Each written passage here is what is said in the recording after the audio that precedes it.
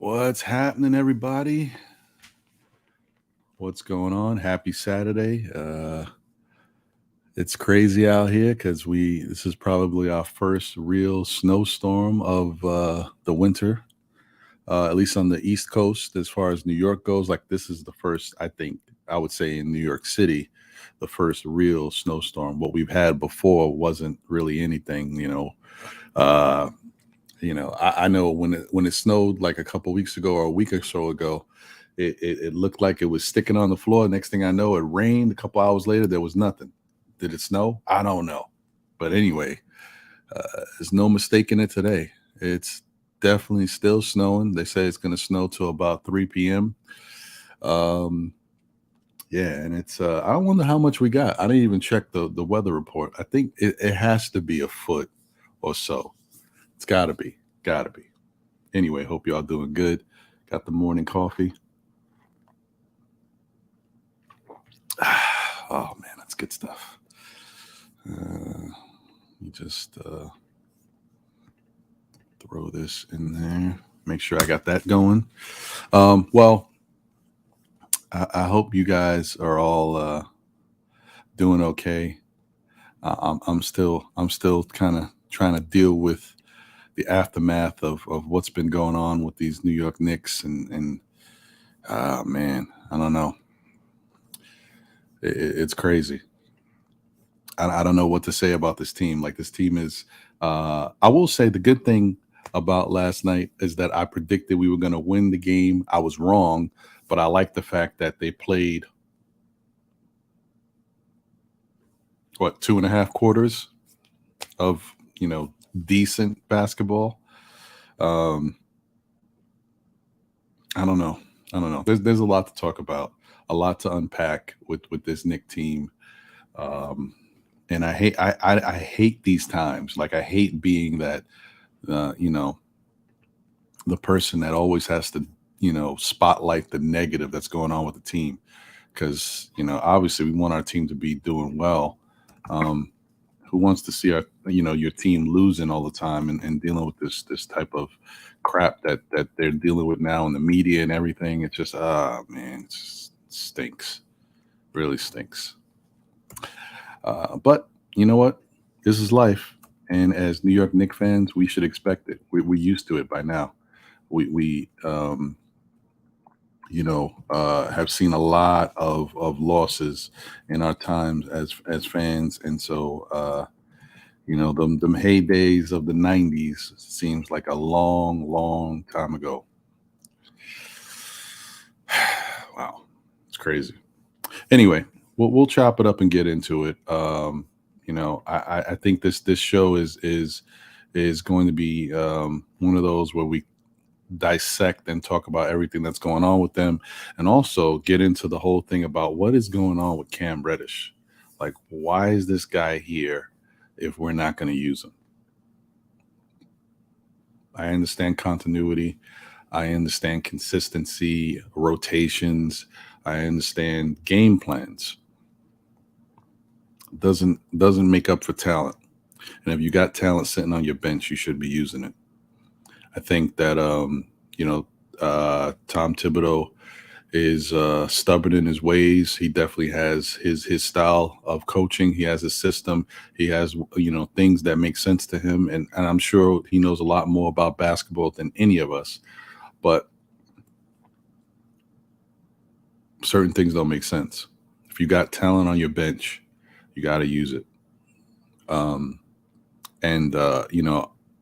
I want to say that yesterday wasn't horrible because he went with a 10-man rotation and he used a lot of his guys, and for the most part, the guys we were hoping that would do something and help the team, they played pretty good, for the most part. But we'll get into a little bit more of who didn't play good.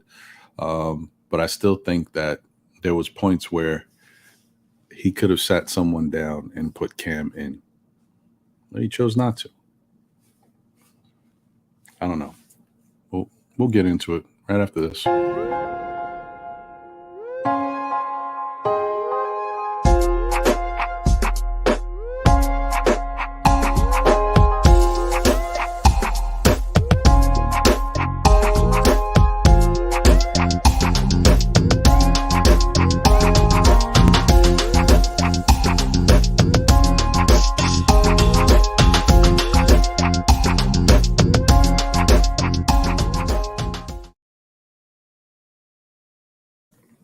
Once again, thank you guys for being here this morning.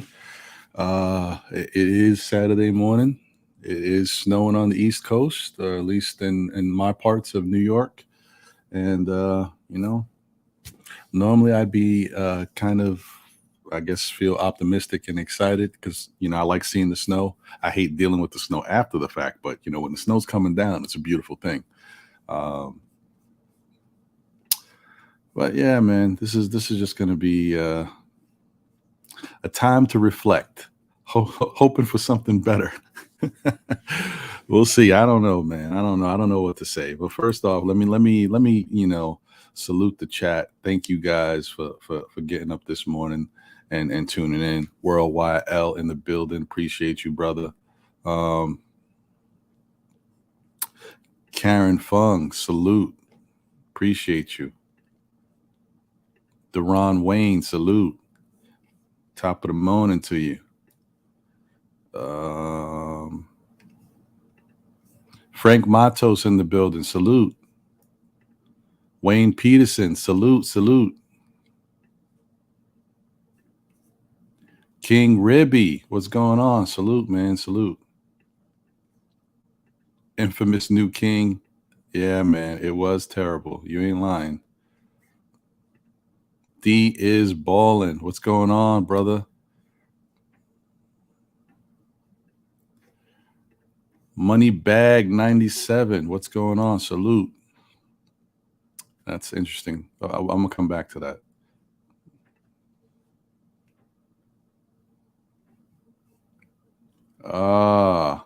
My brother. What's going on? Brother from another mother, John. What's happening, bro? What's up, Visions? How you doing, bro? Happy Saturday morning.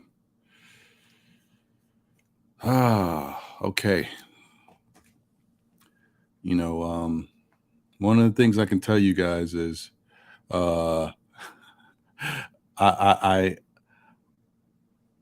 don't want to. I was so upset last night. I was even like, you know what? I'm going to take some time. I might even put this whole thing together, but then I didn't want to become that guy. I was going to, take the time to put together video of Julius Randle and what's been going on with him and how he's been playing and his body language. And, I was really, I was so upset. I was like, yeah, I'm going to highlight everything. I'm going to spotlight tons of games where this guy's off to the side, where he's away from his teammates, he's not picking up his teammates like Obi last night on the floor, looking at him on the floor and don't run to pick him up. Like certain things, I was going to do all that. But then I said, you know what? I don't want to be that guy because even though Randle's a big part of what's going wrong with this team, and I definitely don't like how he's carrying himself. I don't like, his immaturity. That's not the only reason why this team is struggling. There's other reasons why this team is struggling. So I don't want to make him the scapegoat. He's a big problem, though. He's a big issue. But I felt like, you know what? I don't want to be that guy. There's enough people on the internet doing that. So we can talk about it, but I don't want to highlight it and put more fuel to it. It's already out there. People see it all over the internet. People are taking screenshots. They're capturing. They know what's going on. We see it. We've seen how bad Julius looks out there. His body language, his behavior is just crazy right now. It's bananas. I don't know what's going on with this guy. Like, I wish, this is one of those things where, you know what, how fans is like, oh man, if I was in his shoes or if I was here or if I was there, all I wish is if I could be in a room with Julius Randle and just talk to the guy, just to understand what he's thinking, like what's going on in his head, like where's he at right now, what's bothering him. And if there is something bothering him, he can't say it because it's politics, it's the front office, it's the coaching staff, it's certain things he can't talk about because there's nothing he could do about it and just has to stay quiet. I don't know what is happening with this brother. I know one thing. He's playing bad basketball right now, but more importantly, he's looking like a bad teammate. I don't know how you go from saying, I want to be here throughout this process. I want to try to win a championship with New York. You just put that out there. How do you go from saying that to showing what you're showing on the court as far as your team. No matter what's going on, you know what? That's one of the things I like about sports, because even when things are bad, a guy could be playing bad, a guy could hate the coach, a guy could hate the front office, a guy could have a problem with one player on the team, but that guy who has the problem with the one player on the team will be cool with everybody else in the team, and they'll big up each other and they'll rock together like they're brothers. And the other guy who has the problem with him will do the same. Maybe not with him, but with the rest of the team, they'll rock together like they're brothers, and they stand up for each other, and they're always there backing each other. You're like, it's like sometimes when I see really good teams in sports, it's almost like they're in the military. You know what I mean? Like they have this unit and they got to stick together through thick and thin. And no matter what happens, the unit is one. I don't see that with these Knicks. This unit is not one. And even some of the guys who have really good personalities and good spirits, they don't seem as together as we've seen them in the past. Like last year, this team was, you know, the Big 15 or whatever they call themselves, you know. They just seemed like they were really there for each other. They had that camaraderie. I don't see as much of that this year. And I understand losing can have a lot to do with that, you know. And they're not having fun. They're definitely not having fun. Last year's team had a lot of fun. We saw the games that they won, you know, big victories and stuff, how they rallied around each other, how they picked each other up, how they cheerleaded for each other. And then after the game, as soon as they got off, you know, when they're walking off the court and they're going over to do their sideline, you know, interviews with Rebecca Harlow or whoever's there, you see them joking around, playing around with each other. Theo Pinson was a big part of that, but forget Theo Pinson. It's the rest of the guys that are still here. They were big parts of that too. And they were like, RJ was playing around, you know, Randle was playing around when RJ was being interviewed or whoever was being interviewed. Like they did that. They did that for each other. I don't see any of that the way I saw it last year. And I think a lot of that has to do with Julius Randle. That part, I'm blaming Julius Randle, because if your leader is not in your corner, bigging you up and showing that he cares about the team, no matter what he's going through, like you know what, no man is bigger than the team. That's a phrase we've heard in sports for many years. Julius Randle is not acting like that. He's acting like a you know, like some kid that's in the corner and somebody took his lunch money and nobody's helping him. I don't know what's going on with this guy. Like I'm not. And that's the whole thing. That's why I didn't put the videos together, because like I don't want to kill him for his play, because I think, you know, he's going through a really bad time right now and just things are not clicking. He's in probably maybe the worst slump of his career. It might be the worst slump of his career like that he's ever seen. High school, college, like who knows? But the way he's acting with his teammates, it's disrespectful, man. I don't know. And I know a lot of people want him gone. I'm not necessarily one of those people that says you definitely have to trade Julius Randle, but if this is who he's going to be and he's not going to, you know, stand up for his team and big them up when they're doing good, or try to lift their spirits to get them back in the game when they need a little boost so that they can do what they got to do out there. Because sometimes when you're struggling and a team is beating your ass, when the guys rally around you, say, yo, let's get out there, let's do this. If your leader Julius is out there telling, you know, RJ, come on, let's go, let's do this. Burks telling these guys quickly, come on, we need you. If my game ain't going, I need you to pick me up. You ain't seeing that from your leader, you got problems. All right, let me get my man in here man, on this Saturday, see what he thinks about everything going on. You know, it's wild times, man, wild times. What's up, D? What's up, brother? How you doing? I'm all right, man. Well, I'm not all right, but I'm here. I hear you, man. You know, Yo. this is the buzzsaw of the schedule, and you know, we have to expect this, right? Yeah. But you know, like the funny thing is, last night I know a lot of people thought that the Knicks were going to get blown out. And, you know, in the back of my mind, obviously being a realistic fan, I know that that's a high possibility, but I put it in the atmosphere that I thought they were going to win the game last night. And I was really happy when I saw them trying and Right. cutting into that lead in the first half and getting it down to a manageable point. Yeah. So I was like, maybe, who knows? Maybe they might do it. But man, yeah, they can't do it, D. They can't do it. I know, Ron, and you know, I mean, I thought yesterday we played pretty well overall as far as trying to stay in the game and staying at arm's length.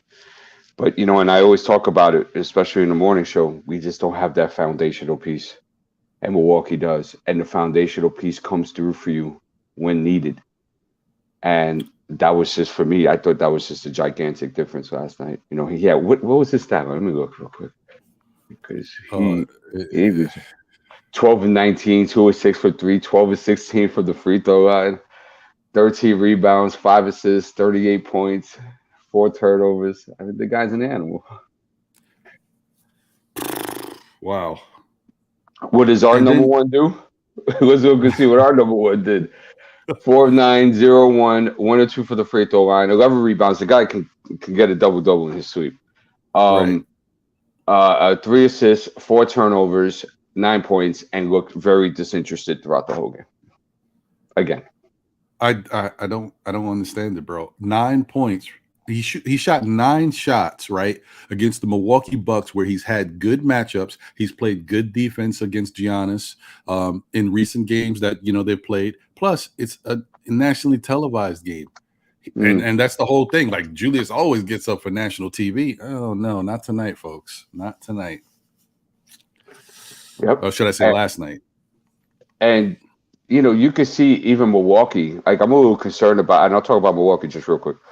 Like I'm a little concerned about them repeating. I think they really missed the presence of PJ Tucker. I didn't think he brought a toughness and grit to that team defensively that I just don't see them having this season. And I think because of that, we were able to stay in the game. I mean, we shot pretty well. We shot 46% for the field. Mm-hmm. We shot 35% from three. Of course, our free throws were atrocious once again. At 60 out of 28 for 57%. On the road, you're not going to win games. I don't care how good your team is. Yeah. Doesn't help that we had 14 turnovers off 21 assists. You want to see that number a little bit lower. And you look at the Bucks, they had 27 assists with only 12 turnovers. So, you don't take care of the basketball. You don't hit your free throws on the road. You guys don't come together as a team, and you could see it last night. It's the click thing again. You can see there's little clicks here, there's little clicks here. But now Randle's on his own. You saw in the timeout, he's there away from the. He's not even nowhere near it, Ron. The huddle's here, and he's on the other side of the bench. I meant so much to shoot this guy some bail, dude. I was like, maybe he's getting treatment. Maybe they're wrapping his legs. I'm like. I was thinking of everything I could give this guy. Like, yo, what is going on, bro? Don't give him no outs, Ron. It's and shame on the organization and the coaching staff for enabling this, because this should not be enabled in any way. I'd rather you fake it than have that go on. Yeah, man. Because it shows you guys are not together. It just shows that organizations this way, coaching staff this way. Julius Randle's at the end of the bench. And you brought it up when Obi Toppin fell yesterday. The dude literally looked at him and then turned away. Yeah, no, I mean, that's nuts, dude. I know in the heat of the moment, he might have been, but then I was thinking, first I was like, okay, Obi tried to save the ball. Maybe he was just pissed off. Like, damn it, what's going on with us? But then I'm like, no, dude, your man tried to save the ball. Go pick him up. I don't care what's going on. Even if you maybe, Julius is so far gone right now that I'm thinking maybe he's pissed that Obi couldn't save it. Like, I'm like, yo, what's going on here? You join all these hypotheses and things that could be. I think at the end of the day, I just think that it's just not a good situation. And that, thank you, Julius Randle. We appreciate what you did last year, but we no longer need your services, and we think that you could take your talents elsewhere. But the organization is not sending that message, though. Why does everybody got to deal with Julius Randle for? Who the hell is Julius Randle? What has he done? He had one good season in a very weird season. Yeah, it's true. And it's not like you made the second round. You got bounced at 5. And you were the highest seed. What have you done? So, big problems. And you know what's really bad too is the fact that we know he's not this bad. Like, it's one thing to not be as good as last year. Right. He's not this bad. So this is like killing me because I'm like, yo, what is going on? And then you know that if you want to move this guy, teams are gonna try to, they're gonna try to swindle the Knicks to get Julius out of here. And it's not right, man. It's not right. He was our best person pound for pound talent wise that we can use to help this team, or if not, get a piece for. And the way he's playing right now, this whole I don't care attitude that because that's what it looks like. I know people are like, you know what, he don't work. No, he works. This guy works just as hard as anybody in the gym. He works on his shot. He does all that. But whatever's going on between the ears right now and how it's translating on the court is this. It's destroying him and it's destroying the Knicks. So yeah, right. I think you're right. It is probably time to say farewell. The party's over. And think about it, Ron. Like, if you're using this piece as a trade value, right, and you're trying to maximize your value off this trade piece, right? This is the type of behavior you want going on national televised games. No, because crazy, we've had two of them this week, and he's acted the same way in two of those games. So the league is taking notice, and they're like, man, do I really want to deal with a guy like this? Is this something that's healthy for my roster? Is this something that's healthy for my young guys moving forward? Because he hasn't treated the young guys well there. And I don't know, as an opposing exec, those are the thoughts that would be going through my mind.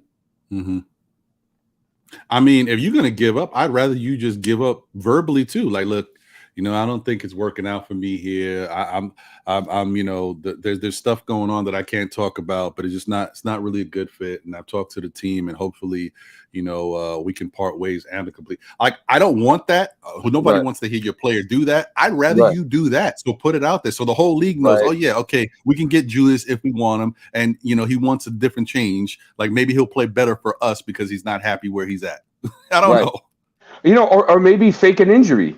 And just say, we just have him from a day-to-day right now. He's got some muscle calf soreness or some nonsense like that until this thing bellies out, because this is a bad look. And it just goes to show to the dysfunction of our organization that we've been talking about for the last 20 years. You're not doing us any favors. Listen, if this wasn't Julius Randle, I think he would have been benched a long time ago. He would have been riding the pine. Even in Thibodeau's system, I know that's a lot to say, but even in Thibodeau, if this wasn't Julius Randle, this guy would not be playing. But I hear you, Ron. You want to go somewhere else? We can only sledgehammer Julius Randle so much. Hey, man, listen. All right, well. Hey, bright note. Evan Fournier had a great game last night. Of course he did. Of course he didn't play a look at defense as usual, but at least he was 10 of 19 for the field for 25 points, grabbed 7 rebounds, which means he was engaged in the game. 3 assists, 5 personal fouls. I mean, he was trying. He was. I'll give him that. And RJ didn't have a good shooting game, but he still put his points in. He gave us buckets. I mean, what else can you ask for? This was a tough game because the fact that we were in it says a lot about, like what you said with regards to Milwaukee and maybe their defense and issues they got going on, because the Knicks did not play well enough to be in this game at all at any point. I agree. And yet, I agree. Another person I think they're really missing because he gives them that inside presence, plus he can stretch the floor, is Brook Lopez. They haven't had him all season, and that's a weapon. Yeah. Oh, absolutely. And especially he stretches the floor. He gives Giannis more space. That's why they put Bobby Portis in the starting lineup, because they got to try to emulate it somehow. Right. But, Bobby, as good as he's played, he just doesn't bring what Brook could bring on a night to night. Right. Exactly. And that's why they were so tough to deal with, because the size they got, and then having Brook as the starter and then Bobby off the bench. It's like, that's when you have like an interesting dynamic where you're still, you get this big guy out grabbing all the rebounds who could stretch the floor and plays pretty good defense. Then you bring in Bobby Portis. Like, you're not missing too much there, but you are missing something. But that's a great thing. That's a great backup to have. But Bobby Portis can be a starter. Absolutely. And what kept us in the game, I think one of the things that kept us in the game was us being able to rebound with the Milwaukee Bucks. Of course, in the fourth quarter, they just destroyed Kemba Walker on the offensive rebounds. Kemba just couldn't get a body on a guy. He just couldn't box out. You notice Connaughton, I think George Hill on a play. I think what's his name? The brother from Villanova, DiVincenzo. DiVincenzo, They were just all over the backboards, in the last 5-6 minutes of that game. And it just so happened that's when Kemba Walker came in the game. Just wasn't box it out for you. Doesn't box out. Julius Randle, as good as a rebounder he is, he doesn't box out all the time. And I thought that was a big part of keeping us in the game. And if you notice, this team grabbed 11 offensive rebounds. And I think it's safe to say we saw about 5 or 6 of those in the last couple of minutes of that game. Yeah, that's what it looked like. Right. So, yeah, I mean, you're not going to win on the road, give it up that many offensive rebounds in crunch time. It's just not going to happen. I agree with you, brother. Like that was bad. That made me mad. Like there was so many different things that made me upset in the game. But then when these guys are flying in, Grayson Allen flying in and tapping the rebound, I'm like, yo, we need these possessions. Why are the Knicks not boxing out? And or why are you not anticipating the rebounds more? Because you need every possession. This team, man, there's not a lot of fight on this team, and we don't have a bulldog. We need we got to probably get rid of Julius Randle, and we got to get ourselves a bulldog. We need somebody who's in there who not only does his thing, but is influential on the team, like how Patrick Beverley has changed the way Minnesota is starting to play defense. Like he's in those young guys' heads. So right, yeah, and they always just say about him that great teammate to have around. People hate him around the league when he's not on the team, and it's because of his pit bull grit attitude. And I agree with you. He has installed that within the Minnesota Timberwolves this year, and I agree with you also. We just don't have it. Nobody. Yeah. So once again, guys, you don't know. New York Knicks lose the. Let me change that. But they lost to the Milwaukee Bucks last night. 123 to 108. And it was a pretty good effort. There we go. It was a pretty good effort for about 2 quarters. And then things started to kind of fall apart. And then they really, like in the 4th quarter, Milwaukee made their move, and that was it. The party was definitely over. What I really can't understand, and this is the the thumbnail for this show, what is going on with Cam Reddish, bro? Why? I get it. He's got rotations. I get it that he maybe he feels like Cam doesn't know everything that's going on with the team as of yet, but this guy he has talent. You don't go make a trade for this guy and bring him in and treat him like Kevin Knox. Like, this is crazy to me. I don't know what's going on. This is bananas. And if I'm Cam, I'm like, come on, man. I don't like that. You don't want to be that guy, that whining guy, but you don't go from one situation where you're not getting the minutes, ask for a trade, come to another situation for a team that's losing and struggling, and then don't get any minutes. Like, I would be in the front office like, look, listen, I'm not trying to make a big deal, but come on, man. This is crazy. We're losing out here. I'm on the bench. I can help. Yeah, Ron, you bring up a very good point. It is to a deeper point where Tom right now is just fighting for his stay on this team right now. And you can see it. Barrett played 34, Julius Randle played 36, Evan Fournier played 31. Kemba Walker played 30 minutes. Not sure why. Nerlens Noel played 20, Alec played 18. Grimes had a great first half. And I understand he made some turnovers and stuff like that in the 4th. And, he made some bad decisions with the basketball. He also had a bad shot, too, off a Julius screen. Right. But that's the life of a young player. There's very few rookies. It's always talk about advanced analytics. And very few rookies have positives in their BPMs. It's because they're rookies. they have to learn. And the short leash mentality, that's why I asked you yesterday, Ron, if Tom Thibodeau was in charge of your daycare, would you bring your kid there? And you said, nope. No, I would not. So I think Tom he's just fighting for his life. What he feels is the best possible way to win. And these are the dangers of the win now mentality. You see, win now at all costs is a very dangerous game, because what are you sacrificing for that all win? You see, now if you have a Right. championship caliber team, different scenario, right? You do everything possible because you know you have championship aspirations. Tom Thibodeau knows we ain't gonna make it past the first round, even if we get there. Why? Because this is what he came here for. I So don't we got think young guys that need to play. I'm sorry, I said one more thing. We got young guys that need to play, right? Because they need to develop and they need to grow and stuff of that nature. And he's worried about, I got to set with this rotation that's set because this is the best way we're going to get a W tonight. You're right, man. You're right. I honestly, man, I don't think the way we play, there's no cohesion, there's no consistency. I don't think we make a play in.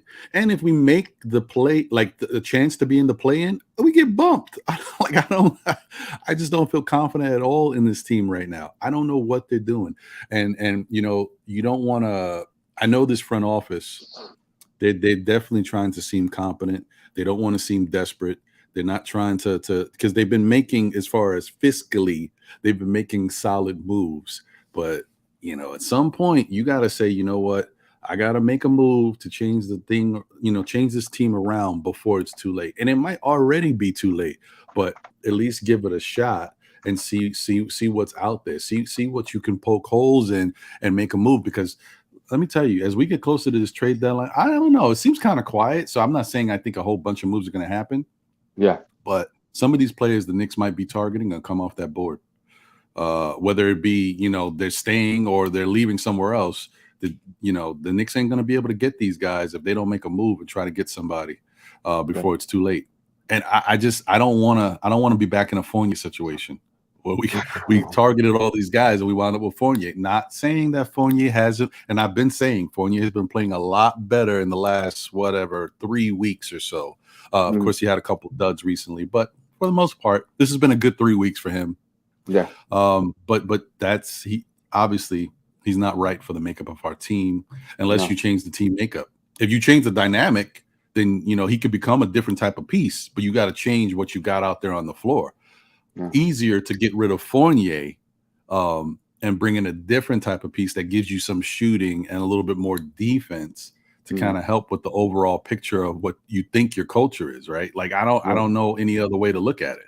But I think it starts with Julius. And what worries me a lot about what Julius is doing too is that it may force the Knicks to throw in one of these pieces that they don't want to get rid of. Like right now, I'm thinking, well, one, I don't know what's true because apparently people have been calling about Quickly. And apparently because of that, the Knicks, so they say, feel like they don't want to part with Quickly or Obi. Now, where they threw the Obi in, I don't know, but okay. And I guess that tells you what they think about Julius. Because if now they're saying we don't really want to part with Obi. Yeah. You know what I mean? But I'm worried about Grimes because I think Grimes is the guy that every team wants. Like you could use a guy like that on your team. And if it's a situation where, okay, here's the thing.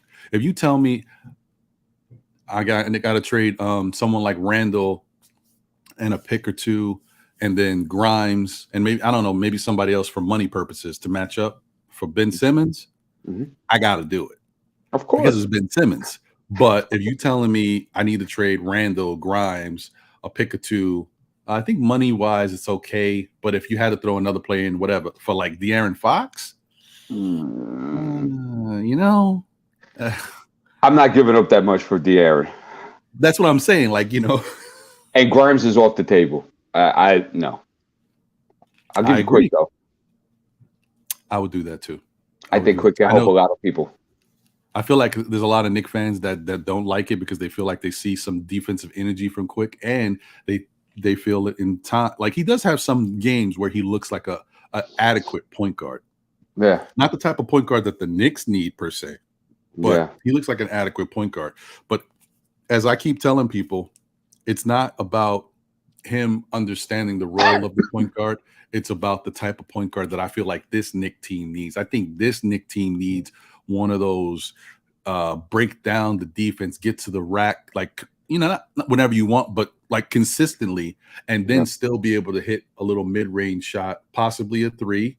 But Yeah. if you got a good mid-range shot as a point guard and you can get to the rim, that's all we need. And obviously you have to be able to facilitate, but like those are the keys. That's the keys. And of course, we all want point guards to play defense, but let's be honest. Most of the great point guards in the league don't play good defense. Like Damian Lillard's not a great defender. Kyrie Irving's not a great defender. It's one of those things. But what they do bring you, is special. So. Well, and that's why it's important to build good perimeter defenders around them, because then you're able to hide them better within your defensive scheme. Right. So I mean, look, I'll put it to you like this about Fox. I don't mind getting him because he's just like an exponential upgrade than what we have, right? So I'm never gonna knock the upgrade, right? But I'm not giving up the kitchen sink for him either. I agree with that. It doesn't make sense.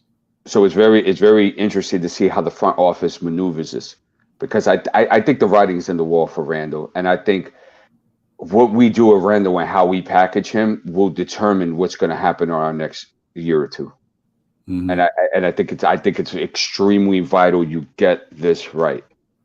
You got to get, if you have a vision, start using it by getting rid of Julius Randle, if that's the plan, because you're not going to get it if you trade Evan Fournier. You're not going to get nothing for Kemba Walker. Even people that want Grimes, that's great. He still doesn't demand the value that we get something back that we can start our foundation with. The only one that's in that sweepstakes is Julius Randle. So we got to get it right if we're moving in that direction. I'm with you on that. And the other thing is and this is one, it's like the cautionary tale. If you're trying to get assets to make your team better, to me, right now, out of all the young guys, I'm not including Mitch and RJ in that. Okay. Everybody else who's a young guy, even including Obi and Quickly, to me, the one guy that I'm really excited about seeing and what they can do here is Grimes. So I would not want to trade. He would be untouchable to me.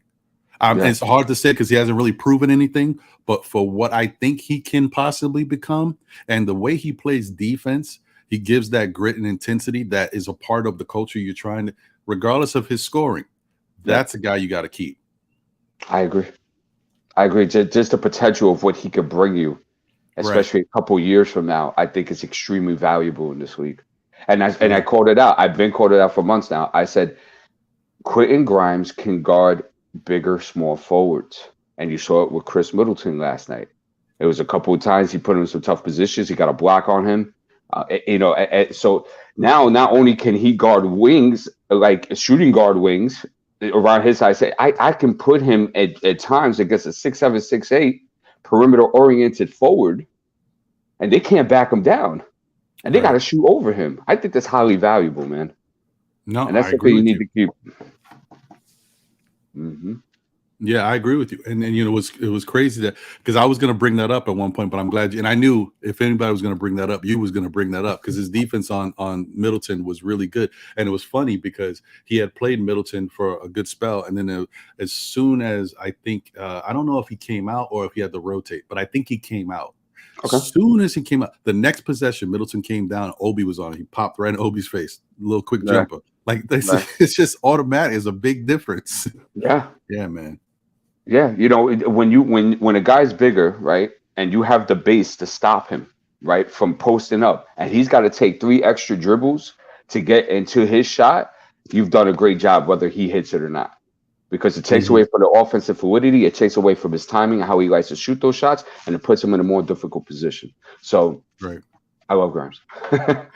Yeah, no, I'm with you. And another person who let me double check because I don't know what he finished with. Let's see here. 18. Yeah, it was quiet, but he had 18 points and 10 assists. That's Drew Holiday. Yeah. This is where I know he had 24 points, Ron. 24. Oh, wait. What am I looking at? Yeah, you look at Oh, his plus snap. minus. Oh, yeah. I looked at his plus minus. My bad. Sorry. Yeah, he had 20. Yeah, so then I was correct. See, this is what I'm talking about. When I look at something like that and I look at Drew Holiday, I don't think I'm smarter than the coach. But my whole thing is, if I think I brought this kid in because he's a really good on-ball defender and he's got a great wingspan and he's tenacious, he picks you up full court. Why would I not bring in Deuce? Like, what are you doing here, bro? Like, come even on. Cam Reddish for that matter. Cam Reddish is another, yeah. Like, I don't get it. I don't know what is going on. Like, I understand that you're trying to get your team back. Maybe this is what it is. I just said it right now. Maybe that's what Tibbs is doing. Maybe Tibbs feels like he's losing the team and he's trying to get his vets back. But it's hurting the team. I don't know what he's doing. But maybe that's what it is. Maybe he needs these vets in his corner so that it can help save his job. At least if he has the team together, those guys will stand up for him when the front office is looking like, because, you know, that's the behind the scenes stuff that the fans don't see. When the front office wants to say, Kemba, come into the office. You know, how do you think things are going? Like, what do you think? Has Tibbs been, you know, this is the type of hush-hush stuff that nobody talks about. We don't see. Right. And maybe that's what he's trying to do. I don't know. It's crazy. Let me get Sergeant G-Man, Mr. Sergeant Knicks, aka G-Man, in the building, because one thing that I can say is, like, me and him are both happy because at least we got something cooking with our Giants. But other than that, there's nothing else going on. What's going on, brother? What's good? How y'all doing this morning?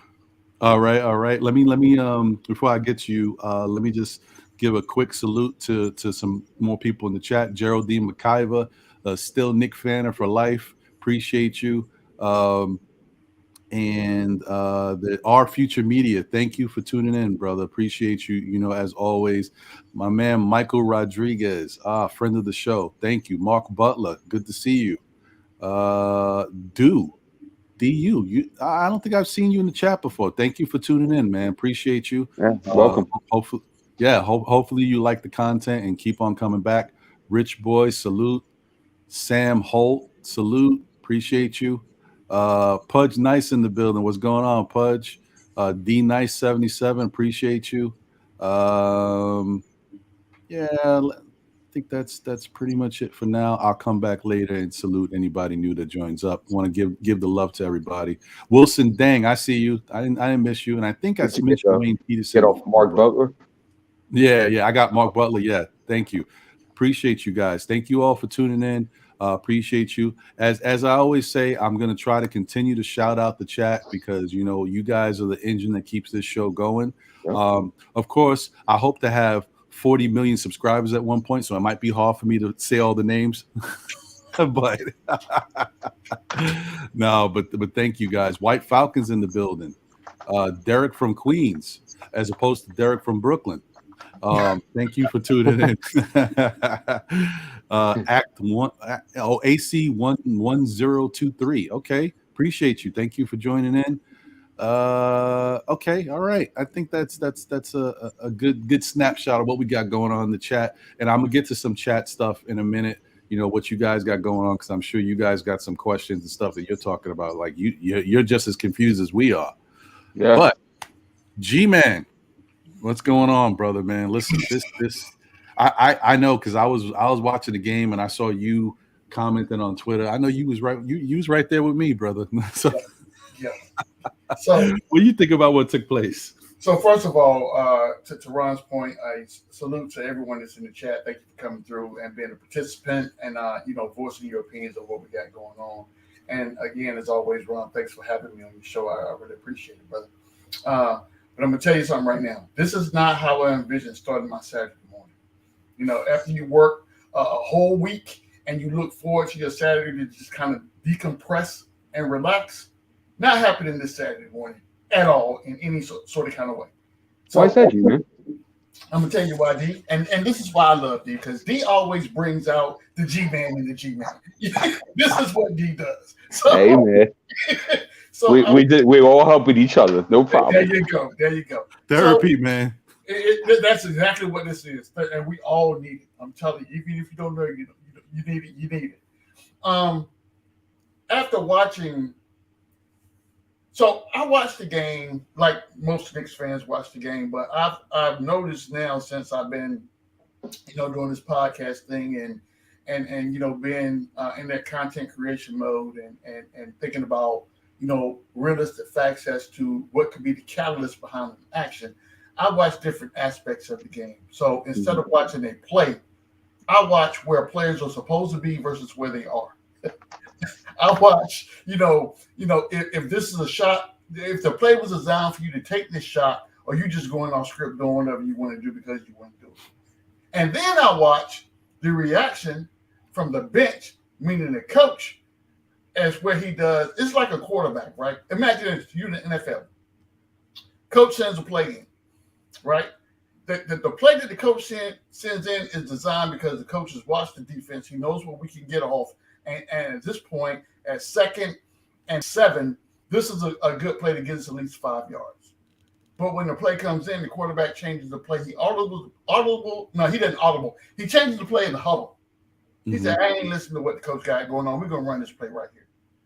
And he runs the play, and it gets sacked or turns the ball over, and then he's got to go to the sideline, and the coach says nothing to him. Where does that happen at?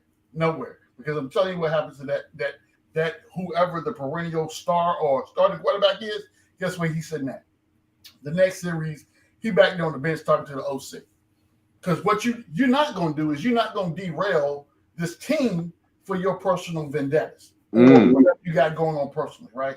I'm telling you that the coup de grace for me last night, and Ron spoke on this already.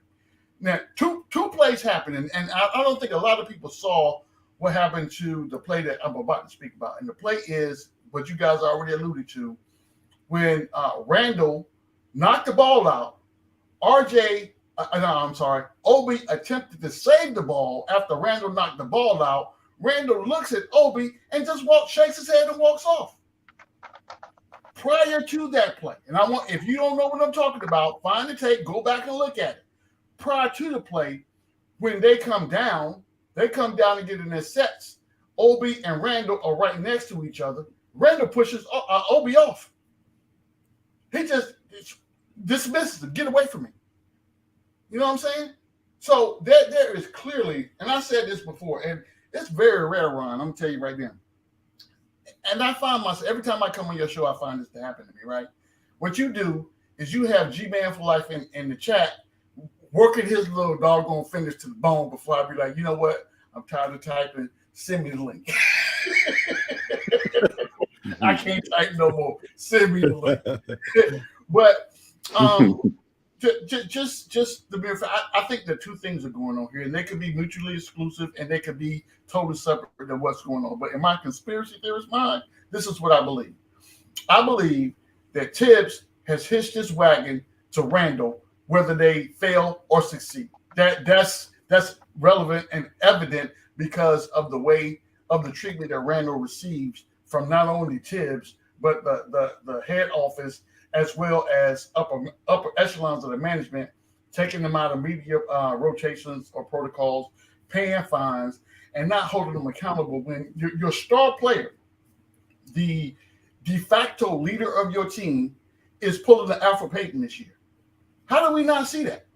And you guys talked about it. The huddle's going on, and you on the other side of the building, you getting popcorn and a hot dog while the coach is supposed to be laying out a play, and you are so disinterested. But I mean, in seeing that, so okay, let me go back. I don't want to get sidetracked. So Tibbs and Randle are linked at the hip at this point, right?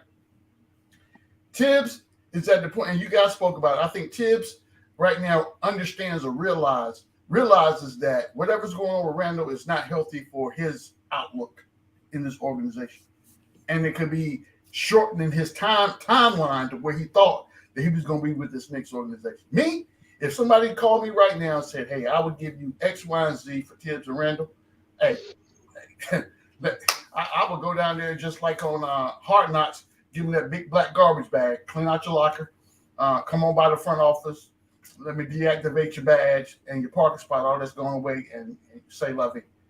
This is not healthy for the team.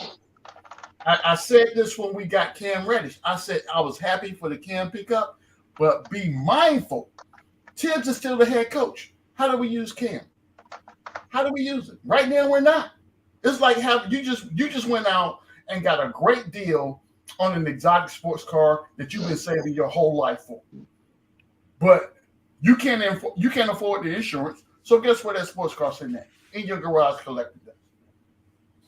Stop playing with me right now. Stop it. Stop it. You know, let me tell you, G-Man. As you were saying this, I just started thinking about things. I don't know if the Knicks can fire Tibbs. And I definitely not this year. I know I'm not saying never, because at some point, if the coach does something that you can't rock with, you got to make a move. But I don't know if the Knicks can fire Tibbs with the dysfunction that we've had as a franchise and everything that's gone on. If I was in the front office, I would rather revamp this team. And I would get rid of these vets that I don't want on this team. I would bring in the young guys that I want on this team. I would keep cultivating through this next year's draft, and I will put my young squad out there. Obviously, if you can go get a young, talented person from some other team and bring him in here, yeah. But my team would be young. Tibbs got no choice to play whoever I got out there. And if it don't work, then Tibbs signs his ticket. Then he gets out of here. But I do that first. And that because that way I save face as an organization. It's not like, oh, anybody who goes to the Knicks, what head coach is safe? Even Tom Thibodeau isn't safe. No. Let me put my team together the way I want it. And then if Tibbs don't follow suit after I've done that and he has nobody to fall back on, then Tibbs is out of here. That's how I would do it. And then I just go straight to Johnny Bryant or whoever, Right. That's how Bond, you're playing chess, not checkers. You're forcing his hand because he will lose his mind with a fully young team that we're just wanting to develop and see if we can find a foundational piece so far. Right. Within the season to see if it's something we can move with, or is it he will lose his mind. He will not stick around. Yeah, that's why maybe he'll just be like, I'm out of here. Great idea. That's what I would do, man. Let me ask you, and I may look at things a little bit different because my entire adult life I have been in structured, organizational type activities, right? To where my success or failure is dependent on everything that surrounds me. So in order for me to succeed, the person that makes the plan at the top needs to give me the resources I need to execute that plan at ground level, right? And if there are disparities within the plan based on, intel or whatever case may be, then we make adjustments as we go through so that the plan has a tendency to be successful. The thing that erodes an organization, not even that, so just say a squad, a relationship, your relationship with your favorite butcher. He knows as soon as you walk in the butcher shop, G-Man coming to get them 2 steaks, and he need their prime rib. And on the backside, I'm gonna have to slide them, them king crab legs under the table. You know what I'm saying? We got that kind of relationship. But as soon as that type of relationship is eroded, everything goes haywire. I say all that to say this. I agree with the fact that you have to organize the structure of this team needs to be organized in such a way it does not give Tibbs an out to go do something different other than what we think that the direction of the team should be. But I would tell you this: nothing erodes an organization faster than toxic leadership. I'm going to say that one more time. Nothing erodes an organization quicker than toxic leadership. Now, I'm not saying Tibbs is toxic, but I'm just telling you something is rotten in Denmark, gentlemen. It is. I'm saying. I mean, it wouldn't be, to me, I get it. And like maybe in the situation, like you say, you don't want to gamble because you don't want to bring in these players, have this new, type of culture you're bringing with the youth movement, and then Tibbs kind of sabotage it just by being Tibbs, because maybe he can't rock with these young guys. But you know what? That's why you put it out there. You keep Tibbs is on a short leash. He does it to himself. This is not the first time. I think I forgot who it was, so I don't want to quote it but there was a time when the Knicks had a situation with a coach and things were a little volatile, and they were already interviewing behind the scenes. So they had their who they were going to bring in. Plan I'm not B. saying right, and then I'm not saying that worked out either. But the Right. point is, they were ready, and I think that's what you got to do here too. You need to, go with the plan that you want, because we know one thing about this team is we made a mistake. Okay, they had a good year last year. They overachieved. They went on one stretch of games where they played unbelievably, and because of that, they got their confidence built up, and it was at the perfect time, and they went right into the playoffs. They got buzzsawed by Atlanta because as a team, they just were a little better put together than us. We weren't ready for that. So then you go into this season thinking, wow, man, we really did some good things last year. This team has a great direction. Let's build off of that. But instead of building with some good pieces to add to it, you decided to change some pieces. And if you want to say it, some starting pieces. So that affects the overall look of the team and what we were doing. Go ahead, D. And also change the philosophy of what made you a 4th seed last year. Right. And you didn't plug in the 2 apparent positions that everybody on the planet knew that you had to address. Right. Exactly.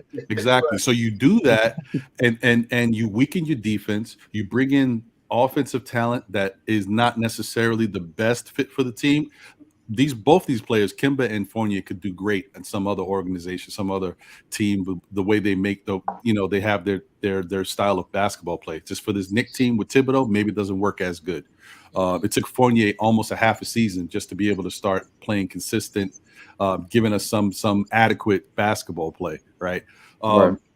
But you look at what happened with that, right? And then you say, all right, so we probably overachieved, so we weren't ready. And then we made this decision to not only add these pieces to give us a little bit more offense because we thought that's what we were missing, but you're also trying to appease Tibbs. You're also bringing in more veteran talent because obviously he wants to win now. And he's probably, I'm Tibbs. Like he probably talks to the front office. You get me these type of guys and I can make this team a winner. I can take us to the next level. But I need your help. Bring these guys in.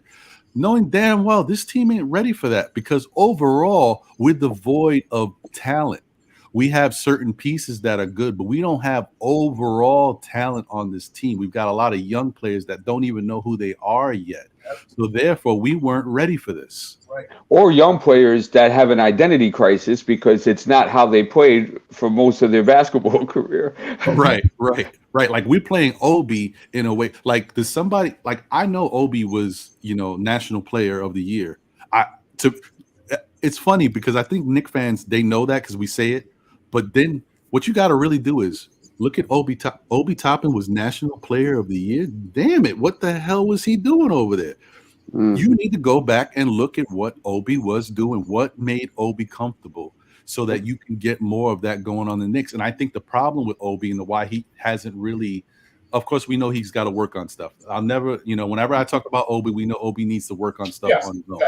But there's other things that you can say that you can do for Obi to make him a priority. And that is the problem. The Knicks want Obi to play better, but they don't value Obi as a priority. They're worried about the starters, RJ, Fournier, Kemba, Randle, these guys, when they should be prioritizing a young guy like that who you drafted with the 8th pick and try to see what we can do to get this guy going. Because maybe if you got him going, maybe the Randle option would already be done. Maybe Randle would have been moved by now. Maybe we were already been like, as soon as the trade deadline, trades opened up, we've been like looking for trades for Randle because this ain't gonna work. And Obi's showing us that he can carry the load. I don't know. The crazy part, Ron, I don't mean to cut y'all, but the crazy part is why did we draft Obi in the first place? What was that, G-Man? Why did we draft Obi in the first place? It was because of the lack of production prior to last season of one said Mr. Julius Randle. Randle was on his way out of here before that season he had last year, which is why they drafted Obi Toppin to begin with. And I'm very sure too. In the contract coming up too. All that too. And I'm very sure too the CAA connection. And I'm very sure too the fact that he was Player of the Year and he was not projected to drop at that point. Exactly. I'm sure there was a lot of variables that played the part. Yeah, right. It's not as simple as I just laid it out to you, but to Dee's point, you're exactly right. But what that does to your psyche, okay, if I'm Julius Randle and I'm sitting in my living room on draft night and I'm watching the Knicks go up because number one, you don't expect Obi to drop this low in the draft, right?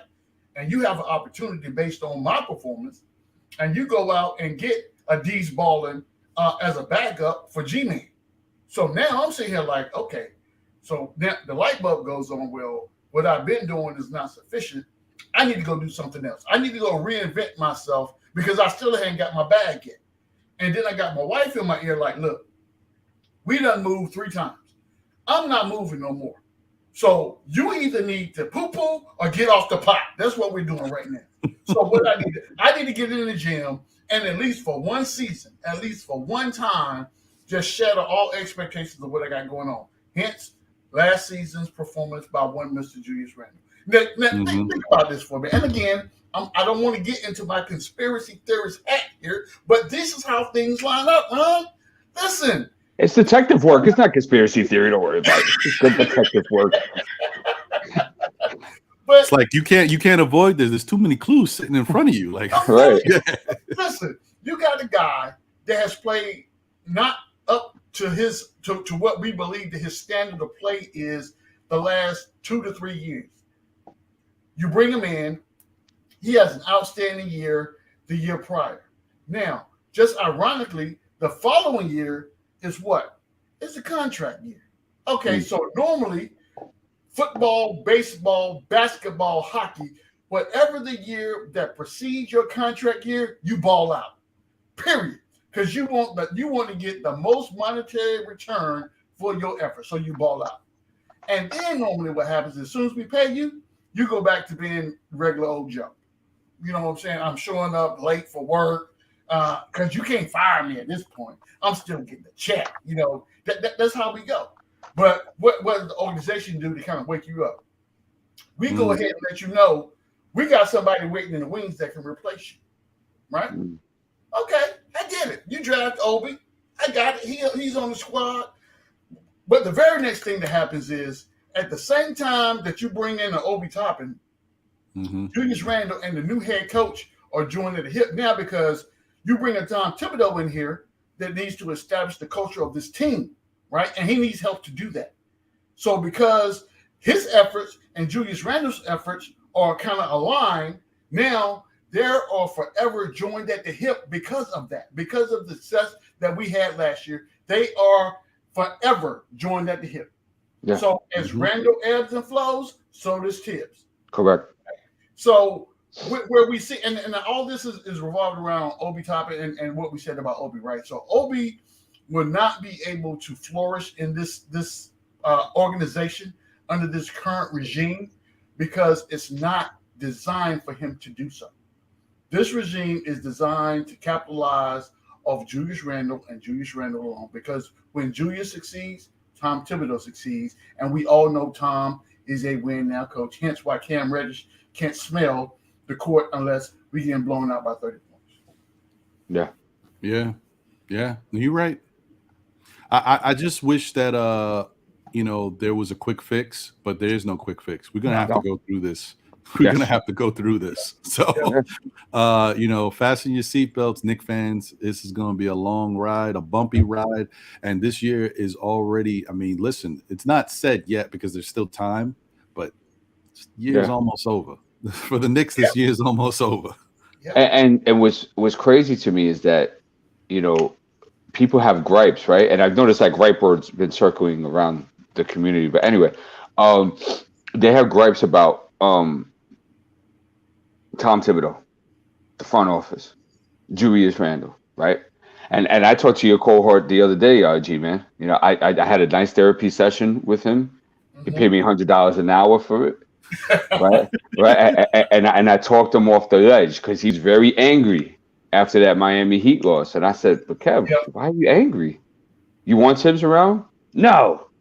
You want Julius here? No. He said, this is a good thing. This is a good thing. Right. The buzzsaw of the schedule could not come at a better time, in my opinion. Because now it's forced them to make these moves that we have been seeing throughout the whole damn time. Yep. I was just about to say that. You're 100% correct. 100 on that one, for real. I'm just like, so And salute to my man Allah Wise. Salute to Hard Will. What's going on? Salute to Brooklyn Buddha. I was just thinking, like, now is the best time to just say, you know what? Let's make these moves. Let's get these guys. I know they put it out there, and I agree with it. Now's the best time to say, let's make these moves. Let's free up some space and let's just rock out with these young guys and see what we got. Let's build some new cohesion. Let's build a new culture. And hey, we might just back into the playoffs, but it's not about that. That's a blessing. That's a cherry on the top. That's like, but let's go out there and build these guys. Let's see Grimes in his element. Make Grimes a little bit more of a focal point in the offense. Because right now, the problem with Grimes is he's a streaky shooter. We saw that when he first got here, when we saw him in the summer league. He had like 2 or 3 bad games, and then he was just lights out for the next 2 or 3 games. And I think we played 6 in total. Yeah, he takes some of the time, and he's a rhythm shooter too. But a guy like that, he's not going to be as effective, I think, in the current time with the Knicks, because he's not a focal point. So it's like if we rotate the ball and you happen to be open in the corner, you'll get a shot. But that shot could come, every 6 or 7 possessions. Who knows? You can't really get a rhythm. So I think he needs to be brought into this offense because, quite frankly, he might be our second best shooter. I say I'm going to give Fournier the best shooter pass. Oh, wait, hold on. Let me not discount Kemba, because Kemba is a really good shooter. He needs rhythm too. So let's say Fournier, Kemba, and then Grimes. Yeah. But the point is, when you got a guy like that, you also want to keep him engaged, because the more he's engaged in offense, I mean, his defense is going to even ratchet up even more. But he's already giving you that without being engaged. That's why it's a special player. You reward him for his efforts. And that's another thing with this Knicks team. Like, how much is Thibodeau rewarding these guys for their efforts out there? The guys who are playing good, you might say, like, the average fan or analyst might say, well, he's giving them playing time. Yeah, but this team is struggling, and sometimes you need a little bit more than just, oh, here, you got 18 minutes. You gotta feature them, give them a little love, do certain things to help them with their game. And this is where I go back to the Cam Reddish thing, and I'll get right to you, D. This is why I go right back to the Cam Reddish thing. You can't have Cam Reddish sitting on the bench like he's Kevin Knox, knowing that you don't have a true point guard on this team. Sometimes your offense is stagnant, and I get it. Maybe, and Tibbs is so funky that people have been talking about it. I don't think Tibbs liked the last time Cam was in the game and he took that wild ass shot. I think that bothered Tibbs, because Tibbs is a funky dude, man. And I don't think that's you can't be that way. Of course, a guy, that's the difference between him and Kevin Knox. We've been saying it for what, 3-4 years now. Kevin Knox gets in the game. He needs to do whatever he can to show he belongs on the court. Kevin Knox is all docile. He just stays in the corner. If it comes to me, oh well. Cam ain't Kevin Knox. Like, you give me the ball, I'm gonna try to get mine. I gotta get on the court. You're right. What's wrong with that to me? I get it. As long as he don't take you out of the flow of the game entirely and be a hindrance, But quickly jacks up shots. Tibbs ain't telling him anything. Yeah. God, right. Yeah. Right. And now what's very important, Brown, right? First of all, I don't mean to listen. When you talk basketball, when we build like this, it's like traveling through the cosmos, bro. I'm chilling. So don't bother with that. But but this year is very important, and I'll tell you why. But forget about the moves we have to make. We also have contracts that we need to sign too, and decide whether we're going to do with that or not, right? So it is very important, right? If I just picked up a Cam Reddish, right? And this is just simple logic. I have to see what he can do for me in order for me to determine whether I'm going to sign him. And if I do decide to sign him, how much will I sign him to? And then I have to have him invested in staying here, because somebody might throw the bag at him at a higher price than what I thought, and they might see something I don't and just take him away, which is also my fear for Mitchell Robinson as well. Which could be a slight fear for RJ Barrett as well, especially if he turns up in the second half of the season. He's going to be like, wow, a 21-year-old pup, built like a tank, pit bull mentality. I need that on my team. I'm willing to give you this. So it's very important. That's why I say, people talk about skill sets all the time. I think the most important things when you're building a roster and having guys buy into the system is emotional intelligence. You have to treat these guys like human beings as well. You can't have them barking orders at them and then not give them things back in return for their efforts. It don't work that way. So if you know Cam Reddish, right? And we're not saying that we clear out the way for Mr. Cam Reddish to throw a red carpet for him. That's not what I'm saying. But what I'm saying is that if you see that he's a potential 3-level scorer, right? A potential good on-ball defender in this league, right? You go ahead and you give him the minutes because now he feels like I'm playing for something, and it also gives us a position where we could evaluate and decide what we want to do for our future. Doesn't make sense to me. Right. I'm I just agree thinking of what you just said, brother, and what you just said makes a whole lot of sense to me, right?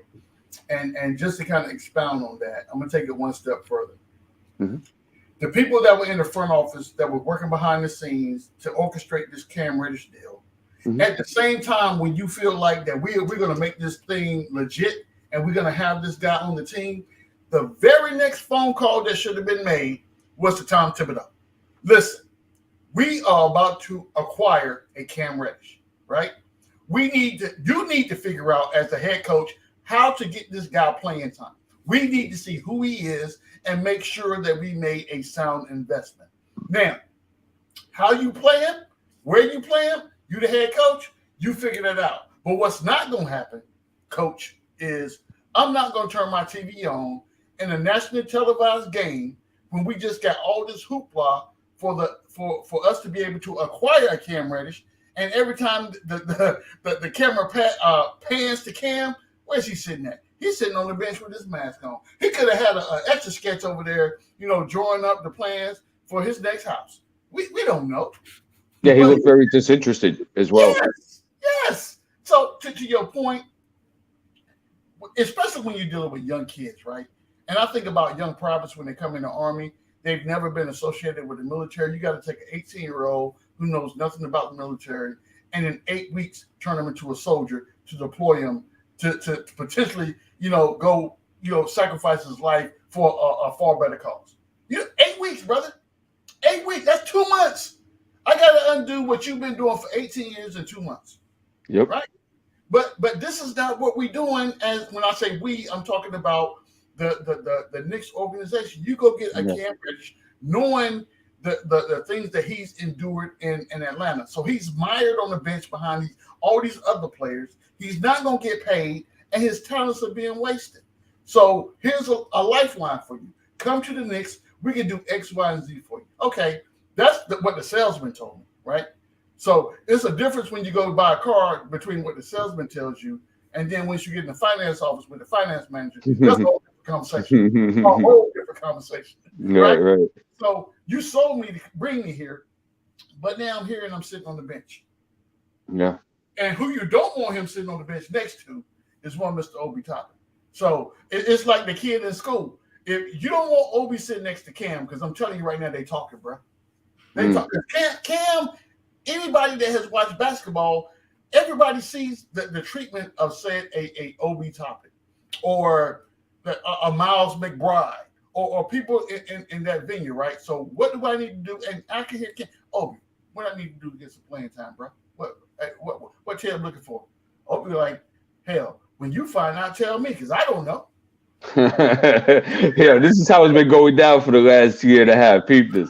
Facts. And to veggie back what you say, first of all, before I get into it, we only have 48 likes and we got 82 watching. Let's get the thumb like up, okay? Ron, John, Jose, never forget about Jose, okay? Guys do a great job. Guys giving you great content. Let's support that. Golden State Warriors, championship contending team, still finds way to develop their youth in the G League and also on their team. I see what's his name? Kuminga, right? There's a game, he'll play like 7 minutes. And then there's a game he'll play 25. And then he'll have 25 points. And then they'll put it back in G League. And then he'll come on for another 20. And then he'll give you like 11. That's how you bring in your youth, right? So now you got a championship contending team doing it that's got a plethora of basketball talent, right? But we can't do that. Jordan Poole was selected. What was Jordan Poole's selection? Wasn't he like first round 27 or something like that? Somewhere around there. Look how they developed that young man. Man is a rocket launcher. Okay, and he did it the same way. With the G League, worked them in the offense and in the rotation, little by little, and they build them up, and you build them up, and you build them up, and then bam, they pop. And not everybody's gonna pop, but at least you got to put them in that position to be successful to do it. And then after that, it's on them. I could show you the door, but it's up to you to walk through it. Right. Facts. We're not doing that. No. We're not. It's one thing to have a plan and execute it, and then adjust the plan. Other than just going into a situation where you have no plan and you just flying by the seat of your pants. That's what I feel like we're doing right now, just flying by the seat of our pants. Let me take this quick moment to do my public service announcement. Yes, sir. Once again, I want to say quick shout out to the chat. I appreciate y'all. Quality jump in the building. Appreciate you as always, brother. Germ Warfare, Jalbino 59. Appreciate you. Obviously, I already mentioned Hard Will. Good to see you as always. Knicks Nation in the building. Nick D, appreciate you. D Ross and Ala Wise. You know what? I always got love for y'all, man. Appreciate you. Jaime Peralta. He's probably Jamie, but I'm gonna say it like I think you used to hearing it. So appreciate all of y'all, man. Thank you. Salute. Oh, my boy Pete P's in the building. That's right. Pete Panagiotopoulos is in the building, folks. Manchild is here. Definitely, once again, another shout out to Keyshawn. Feet Sports is in the building. That's a friend of the show. Definitely good dude. Y'all have seen him in the past. That's the Prophet. So show him some love. He's been a good contributor to us, and you'll probably see him in the near future. But what I want to do is I want to get my man Stafford Don in here. Looks like he's joining us. I know he's at work, probably on his lunch break. So get him in here and see what he wants to say. But also, before I do that, real quick, I just want to do this. We're back, folks. New year, same me, more subscribers. So if you haven't already subscribed to Still Knick Fans, please do. Myself, my brother John, my other brother, the Don Jose. We try to continue to give you guys good content, keep putting on a good show for you. You can find us here, well, at least myself, and sometimes you'll see John when he has some free time. Jose sometimes pops in, but every Saturday at 11 a.m. I try to do this Know the Ledge series where we get on, chop it up.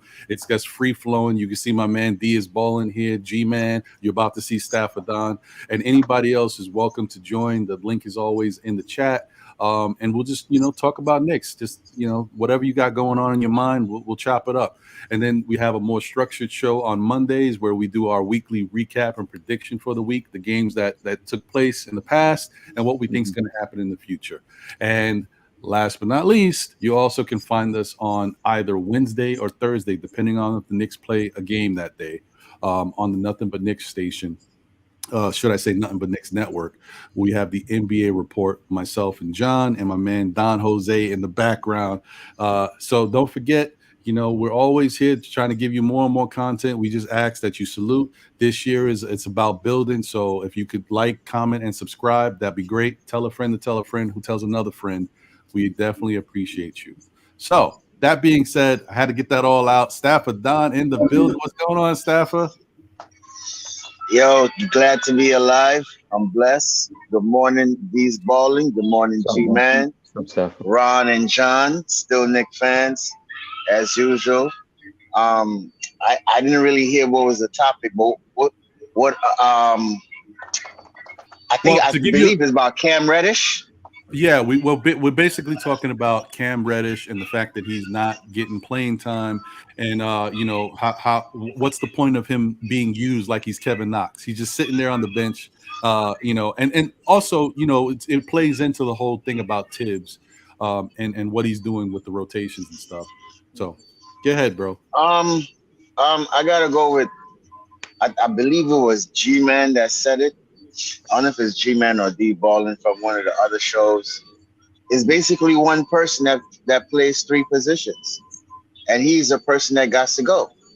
and that is Alec Burks, right? In order for Cam Reddish to play, he has to go. And you see they came out saying the vets got to go, and he was one of the guys that was in the talks for trade. So I believe once we clear that roster spot, you're gonna see Cam play. We don't know when they're gonna make the trade. We still have a couple days. I think probably about a week and couple days until the trade deadline. So for right now, I'm not really too gonna make a big deal about it until after the trading deadline, and then after the trading deadline, I'm gonna have my judgment on the front office and Tibbs with that roster spot with pertaining to Cam Reddish. But I do want to see the young man play. We all do. Yeah. We damn sure do, because you know what? We want to know what's real about Cam too. Like, don't get me wrong. I'm not one of those fans that just says, you know what? I know Cam is a great talent. He's definitely going to ball out when it comes to the Knicks. I look at things for what it is too. I've been jumping in on Twitter, looking at these Atlanta Hawks spaces and seeing what they really think about Cam. And for the most part, they're not happy that Cam's gone. Okay. Right. And it was somebody throwing a narrative out there that, oh, you know, Atlanta looks at Cam the way we look at Kevin Knox. Hell no, they don't. Cam is no Kevin Knox. That's got to be gone. Like whatever made you think that is wrong. Cam plays much better defense than Kevin Knox, and he can score from all levels on the court. And as much as I like Kevin Knox for what I think he could bring offensively when it comes to shooting, he can't score from all levels, at least not right now. Maybe in the future. And the only thing that maybe you can compare the two of them to is there's you know, something to be said about Kevin Knox having a little bit of a weak motor, and maybe Cam. That's the comparison. That might be the comparison there. But I tell you, one thing is, like when Cam came in that game, the last game that I think Thibodeau got mad about, he was pretty aggressive. He was going after it. Yeah. So I think for Tibbs, right? Well, yeah, that's the problem. So what Cam needs to do is he needs to reverse that aggression on offense and try to bring it to the defense. If he starts scrambling around and doing something and breaking up stuff on the defensive end, Tim's like, oh, look at this guy. Yeah. Where do we get him from? You know how Tibbs is wild, man. Oh, and let me tell you, this is another thing. I guess it's time to switch up. And I see this circling around the internet. It's definitely all over Twitter. Did you guys see the DeJounte Murray possession where he went between the legs? Yeah. So the thing about him lately that they've been showing all these little clips of DeJounte Murray, and then what was the one? The one I saw last night was he stole the ball, right, and then he went up for a layup. He missed the shot. Then he stole the ball again when the guy rebounded it and went back up and scored. But it's the thing is, it's almost like he stole the ball 3 times, but he definitely stole it twice in a row. It's just this dude he's relentless. You know what I mean? He's not the best defender, but he's right there. Like he's always in the lanes. He's very handsy. And I think he probably leads the league, or he's top 5 in steals. No, he's 2.0 a game, sir. He's a monster, bro. He's a monster. And we need that with his height, his length, the fact that he can score inside, maybe his outside. This goes back to what I was talking about earlier, D. A guy doesn't have to be a great 3-point shooter. As long as you got a mid-range shot and you can get to the rim, that's enough for me, because that outside shot can come later, a la Derrick Rose, who couldn't shoot the outside shot before. So check this out too. No, it's okay. I'll go to you first, D. But let me just bring my man, the second half of the NBA one-on-one into the fray here, Mr. Soul Finger. What's going on? What's good? What's happening? To the chat. I just come out and tell you now, hit those like buttons. If you haven't subscribed, go on subscribe to my man. Let's keep it there. Let's keep the party pushing and going. Get it out to everybody. Let them know what's going down. And also, you break it up, Soul Finger. Yo, what's good, brother? You hear me now? Hey, shout A little out to bit better, Ballin for keeping me calming me down last night in that quick little chop when we chopped it up real fast. Because I charge $100 an hour, sir, for therapy. Normally I'm not in my feelings like that, but it was just seeing the stuff that you always see in the game last night. Just kind of it rubbed me the wrong way. I was already in one of my moods. I was like, come on. But as the game progressed, I was like, all right, it is what it is. And I just kept hearing D is balling saying what he said. So, and it's right, and he's right. You know, you just got to face facts, especially for those of us that had high expectations because of last season. And that was me. I sipped the Kool-Aid. It was the purple drink, the grape Kool-Aid, and had it all nice and frosty. It was all slushy, and I sipped it, and man, it took me down. Yep, with that Chick-fil-A ice. Man, Hey, well, listen, I want to get your takes on a couple things, guys, but let me get back to D. Because what was you about to say, D? I don't want you to real quick about DeJounte Murray, and then I'll ask a question later about him before we veer off somewhere else. His defensive BPM for a guard is 1.7, which is pretty ridiculous for that position, bro. Like, it's very hard to get a high defensive BPM at a point guard position, and he's almost at a 2. So that goes to show you how impactful he is. Mm-hmm. D, could you explain what BPM is for those in the chat? Oh, absolutely, no problem. So I'll even get it verbatim.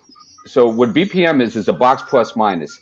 As a box score estimate of the points per 100 possessions a player contributed above a league average player translated to an average team. So it allocates everything. It allocates everything that you do offensively, right? So that's shooting the ball, making the right pass, getting assists, rebounding, all that. And defensively, getting deflections, how many forced pickups, good contested shots, the whole 9. So defensive BPM obviously concentrates on defensive stats. And 1.7, so, and you guys will see this, if you look at more point guards and you look at the defensive BPM, they're usually sometimes at the negative, a lot of them. This guy's at a positive almost 2. He plays defense. That's what it means.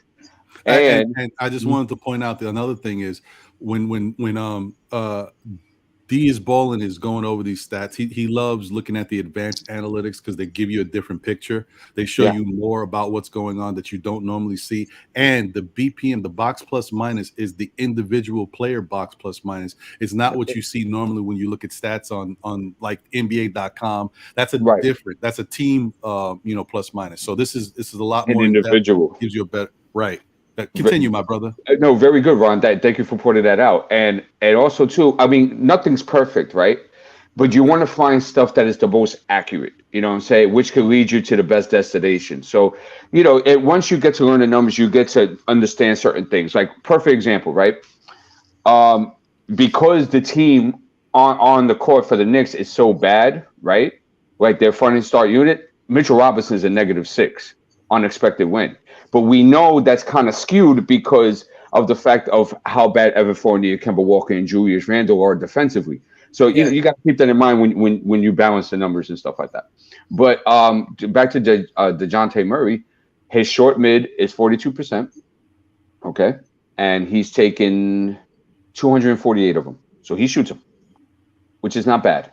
His long mid is 44%, and he shot 176 of them, which is not bad. And at all mid, he's shooting 43% for the mid. So he's only 25 years old. To me, that's a puppy. I don't see that as old whatsoever.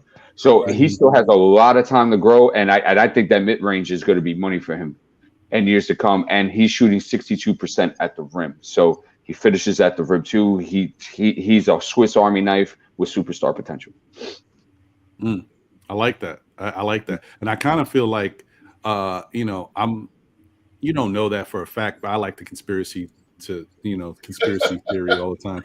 I feel like, it's good detective work, not conspiracy theories. But this isn't bad. This is just my own thought. Like, because DeJounte Murray has been there while DeMar DeRozan has been there. I think some of DeMar DeRozan's mid-range has impacted on him, because he obviously knows he doesn't shoot that great from the 3-point line. So you know what? Work on that. This is the Dwayne Wade theory. Dwayne Wade came in and wasn't a great shooter. He said, you know what? I'm going to keep working on my mid-range. And he became one of the best mid-range shooters you could ever see. That mid-range was money. I mean, straight agua. So, like, that's the thing. Like, and this is what I try to tell when I'm arguing with my friends sometimes, and it's not arguing with them because they're just stating the facts of the NBA and what it's become. It's a 3-point shooting league thanks to Steph Curry and the Warriors and stuff. But that doesn't matter. You play the way that it works for you as an individual. If you're not that great shooting from 3, but you know you can knock down an 18-footer, then shoot the 18-footer. You know what I mean? That's points. But you know, and that's the crazy thing about it. It's like mid-range game is a lost art. Just like shooting a bank shot is a lost art. It's actually frowned upon if you really look at it in some aspects of the game. But as I tell the kids that play ball, that's free money down there. It's so easy because it's wide open. And you look how many games that we've watched and you see it's right there. Instead of taking a step in or going in a little bit further, taking the easier shot, you're jacking up a 3. Everybody wants to shoot the 3. Everybody cannot be Clay and Steph. You know, it's they change the game. But take that easy money. That's all. Just take the easy money. 2 plus 2 is 4. All day long. And to veg you back real quick, Soulfinger, for example, the all-time leading scorer of the history of the NBA, which is probably going to be broken soon, is Kareem Abdul-Jabbar, and nobody still emulates that hook shot that is so effective. Thank you, D. Thank you. You brought that up because I've always said that about a lot of big men. You know, why don't you try to work on the hook? Even so much so, and G-Man heard me bring this one up way back in the day. What's wrong with even trying to attempt the Kevin Willis jump hook? I mean, that those type moves right there that's money. But you see the same thing over and over. So, I get it. NBA's changed. Oh, you old school, you're thinking this, that, and the other. But I'm looking at it from a scorer's point, or what you could do to enhance your team. Not everybody can shoot a 3. Not everybody can shoot a 3. And you know what, Soulfinger?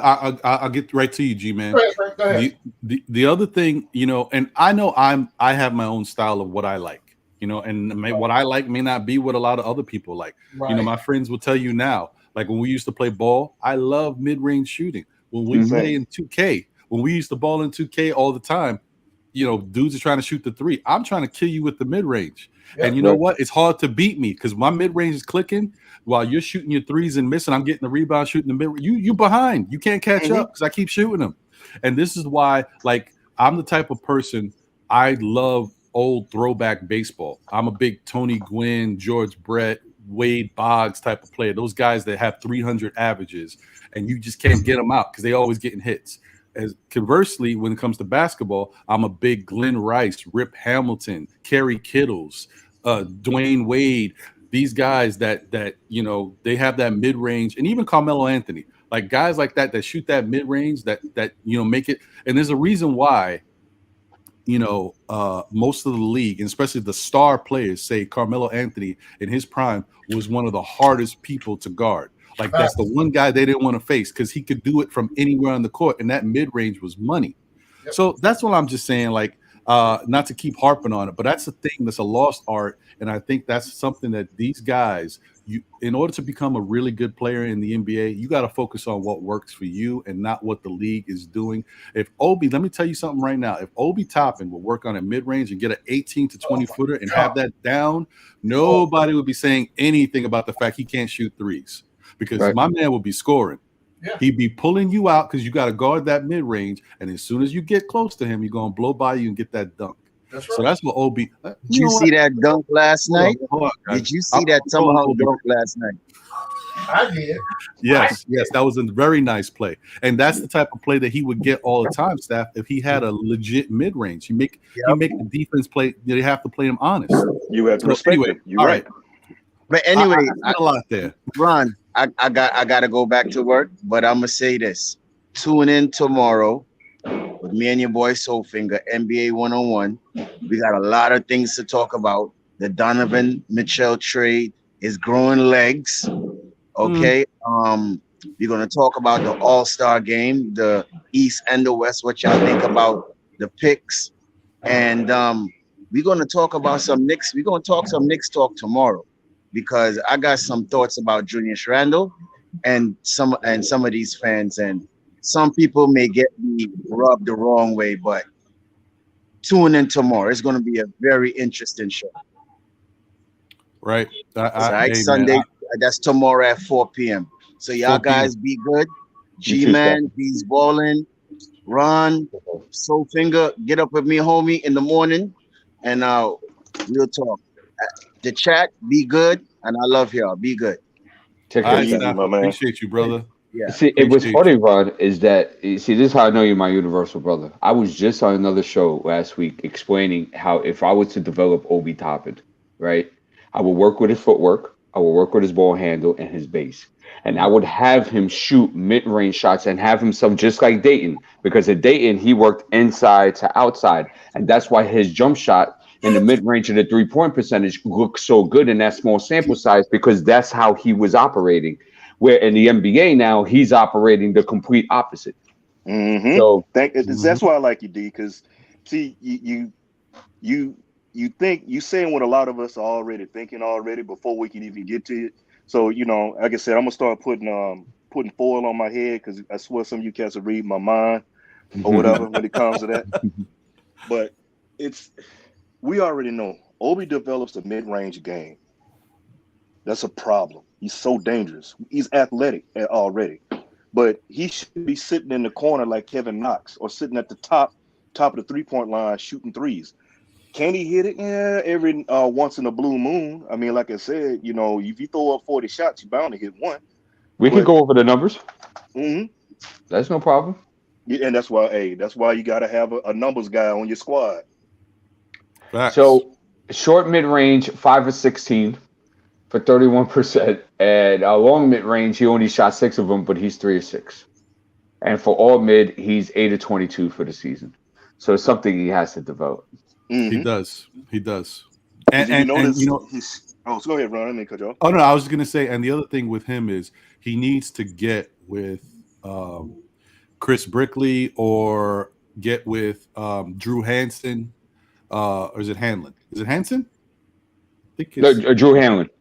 Drew Hanlon. He needs to get with Drew Hanlon the same way Drew Hanlon worked with RJ to kind of, tweak his shot because his release was bad. Yes. Work with Obi to get his fundamentals right as far as how he's shooting, get his feet right, and also slow him down. Because a lot of times Obi misses shots because he can't slow himself down. When he's shooting, it's like almost like he's driving to the rim. He's not stationary. He's moving. Like, I don't know what's going on with him. My fault, Sophie. Go ahead, bro. Oh no, because again, I'm gonna have to keep that foil on my head, because you already jumped on something. I was saying, if you look at him, every time he shoots, his form and everything is different. It's not. It's always his foot. His feet are not set right. His release is off. It always changes. You can tell when he's about to hit the shot, when he's going to hit the shot, beautiful form and everything, especially comes down, but he's letting it go too fast. Feet are not settled. His base is always off. Or you can see it. If you go back and look at any of the games, you can see it over and over. The bad shot, and if you look at it, you can tell when somebody going to even there's such thing as the form is great. Okay, for instance, Grimes. When Grimes shoot, it looks like it's going to go in majority of the time. But then you can tell if he's slightly off, because he has the fundamentals of shooting. Yeah. Obi doesn't have that. And, you're saying, like, people he should work with. Stoudemire. Remember, Stoudemire changed his whole game up. Amari Stoudemire changed his game up after he worked out with Akeem. Akeem helped a lot of guys with the footwork and things like that. Oh, yeah. You got legends like that. One of my favorite players all time, believe it or not, is Kevin McHale. I love Kevin McHale's footwork. Great footwork. The way he worked. Right. Oh my God. Like I said, the man of 1,000 moves. And I think that was an understatement, because I think he had way more than 1,000 moves. But players like that, if Obi was developed his footwork, he tried to show us a little something last night when he tried to go down in the paint, when he came down and tried to post up with the spin and go up with the layup, but he missed it. It came off. He came up a little too short on it. That's the second time I've seen him do that all season. First time was the very first game of the season when he did the same move, spun it off and slapped the backboard for the layup. He tried to come this time from the left side and do it. He came up. But there's so much potential that you can build. You just have to give the guy time and develop him. But his feet are so important, because as you guys mentioned about, how he sets his feet on the jump shot, he's very imbalanced a lot on a lot of his jump shots. And also that is also credit to his post position as well. You notice that when he's in the post, he doesn't use his feet very well. He doesn't use his pivot at all. No. So that goes to show you that's signs of bad footwork. And that's something that should be a priority for him this offseason. Agreed. And I just wanted to point this out real quick because Bodega Wi-Fi had put Cam was a minus 166 on the Hawks. So the thing about Cam, look, we know that Cam is still considered untapped potential. Like he's still got a lot of stuff that he can work on. You can be a good player and have the great skill set, be able to do everything on the court, and still have things you got to work on. And Cam, I think the thing about Cam that I'm understanding is he has to feel comfortable in his situation. I said it before when I noticed like the first year to a year and a half, I felt like Cam was a little lost out there. And I feel like the Hawks thought he was a little lost. That's why they made the moves that they made to bring in Bogdanovich and other people, whatever, to build the team and get better talent out there, because they couldn't necessarily depend on Cam. They didn't necessarily know what they had yet. And they felt they didn't get rid of him, so they still believed in him, but they felt like he needed more time to develop. And that's a guy with a really good skill set that needs time to develop, because you got to learn how to play the NBA game. And I think he knows how to play the NBA game now. And I think when we've seen, especially this year, when Rayford Trae Young has been out, he's had to take the mantle and provide them some scoring when he was there. And he did a pretty good job at it. So I don't think that he is a player that we can't build with. I just think that he's a player that has to play basketball. It's almost like you got to say to yourself, you know what? This guy right here is untapped potential, because he can be lightning for this team. But we got to get him out there, and we got to watch him take his lumps, because he's going to do some things that we question. He might have a little bit of that, chucker mentality when he gets going. Like, it's maybe a shot that he's never seen before. He'll still try to take it, but we've already got that on the team, and we're working with it, and we're happy about what Quickly is bringing to us, because Quickly is the same when it comes to a shot that he hasn't taken. I don't know what it is, because he shoots from everywhere, from the paint, from right. the midcourt. It doesn't matter. So right. I just think like you got to be a little willing to give a guy like that, especially a guy who can play some defense too. That's right. Give him some leeway. And if he wants to continue to get those type of opportunities, then continue to show us stuff on the defensive end. We'll rock with you. You play the defense, then we'll give you even more. But allow him to be able to get out there. So anyway, that's what I just have to say about that, Bodega. Well, I was going to say that, with Cam, to veg you back, what you're saying is that I think with Cam, and you can see it from like his personality and how he carries himself, that he's a guy, like, it's not like a leadership role where like he could just come into a team and just like a Chris Paul effect where he could just change the dynamic of the team. Cam's not that. I think Cam needs a very good environment. I think he needs to see good habits. He needs good young players and vets encouraging support. He seems like that type, and of course that's not here right now. So it becomes a toxic environment for him. So that's why when we saw him come on the court against Miami, he looked like he didn't even want to come on the court. Facts. Very lackadaisical, very uninterested, shooting step back 3-pointers with 18 seconds left on the shot clock. And those are signs, like, people say, oh, look how your leader acts. Also look how your bench guys act too when they come inside the bench. Your 10th to 11 guys are coming in with that attitude, you got a toxic environment. Right. And the other thing about Cam, let's not forget, and this is something that the organization should know, that Tibbs should know. Cam is not a guy who wants to play second fiddle to anybody. Nonetheless, his fellow teammate in RJ Barrett. Yes, RJ Barrett was the 3rd pick by the Knicks, and Cam got picked later. But Cam doesn't see himself as someone who's not equal or not better than RJ.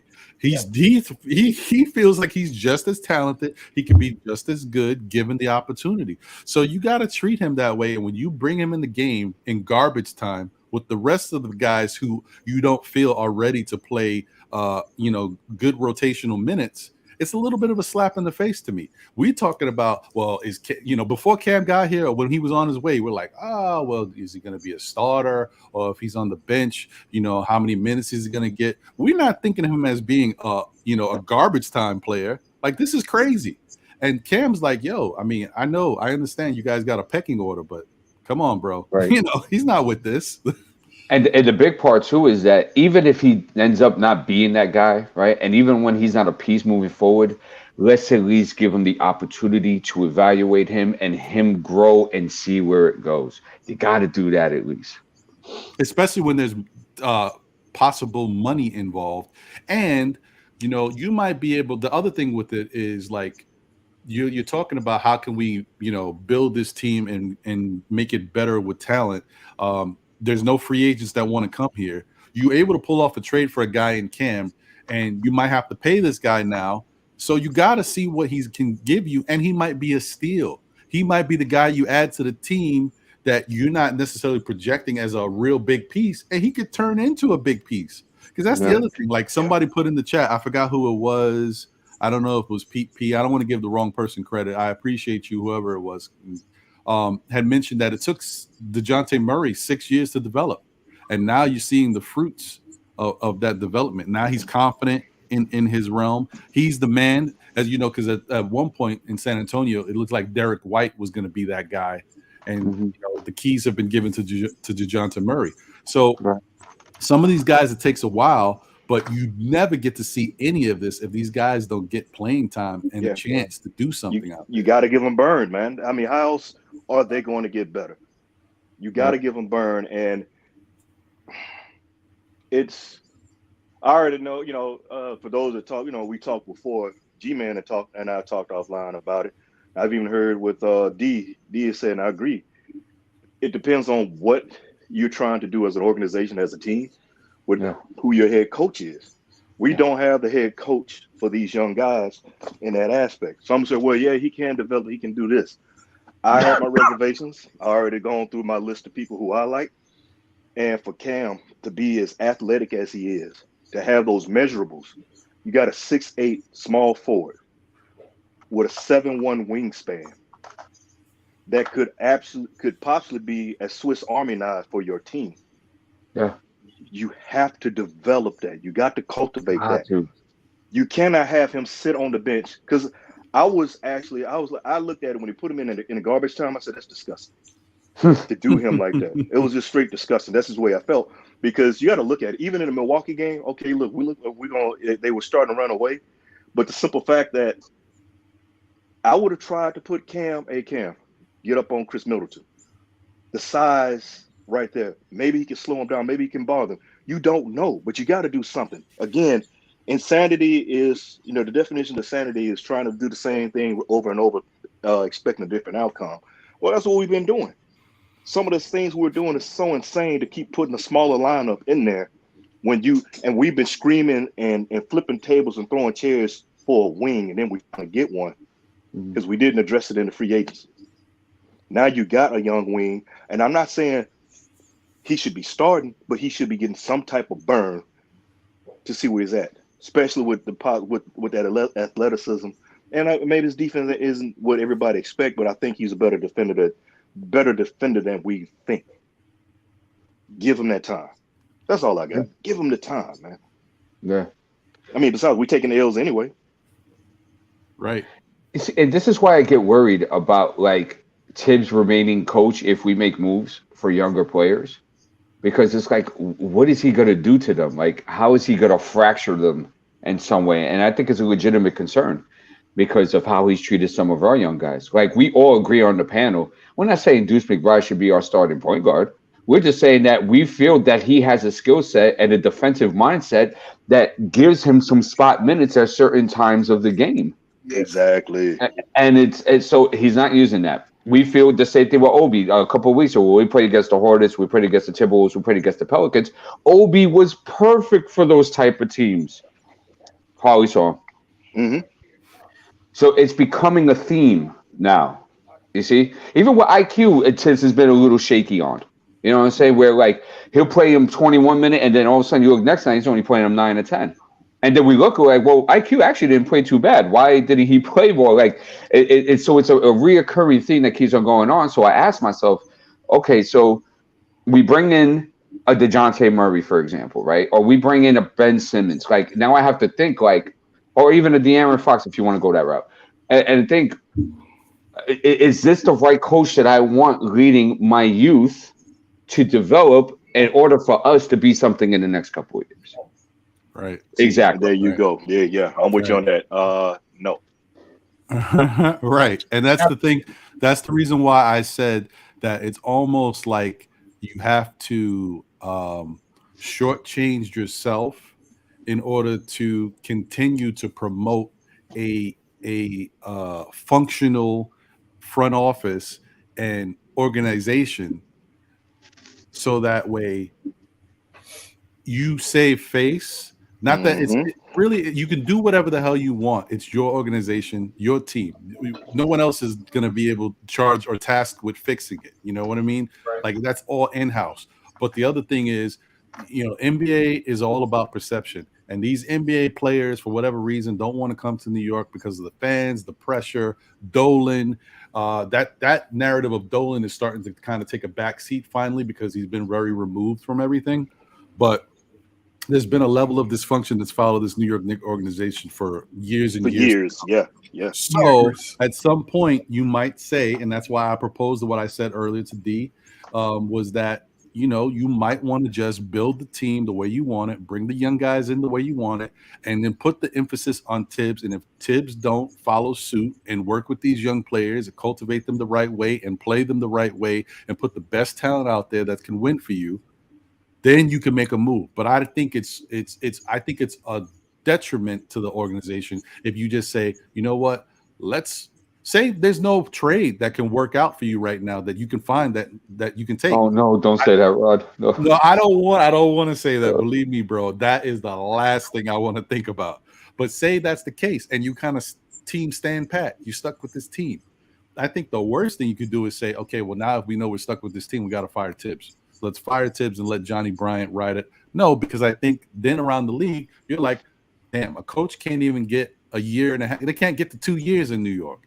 And a guy of Tom Thibodeau's magnitude, even though you may not like what he brings to the table at the current moment, the dude is a winner. Look at his record. He's won everywhere he's been. And I'm not saying I agree with all this, guys. I'm just saying this is what it's the perception, right? Yeah, this is the perception, right? And so I'm saying as an organization to kind of create this level of, we know what we're doing and we're functional, we're not dysfunctional.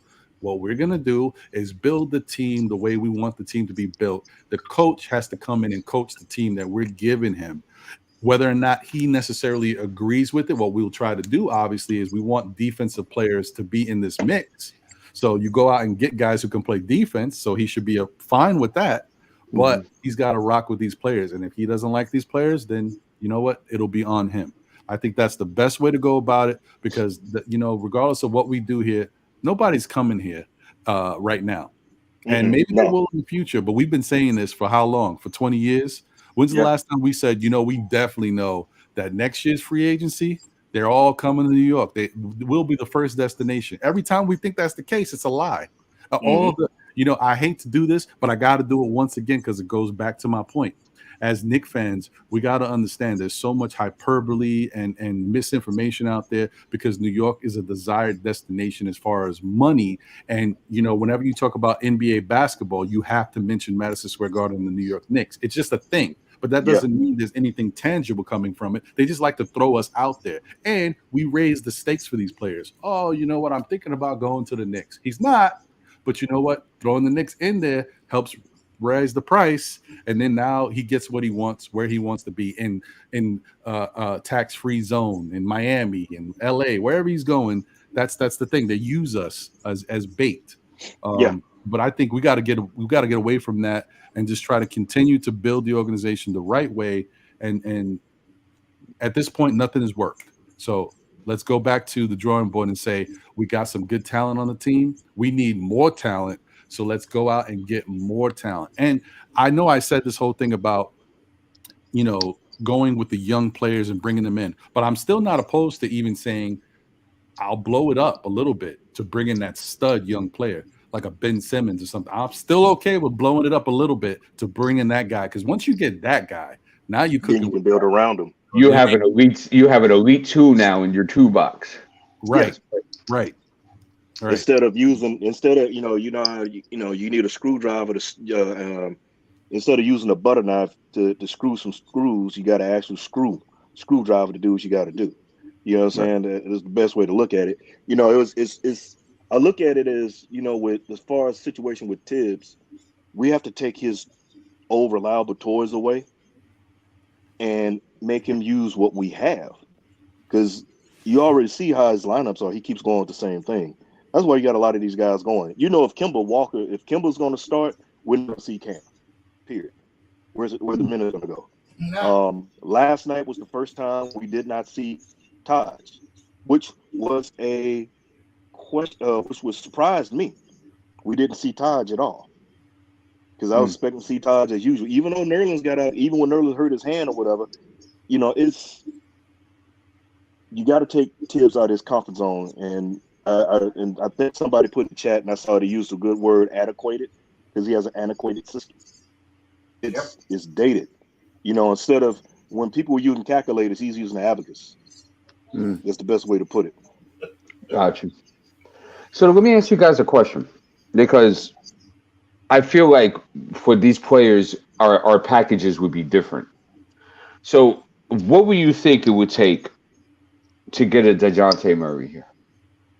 How much will we have to give up from our youth, from draft picks, from vets? What would a trade proposal look like? If I'm DeJounte Murray, it would take more than you're willing to give up, because number one, I don't have confidence and faith, and I'm going to be utilized in the proper way that I'm used to being utilized if I come to your organization. Point blank, period. I'm telling you guys right now, everything that we talk about, people coming in, people going out, the things that we need to change the relevance of the team, shot makers, people playing on the defensive paralysis of the team, all that's irrelevant if you never see time, legitimate time on the court. You cannot tell me if I got D, I got Ron, I got Soulfinger, who are foundational players on my team, but I'm not utilizing you in any way, shape, form, or fashion into where your strengths are. If D goes left, I'm gonna put him in a position to always have him going right. What sense does that make? But G-Man, but keep in mind though, my question was, let's say it's a perfect world.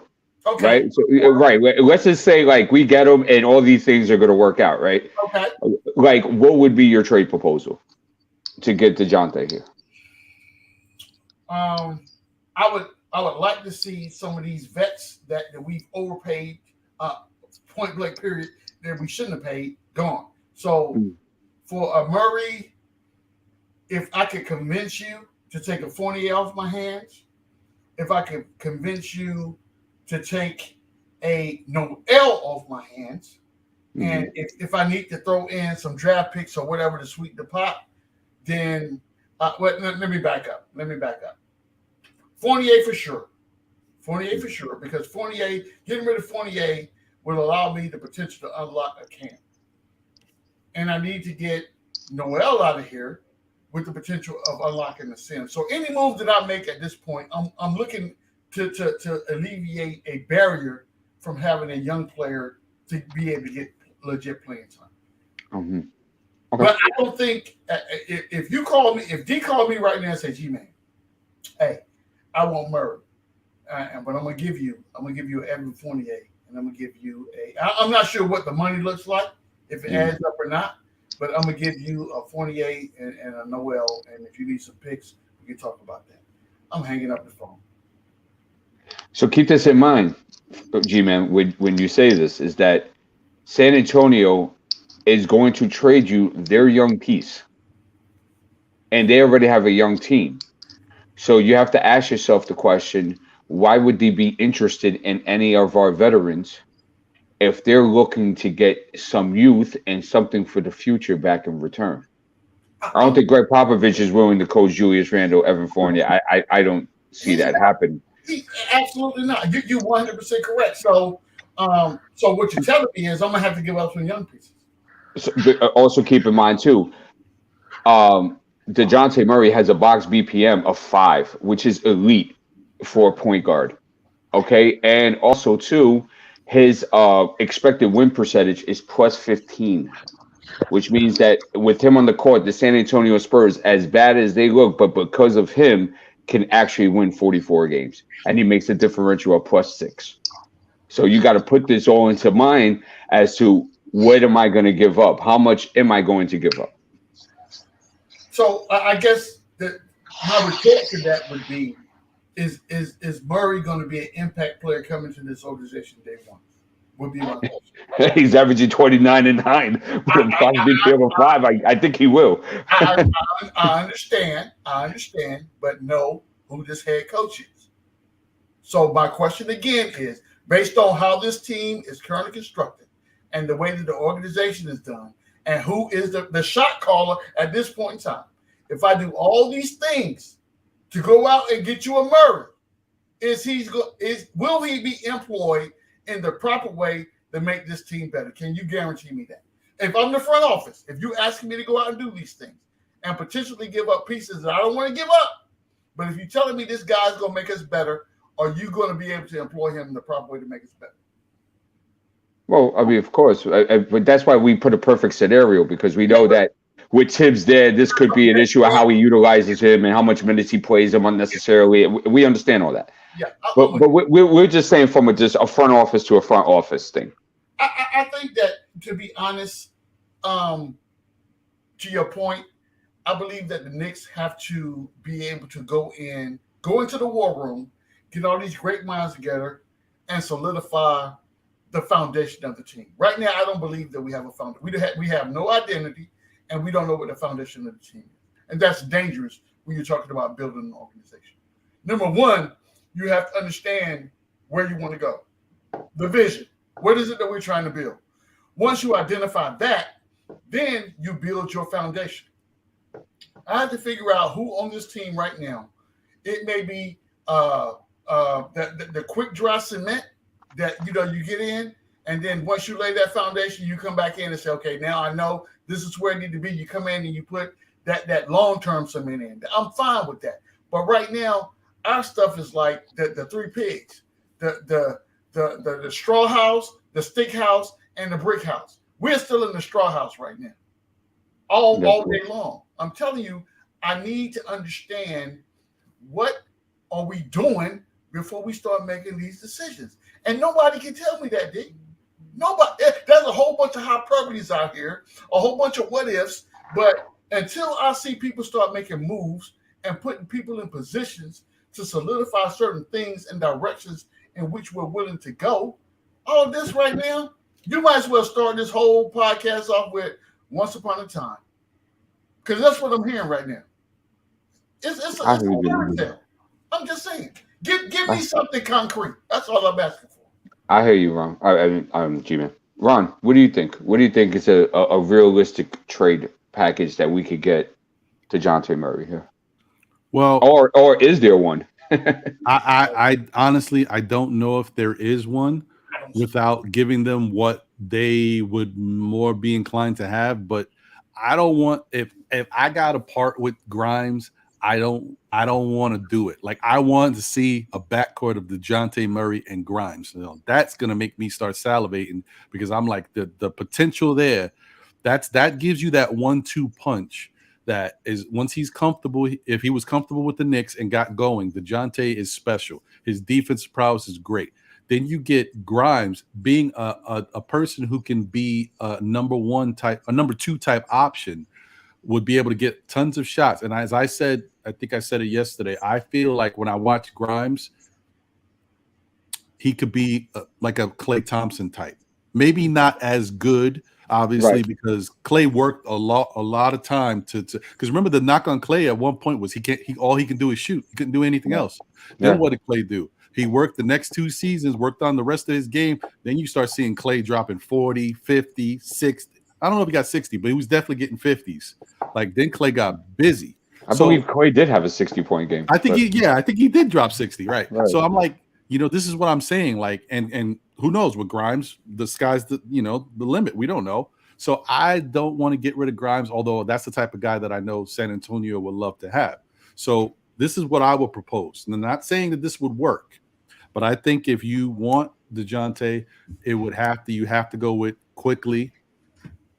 A guy like Burks, I think, is a good fit for a San Antonio team. He's not sexy, but he's a good fit.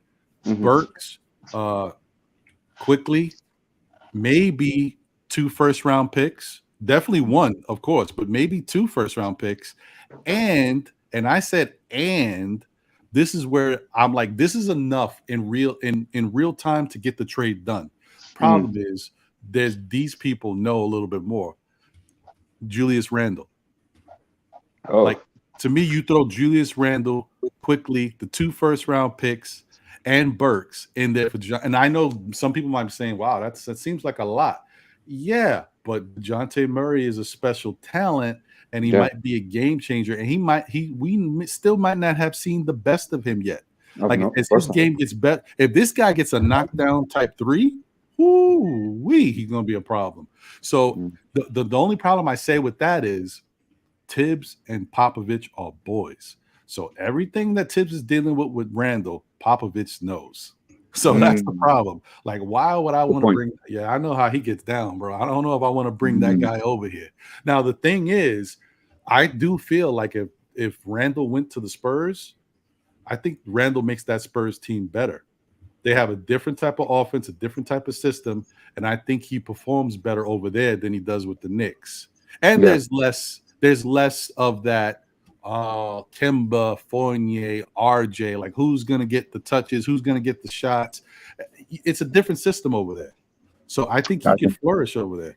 But the only problem that I was gonna say is it's still kind of tricky is we don't know what Popovich is gonna do, because Popovich can retire at any moment. I think he's done after next season. Yeah, so like, who knows? I just think that's the type of trade, to me, that's a fair trade. People might say it's too much if you think about what Randle can actually do, but what Randle's doing right now and the fact that the Knicks seem a little desperate, it's tough. I don't know. Right. I got you. All right, thanks, Ron. Soulfinger, what you thinking? Well, Ron kind of hit some stuff that I was kind of thinking and leaning towards, but sorry, bro. But I really do believe that part of the problem we would run into to get him, we would have to give up one of those young guys, i.e. Grimes. I think because Grimes is a pop type player because of the fact that he can play defense. And yeah, he has some of the same knocks, because if you think about it, one of the knocks that Grimes has is he can't create separation between he and whoever trying to get to the rack. Just give him time, then he'll figure that out, such as Clay. So I definitely agree with that. But if you could either give up, if you could package in a Fournier who would probably fit, because some reason Pop has real good track record with European players, and then that'll also free up and open it up for Cam.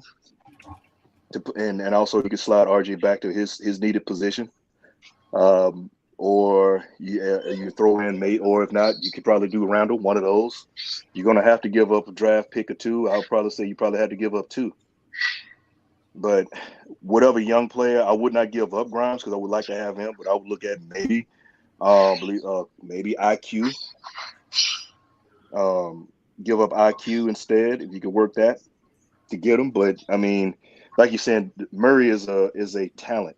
That's something we haven't had. We haven't had a talent like that you can actually look at. You can actually see that this kid has talent that, I'm not going to say sky's the limit because there are footprints on the moon, but the things that he could possibly do and become, you can't put that, you can't measure that. So I low key break the bank to an extent, but not to hurt the team. But I will have to give up to get. Of course, yeah, especially for a player that caliber, absolutely. Yeah, but I would tell you, Grimes, I wouldn't give him up. IQ, the players I would try to see was, I guess, again, either Murray, Fournier, Randle, IQ, couple of draft picks. You just got to be the money, because I would have to give up one of those 2. The money would be off. But one of those, Fournier or Randle, mainly leaned really towards Fournier to open it up for Cam and RJ, because I would love to see a Murray, RJ, Cam lineup. Got you. Okay. Rob, what's going on, bro? Working on a Saturday. Damn. Oh yeah, at the job on a Saturday. That's where I'm at. But so look, how many years Murray been in the league? This is his 5th season, I believe. Okay, how come nobody was talking about him in his first year? Oh, it took him time to develop. He just hadn't put it all together, and the team was being run differently. You know, there was different people in place, and Derek White was a bigger part of the point guard realm than DeJounte at the time. And also keep in mind too that in 2018 and 19, he was out the whole season with a torn right anterior cruciate ligament. So keep that in mind. Okay. So how about his second year, his third year? Nobody was talking about him. He was averaging 11-5-4. No, my bad, 11-6-4. And then last year is when he popped with his 15-7-5. And then this year he's at 19-9 and none. So basically, somebody kept him there long enough for him to develop, and now we want him because somebody else developed him, right? But right. we won't do it. But we won't do the same thing for our own. We want to give our young for him because we don't want to do it. Fact. Is that the mentality of a New York Knicks fan?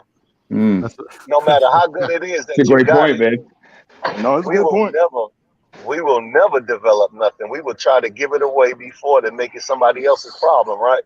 But then when to go in your backyard and steal everything that you grew. That's right.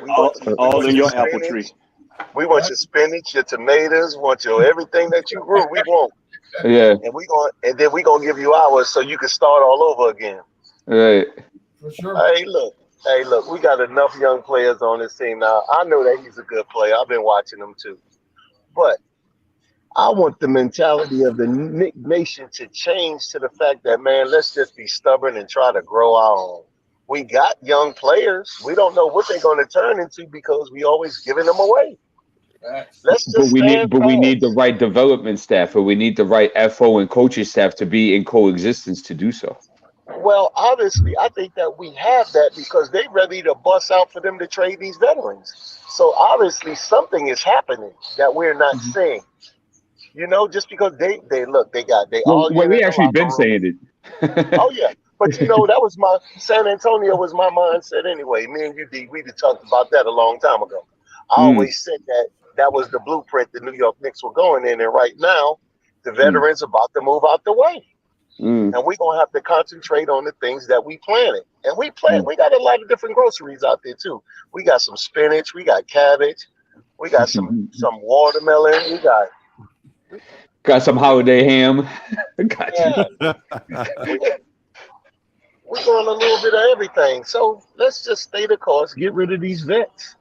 And let's do our thing. We gotta be patient. This thing is not gonna be easy, but trade them away right now and just look, y'all know, everybody knows the difference of a contender and competitiveness. A lot of Knicks fans took competitiveness for contenders, and that's why they're mad right now. They thought they was really contending. It was one piece away from contending, and we all know as real basketball junkies that we wasn't. So a lot of feelings are off for Randle. Like I said yesterday, man, I'm happy. I'm real happy with the way things are going. You're getting out with the old and with the new. And we're fighting for it. And the young boys are fighting for it. Right. So I'm staying with them. Wherever they go, long as you're not moving no young boys for no old vets, because there ain't nothing right there. This is not our window. We're not going to beat Curry. We're not going to beat Durant. No, we're not going to beat Chris Paul in them. It's nothing we can do but develop these players and wait. Randle, I think Randle done asked for a trade. It just ain't been put out there yet. Yeah. You know, man, Randle, look, he wouldn't even help Obi up, man. Come on now. That's sad. It's grimy, bro. The same guy that played your position. The only thing Randle learned about New York is how to be grimy, because that was grimy. He didn't even help him. And that showed a lot about him. Randle feels as though that he's easily intimidated by his position. Like I always say, when you have a baby and you back in a preseason game in a day and a half, you see something in practice with somebody else that you don't like.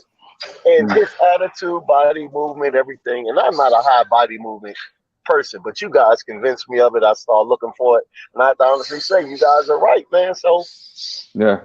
We gonna get something for him, because just because we think he's trash, you know what I'm saying? They always say somebody else's trash is another man's treasure. Yes, sir. That's gonna be Randle, because he's still a good ball player. He's just not our ball player right now. He don't got our mentality. He doesn't have anything there, and he's orchestrating the mutiny of what's happening on that court. Yeah, and it's not. It's just not good. So let's just stick with the young. Be happy that he's out of there, because I thought this plan was gonna probably jump in place next year. If it's a year early, because I just wanted the young guys to be. You know, I just want them to be cultivated a little bit more. But long as you got Rose on the team and Taj, you can let the rest of them go, because they're going to lead the boys to the right way anyway. So, yeah, get rid of them. But look, how long y'all going to be on? Because I'm going to be out of here in about an hour, and I'll be back at the crib. I'm here for a minute, man. Today's one of them days I just want to get some stuff out and talk. Okay, fellas. I'll see y'all in a minute. All right, Rob. Thanks, man. That was a killer take, Rob. Thank you. All right, no doubt. I'll holler at y'all, fam. Later. All right, man. But I'm going to keep on listening. Okay, cool. And just to quickly, I already did the segment like that, Ron, because I saw you leave for a second, so I just wanted to funnel up the time. No, I appreciate it. I was hoping. Yeah. I know who you are, D. Yeah. So, but real quick, just to veggie back off Rob, I'm on the mindset where he's at, but I'm on a different road to the same highway. I just don't feel we have anything that will attract the San Antonio Spurs to even think about getting rid of DeJounte Murray, especially, and we use a freezy term, the crown jewel. He's their crown jewel, and we ain't giving him no crown jewel back in return. So I just don't see the interest that San Antonio would have. Well, I mean, what we got a copper pennies. Copper pennies isn't. We're lucky. Two-headed coins. I would say that. Maybe if there's a slight chance that Popovich is going to be out of here soon, and he says, you know what, I ain't going to give him to you, but make it worth my while, Tibbs. You my homeboy. We'll make it happen. But we want something. Maybe he might give the Knicks and a little bit of something if Tibbs is like, you know what, this guy, I need this guy on my team. If you're going to get rid of him, give me that first chance to get him, and we'll see what we can put together. Now, I'm not saying that that's going to really make a difference, but that connection that they have is that's the benefit of it. You would hope that he gives the Knicks that opportunity to really throw something at him, and if it really is laughable, that's one thing. But if it's something you can consider, then maybe we can work with it. Like, we have to tweak it. And don't get me wrong, guys. I know I said that I want to keep Quentin Grimes, and I do. I just think it's a really bad mistake to trade a player like that, not knowing exactly what's the full capabilities of him, and he could wind up turning into something really special later. You're gonna be kicking yourself.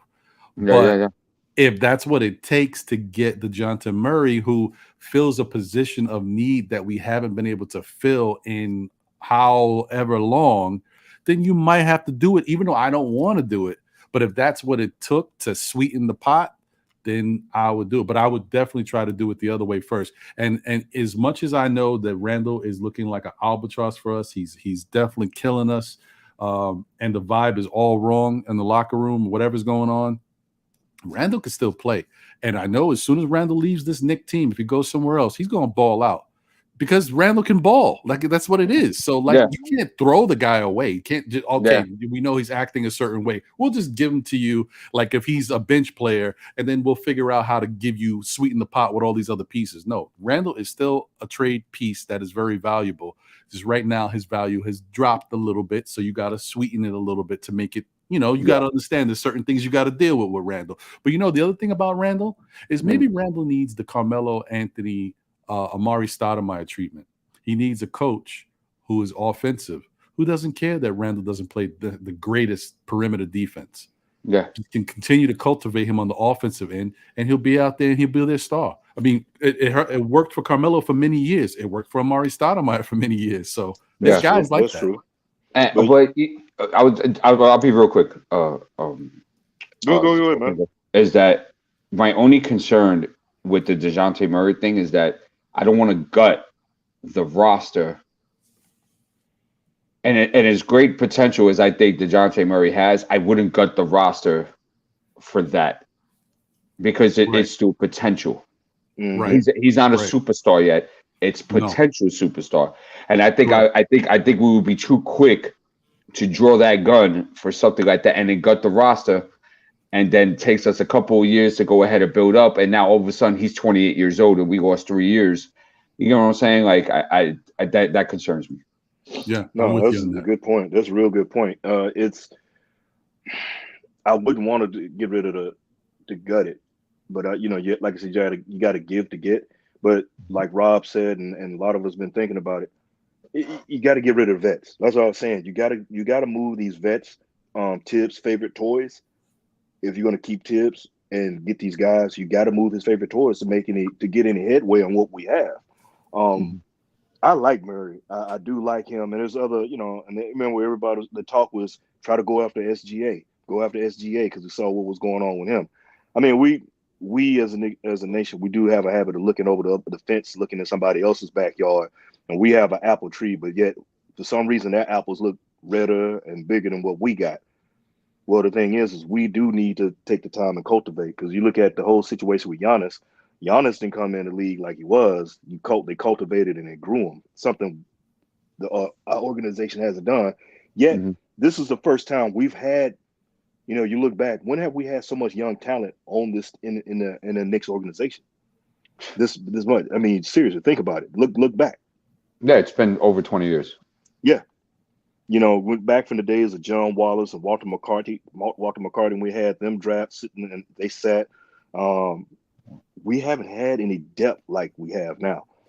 I think Grimes is turning out to be the steal of the draft, low key, because of what he's been able to do and come in and run. But for those that followed him, I wanted us to get Grimes, so I was happy about that draft pick. Yeah, he was on my list too of guys to get. Mine too. He was on one. Yeah, he was on my draft. He was on my list, and I was happy.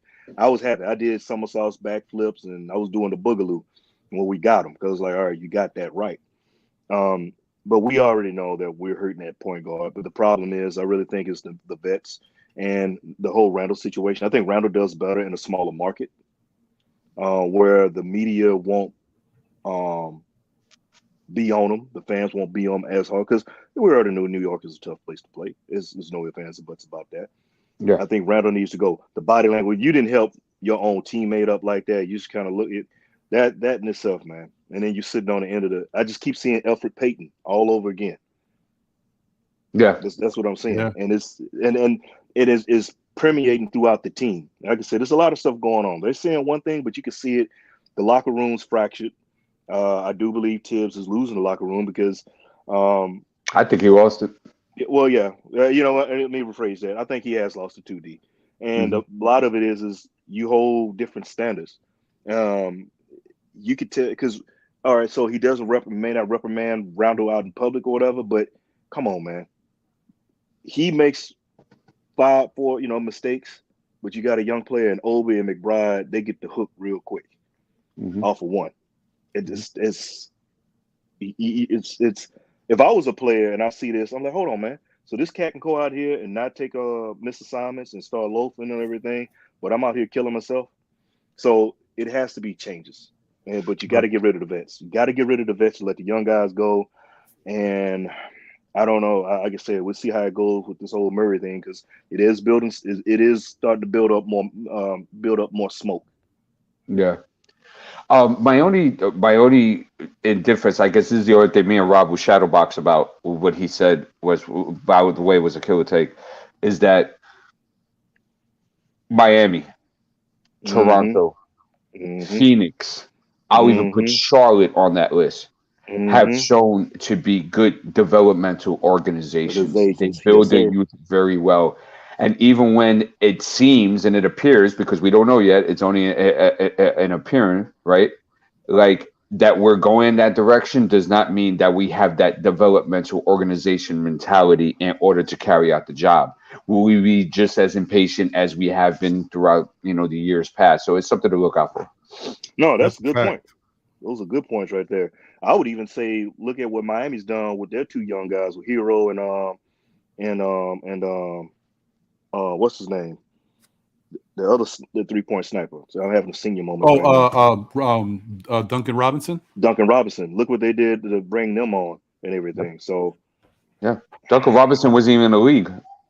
I think they got him out of G League or a summer league team or something like that. That's how they get guys. Yeah, and they're so good.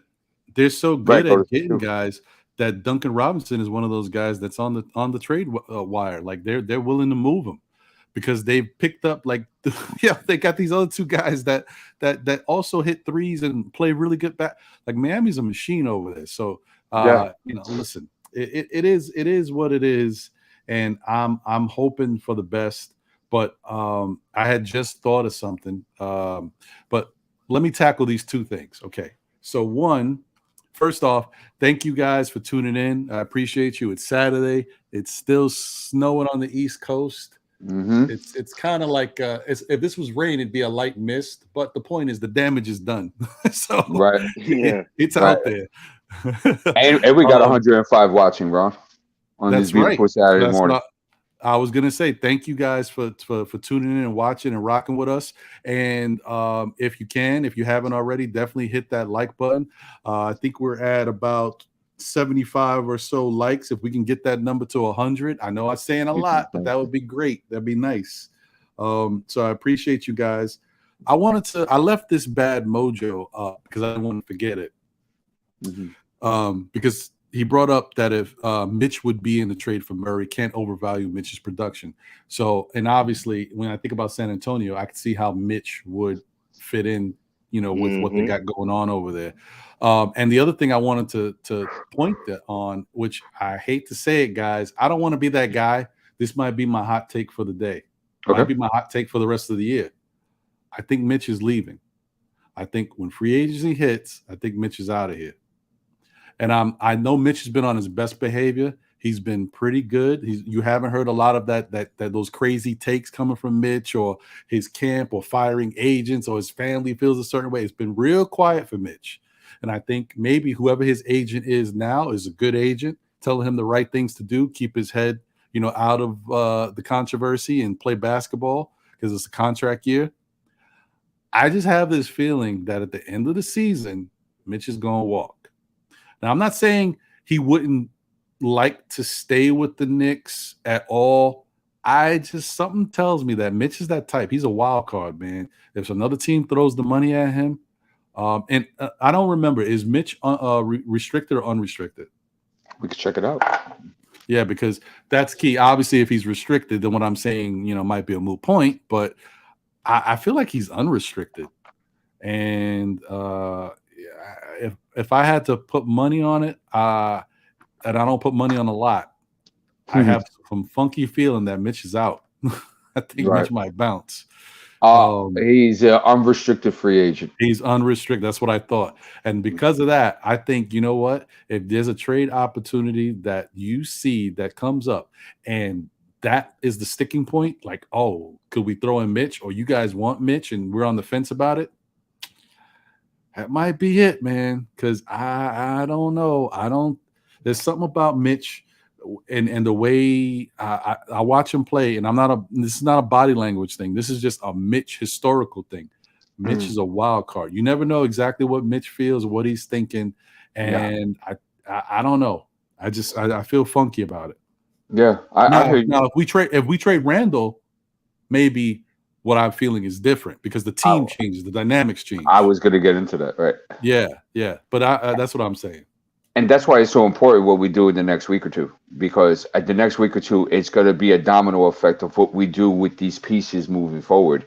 Your Cam Reddish, your RJ Barrett, your Mitchell Robinson. And I think personally, I feel if they stay stagnant within this vet mode of trying to make the play, as I don't see none of these young guys coming back. No, I agree. And the other thing by getting rid of some of these vets, opening up the spots for these young players who are playing well to get more playing time, the offense and the pace is going to change. More up and down, more fun, more just playing basketball, stuff that Mitch likes to do. That's another reason to entice him to stay when you create that type of play mode where he feels comfortable and he's getting his touches, he's getting his lobs, however he gets off, that's how this Knicks team needs to be playing. I've been saying it all year, but we don't have we're horrible in pace. Oh God, yes. Yeah, horrible. So that's something. And the crazy thing about it is, I don't think we were last in pace last year. I know we were still one of the lower teams, but I felt like the way the Knicks were conditioned, because that was a big thing about the Knicks last year. Thibodeau had these guys in great condition, so their defensive intensity and the way they played outworked some of the opposing teams. But this year, I don't feel the same about it. And obviously, the lack of having a true point guard that can push the pace and facilitate hurts. Of course. So that's what I wanted to say about the Mitch thing. Another thing that I wanted to point to before I forgot was someone asked the question. I highlighted it. Actually, it was two. One was real quick.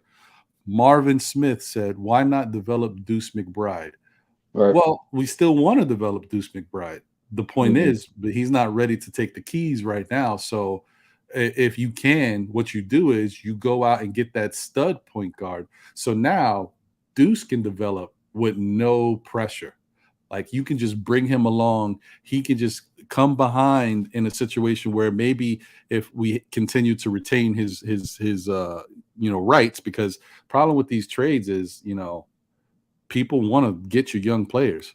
And I know there's been a lot of mock trades where Deuce is mentioned, Grimes is mentioned. So you never know who's going to go. Now, someone else in the chat had mentioned something about being that Tibbs does like foreign players, which is actually a very good asset, guys. I know we say that we don't know exactly what he is because it's a wild card, but he could develop into something special. And in San Antonio's system, they might value him. Rokas Jokubaitis. That's a guy we could throw in there as well that, he's not proven yet, but he's another piece that you can say might turn into something that, Popovich might like. Yeah. Just to sweeten the deal. Sweetening it. That's all I'm thinking. One thing, I don't know if the front office, and I'm just vegging because other people have mentioned this, so I'll just veg you back off it. That one thing, the front office, I don't know if they did it accidentally or intentionally, but we do have a very decent defensive foundation going. As far as like with Grimes and McBride and stuff of that nature. If we keep Mitchell, if we keep Reddish, right, these could be formidable on-ball defenders, and I would like to build with that, and I really hope they do choose to go in that direction to build with these young guys, and because that's the whole thing. Like, if you show you could develop a product, teams won't mess with you now. Now teams want what you want. You see, if you have the ability to draft well. You know what I'm saying? That's on that, and you have good development. You can't wait for the draft to come because you're like, ooh, who are these guys I could go ahead and develop now. So you have to do these things first. Then you can get into the free agency game. That's right. Don't worry about free agency. We ain't getting nobody because we don't have anything. We don't have a stable product. So ain't nobody gonna come and save the day. You know what I'm saying? Right. So. And truth be told, sorry about that. Go ahead, bro. I was gonna say this real quick. And honestly, if we could bring in a guy like the DeJounte Murray into Madison Square Garden, all I need is, and that's how much I value Rokas. I know I may be on the minority with that. If you give me the DeJounte Murray and Deuce as his backup, and then Rokas as the third, I don't ever want to talk about point guard again. I'm fine with those three because I think Rokas can be that good. I think Rokas, see, as much as I like Deuce for his defense and the fact that he can do some stuff out there, he's got some limitations that he may not be able to overcome as far as having a quick first step. His first step is slow. You can't necessarily develop. You can work towards it, but if you don't got a fast first step, it's kind of hard. Like, you got to kind of work around it and figure out other ways to get to the basket. But Rokas doesn't have that problem. Rokas got a quick first step. So you never know. And he's crafty. Yes, and he's crafty, very Goran Dragic-like. So you bring a guy like that in, and I just want to say this real quick, guys. I think Rokas is closer to Goran Dragic than he is a Bino Udrih. If you guys remember Bino Udrih. Oh, yeah. That's a different guy. All right. That's a good So, comparison to bring up because he really is. Right. Yeah. So that's what I'm saying. Like, I'd be happy with those three. I'll never have to worry about point guard. I'll be focusing on other positions. Go ahead, Sophie. I just wanted to get that out. I lost it. It'll come back. I'm having a senior moment because you made a good no, point. don't worry about it, man. I apologize, brother. Oh, no. Because you made a good point. And I started thinking about your point. I was like, man, that's a real good point. And, my senior moment kicked in. But in regards to Rokas, I like Rokas, the possibility again. We need to expand out and do things differently what we have done in the past. I'm hoping that continue. We have adopted some of the Spurs way of moving low to an extent, not all the way, but what I think is the main thing is going to be the one word that we are not accustomed to using is patience. I think that's another problem. I know a lot of people. I'm tired of patience. We sucked for so long. We haven't done this and all this and that.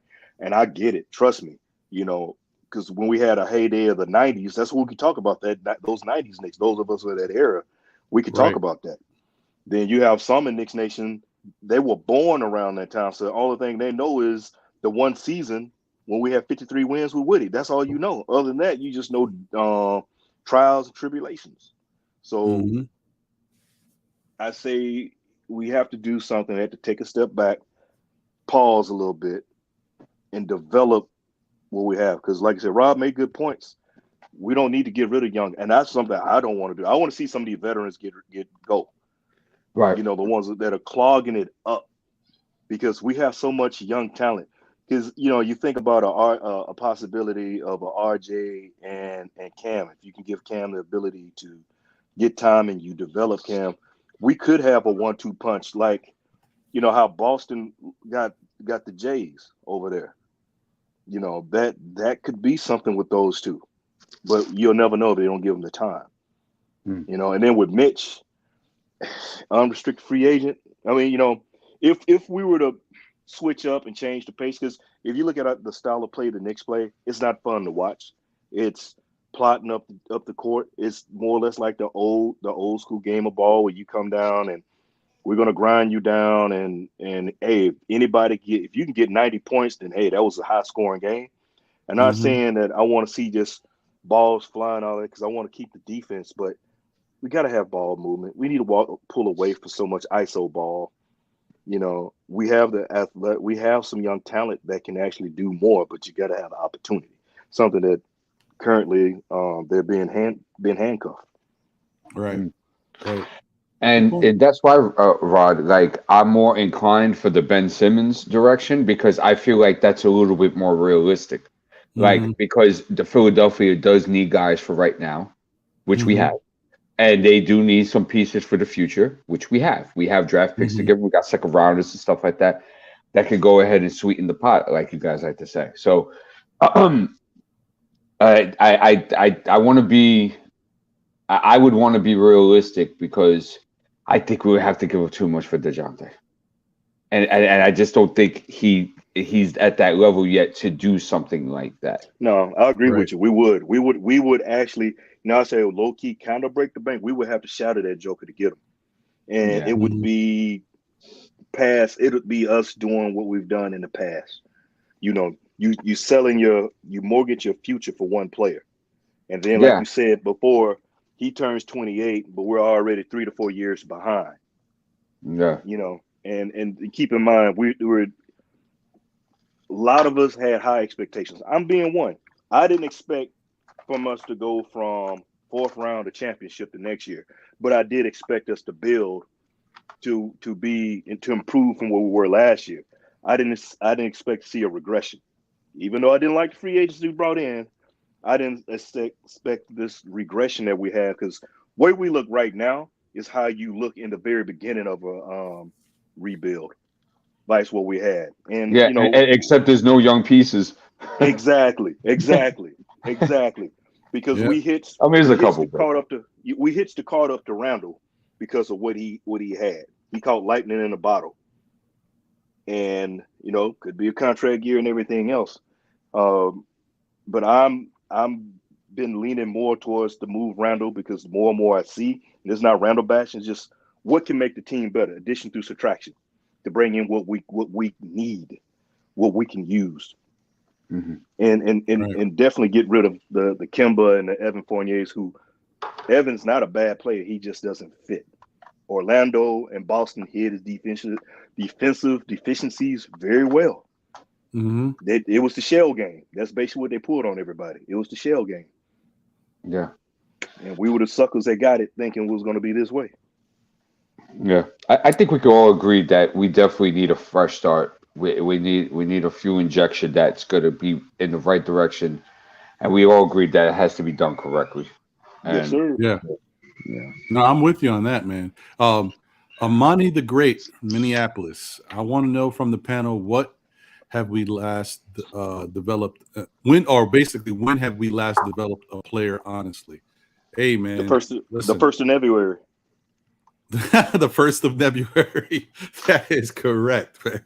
We haven't, but you know what? It's also that's also a component of the direction that the Knicks have been in for a long time, because we haven't really pressed the youth movement over the years. We've always kind of been with that team that's trying to win and get into the playoffs. So, as a New York thing, the wrong, the New York approach, and that's what all of New York teams, football, basketball, baseball, whatever, is how can we put the best team out there on the market to win now, to give the fans what they want. And it took a while for the Knicks to change their philosophy. So because of that, you don't get a bunch of young players that you can develop. You get kind of like in-betweeners. We've had a lot of that over the years. Of course, there's been draft picks in the past, like the what was it, John Wallace. And remember we had the big three. John Wallace, Walter McCarty. You're talking about the John Wallace, Walter McCarty, and Fernando Balkman? No, before then, it came in Walter McCarty, John Wallace, and I can't remember the third. It was the third. Yeah, I can't remember who it was. Channing Frye? No, before then. Before then. Yeah. Damn it, who was it? All right, it'll come into the chat. This was back in like 90, 93, 94. Yeah, this was a minute. Oh man, shoot. All right, whatever. It'll probably come to me. But the point. But real quick, Ron, just throw this out there. When have we had draft picks? When have we been able to draft? Because we always was getting rid of our draft picks to go after a name, go after a veteran that had already been there. This is, like I said, when I posed the question before, when have we seen so much young talent in New York? We haven't seen that.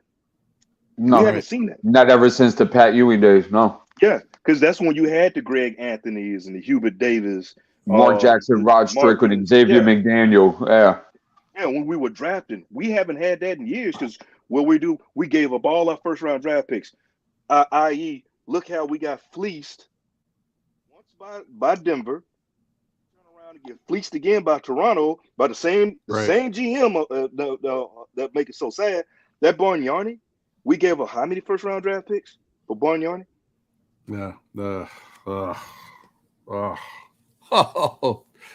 Bad and even when we've had good draft positions, we haven't done well. Yeah, Ronaldo Balkman. Or even recent, like for example, if we knew we were in a rebuild and we needed something to move forward with at that moment, a good young player to move forward, why would you draft Kevin Knox knowing that the report was that he was going to take 3 or 4 years to develop anyway? That makes no sense. That's why I say every time I see one of the Bridges boys, I tear up, because one of them should have been in New York. One of them. Yeah. And then let's go follow it up with the Frank draft. Yep.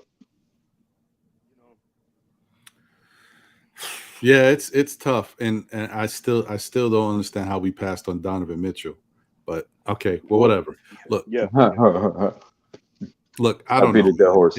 Again, this is a new regime, though. There's also a new regime, because since we got rid of those certain people that were in the position to call those shots, we've made up for it draft-wise with what we have in our stable now. The problem was free agency. And this is what it was. Finally, knew I'll talk about it, come back. free agency. We know for a fact in free agency, 9 times out of 10, you're going to overpay for certain players for a player another team didn't want. And that's been a problem with us in the past in previous regimes. I would give this regime is due because they didn't really overpay for anybody because we have movable contracts. They just missed the mark on the players that they brought in. That was the main thing. You missed the mark on the players you brought in, but the money that you signed them to was cool. I'll give them that. That's what it was. It was kind of about free agency. But we got to look at, we don't want to just keep looking at, free agency. We can build through free agency. Not all the time, because remember, a lot of the names that people were looking for, they stayed pat. They're like, I'm taking this money, I'm staying, because we didn't know with the whole situation with that bug that's in the air that's taking everything down, and they know how the revenue was going to be. Cats say, you know what, let me take what I can get right now to be safe. And that's what happened. So you had another level of player that was out there. So, yeah. And what's crazy too is that like trying to get championship aspirations through free agency is just not the way to do it. No, you're right. You're so right. So it's just, people just, and that's why people have laughed at us, at the Knicks Foundation for years and stuff like that, because it's chaos, man. It's not how an organization is supposed to be ran. And especially that you're the most lucrative and we're one of the main capitals of the United States. It's like, major cities. It's like, it's impossible that it could be going on this long, but it's still going on even to this day as we talk. Exactly. And JJ, appreciate you, man. Salute to you. Thank you as always. Why you guys acting like there's untouchables here? There's no untouchable talent on this roster. Anyone can go. And while I agree with you to a certain extent, just because you feel like anyone can be traded for the right trade, you don't want to offer up what you deem to be your better pieces right away. That's got to stay on the back burner. I think that you want to try to hold on to who you deem to be a special type of player in the future, even if they're not there yet. You want to hold on to whoever you think you can hold on to, because if that was the case, then we wind up doing, some of that crazy wheeling and dealing like a la the Scott Layden days. The Scott Layden days are crazy. Scott Layden was the one. So, yes. And that's a good point, because like I said, I've said it before. I haven't said nobody's going to touch, but anybody can get got for the right price. But it has to make sense for you, not just the person you're making deals with, because you said Scott Layden, man, look, that was probably the worst era. That was probably the worst era down to trades and everything else. Because we just he was trading everybody all kinds of willy-nilly pieces, players that didn't make any sense. We signed one cat from Miami who was a bag up. He was a bag up small forward, power forward, and gave him a big contract, and I can't remember his name. He was undersized. He was like 6'6", 6'7", playing power forward, but he could play a little small forward, but he wasn't the fastest. I can't remember his name. I might look it up. I can't think remember the name. But we did things like that. We traded. Scott Layden was the one who traded. He was behind the Bargnani deal.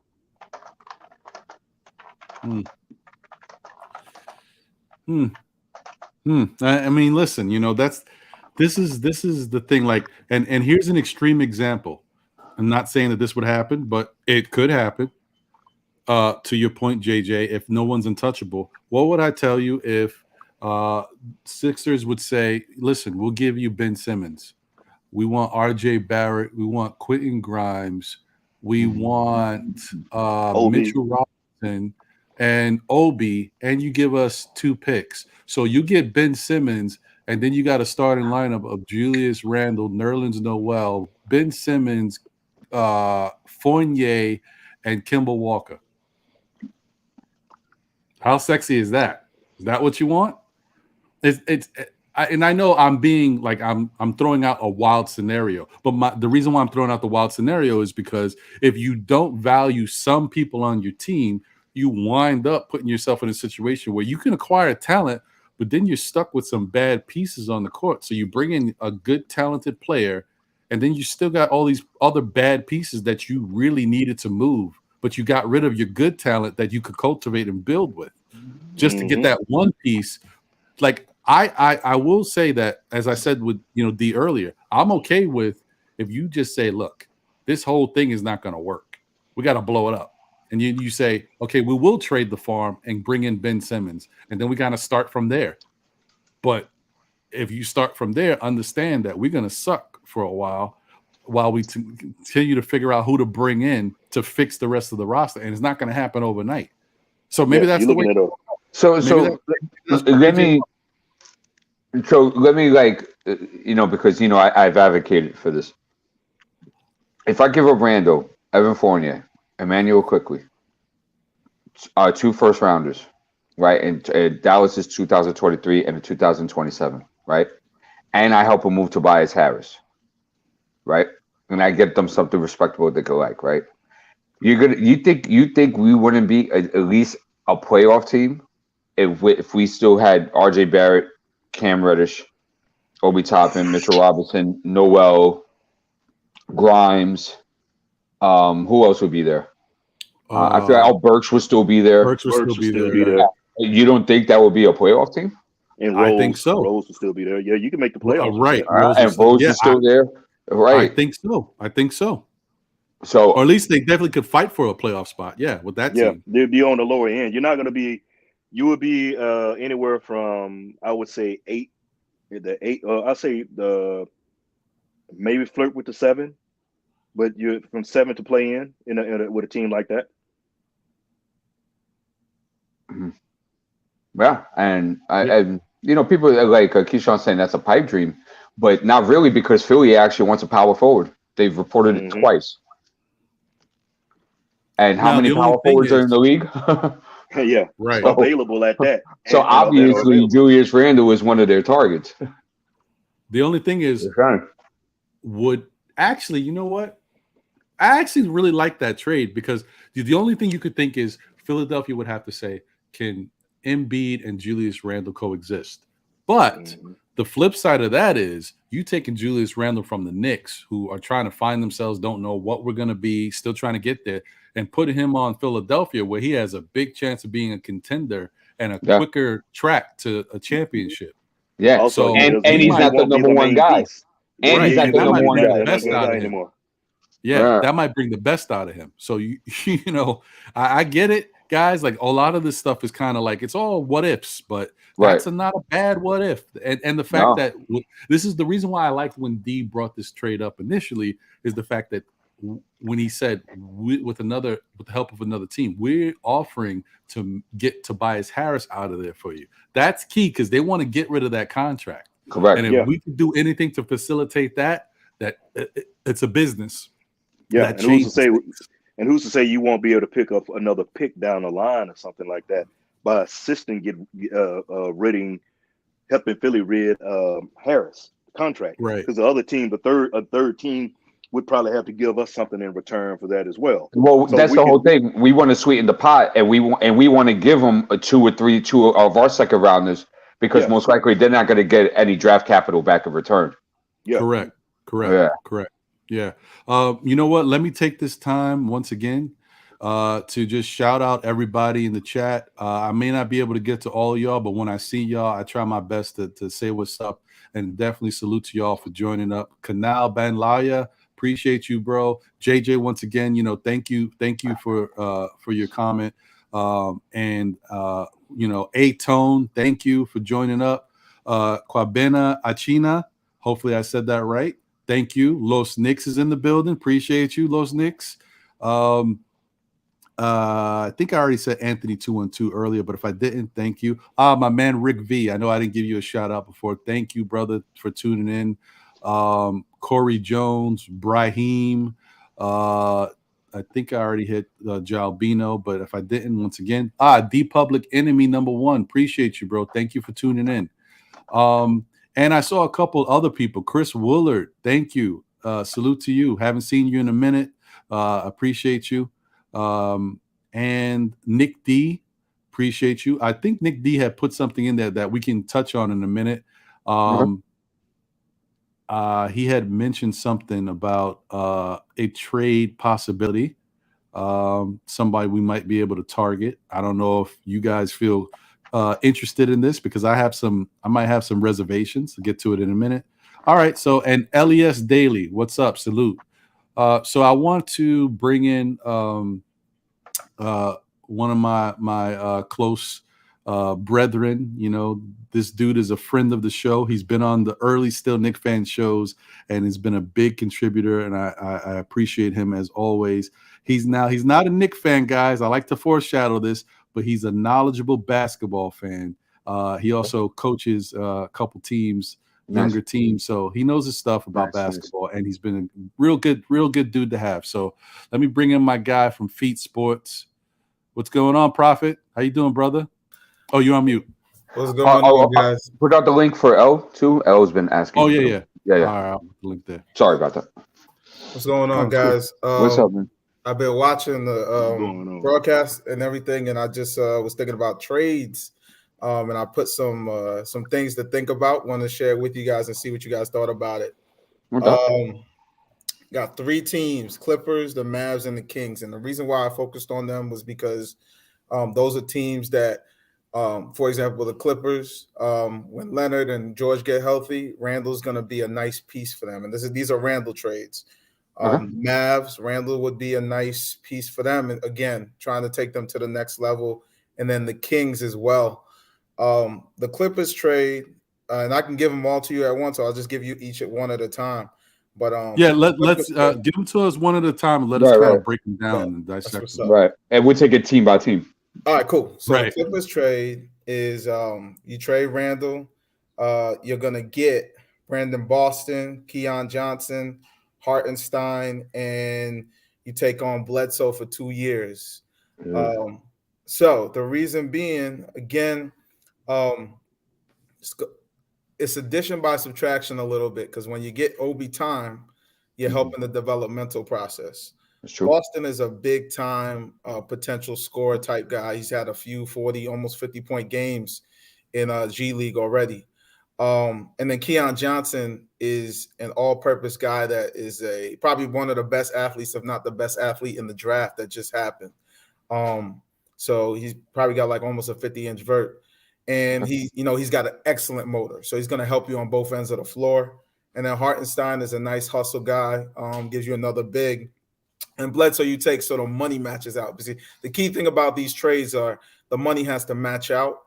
And so Bledsoe is basically one of the vehicles you're going to use to make the money match out in that Clippers trade. What do you guys think about that? Again, with the goal being to, go young but develop, but then get an opportunity for guys to, get those reps, get those minutes, get that experience so they can get that development. So what do you guys think about that first one? So you had Keon Johnson, right? Yep. You had Brandon Boston Jr., right? Yep. Okay, that's pretty good so far. And Hartenstein, right? Which is not a bad decision. I could see that. And then Eric Bledsoe's contract. It's just for the money, basically. It's a 2-year contract. He comes off the books next year. Expiring contract. You can flip him again. Whatever you want to do with it. So go ahead, guys, because I have a whole thing to it. Okay. I was just gonna say that I like it. The only thing that I'm worried about, right, is that, and to me, I guess Boston he's the key in that because he could be a very special player. Yes. I like his game. I like the way he plays. The only problem I have with that is I'm not comfortable doing that trade if there's not another way for me to get rid of Kemba, Fournier, some of these other pieces, because the thing when you get rid of a guy like Randle, you're getting these other pieces this is more players that you have to figure out time for, as well as the guys on your team that you're still trying to get time for, like Cam and other players. So I mean, I would be okay with that type of trade if I know that there's a way for me to get rid of these other guys that I feel like are taking up space on my team. Then I'm okay with it. It's not my number one trade, but I can see it as being something I would be willing to consider. And I see how that could work. And I'm gonna tell you this too. You got to keep in mind, I was looking at those contracts. those Fournier, those Kemba contracts, those have no value on the market. Nobody wants them. I do that already. And so when you think about that, you might have to bite the bullet on those. But if you bite the bullet on those and you get this level of young talent back, it's going to accelerate your development a ton, because you already have some really good talent. You didn't get rid of any of it, so you can make it fit. But you're also adding an elite level guy, because Brandon Boston is a guy that could be a star in this league. Because he's one of those offense guys, shoot the ball, great length, athletic. So he was highly touted coming out of high school, college. So he's a guy. He's a guy that could be that foundational piece that you're looking for. He doesn't interfere with the Barrett element. Grimes, for me, is, and I know you love Grimes, Ron. I know you love Grimes. But I think I'll take Boston starting over him and Grimes, and continue to kind of work that dynamic between the two would be strong. And I really think, honestly, Keon Johnson will be a huge surprise for a lot of Knicks fans when they really see what he could develop into, because his athleticism, his motor, he was another guy that was highly respected. So there's a lot of potential there, but you're not getting rid of those contracts like that. Like, I know they're tough.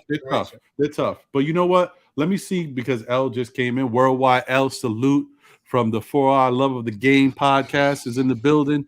What's going on, brother? And first off, how you doing? And what do you think about what my man Prophet is saying about that trade possibility? Run it back again. I was still moving around. Sorry, fellas. Tell me the name. Salute everybody. Salute D. What up? Soulfinger, Ron. You ain't want me to come in the building. I'm like, yo, where the link at? Putting the link up in the chat. I know I told him. I know I went on a Randle rant last night. It wasn't a Randle rant. It was a Tibbs rant last night. You know what I'm saying? But I'm cool. I calmed down. I'm okay today. Nah. I was stuck up top looking at some, because I was trying to get to a lot of chat stuff, but I didn't get to the bottom yet, so I didn't see your thing, man. My bad. Run the names back. Let me hear the names again, because I still was moving around. Run the names back again. All right. Randle, 4. This is to the Clips. Boston. Trade him. I don't care what the rest of the name. I don't care who the rest of the names is. Get his ass out of here. Get him gone. I don't even care who the rest of the names are. If Randle's included in the trade, get his ass out of here. Go. I don't care. Last year, I told him I do not care no more. Tips gone. I told him that. But I don't want to with Randle. I want to be clear. Like, I don't want to depreciate his value, but he's depreciating his own value. You know what I'm saying? He's doing it to himself, you know. And if you got to include more players with him, because he's depreciating his own value by checking out of these games early. It seems like when things don't go his way, he automatically just the first quarter is a telltale sign. If he has a bad first quarter, the rest of the game is going to look just like the first quarter the rest of the way out. And I think he's hurting us by that. So he's lowering his trade value. Good point. As long as they include him, get him out of here. I'm sorry, he got to go. Enough is enough with this, man. Like, come on, enough is enough. All right. Well, I mean, so he's in favor of moving Randle, depending, I guess it's not, as long as it's not too crazy, but he's okay with the first train out of here. He got to go. Soulfinger? I'm on the lines of, I'm looking at it from addition through subtraction because due to the toxic environment and everything that goes along with it. But I also feel you because of the move. I'm looking at other young guys like Cam needing to get on the court to try to move Fournier, but like Prophet saying, those contracts could be a little tough. They're movable, but it's going to be a tough sale. But I am for moving Randle. I'm at a point where I'm tired. I didn't get a chance to hear your rant last night, L, when you talking about Tibbs, but I'm pretty sure because D got a earful of me last night for a hot second, and I'm pretty sure it's probably along the same line. So the way things going, hey, in the mortal words of my man, Randle, this is your captain speaking. Got to go. Yeah, Sofink, it just bad. You know, I know y'all probably talked about it because I was moving around earlier on. That's why I came in the show. That's why I put up in the chat. You know what I mean? But I'm quite sure y'all talked about it. They got to go. I mean, I don't know what to say, fellas. Because it's going to get bad, and it's a shame that we got to be taking a step. Not even a step back. We're taking a few steps back, and that's bad when we're supposed to be developing, moving forward. You know what I mean? Even if we just stay on the same course and then we just keep getting better each and every year. But to go where we was at to where we at now, it's bad. It's no loss between he and the fans. I mean, I will say this for the folk that wish bad things, ill will to his family. That's a problem. Yeah, that's a keep problem. It on the court. That's a problem. But even the game in Miami, he had a fan thrown out because of what he said to him and stuff. It's just gonna follow him. He needs to be in a whole nother place, new start. And I think we can get something for him. Again, you hit the nail on the head with a sledgehammer. He has depreciated his value. He's like that new car. The minute you drive the car off the lot, the value drops once you move a new car. And that's what we have with Randle. Because I know I could, they kept saying him for Ben Simmons, but it was Randle, IQ, a whole bunch of players for Ben Simmons, and I'm like, nah, this is before because I'm not depreciating his value. Now Randle better than that, But now all this is going on. Yeah, I'm sorry, I got to eat crow on that one. I'm sorry, but a team will take him. A contender will take him. It's just that we may not get. We're not going to be able to get what we should get for him. No. Well, it's also no. We got to make sure that doesn't happen though. That's why we have to polish him. We have to make him sparkle, and we're doing a bad job at that at the moment. But there is still time to fix that. Not we. They got to do a good job. We ain't got no control. Hey man, we're a part of this too because they listen to us. We're part of this too. So we got a voice and we reason as well, and they listen and they catch on certain things. So we're part of this. Yeah, I just want him out here for a new start. Listen to D. Do the right thing. Do the right thing. Let's get it. Let me talk about your trade proposal, brother. Yeah. I like the direction you're going, and I like your ideas. But my problem is that if I'm going to move Randle, I still need a juicy piece of steak back in return. And I just don't feel there's a big enough piece of steak in that, to go with that young talent. You know what I'm saying? That's why I love the idea, but I just feel like there's something missing from there. Because if anything, that helps out the Clippers, right? Because when they get Paul George, Kawhi Leonard, Julius Randle, that's pretty serious what they got going on there. And it's like, we like Brandon Boston. We think he has potential, but we don't know. And the thing I'm saying about that is it's just the juicy piece of steak. Let's say, all right, give me an example of a guy like what level? Because the thing is, let's say you add a juicy piece of steak back. How does that fit in getting you to the next space when your issue right now is you got young guys, you want to see them develop, and you're trying to create minutes for them. You see, and so if you bring a guy in that's going to attract those minutes, you're right back where you started, and he might not even be the caliber of the player. And unless you're going to get back a guy that's young, can fit back into the rotation while not subtracting from Obi's development, from Barrett's, being able to be the guy element that the team is trying to build around. It's a really hard fit to get that juicy piece of steak back.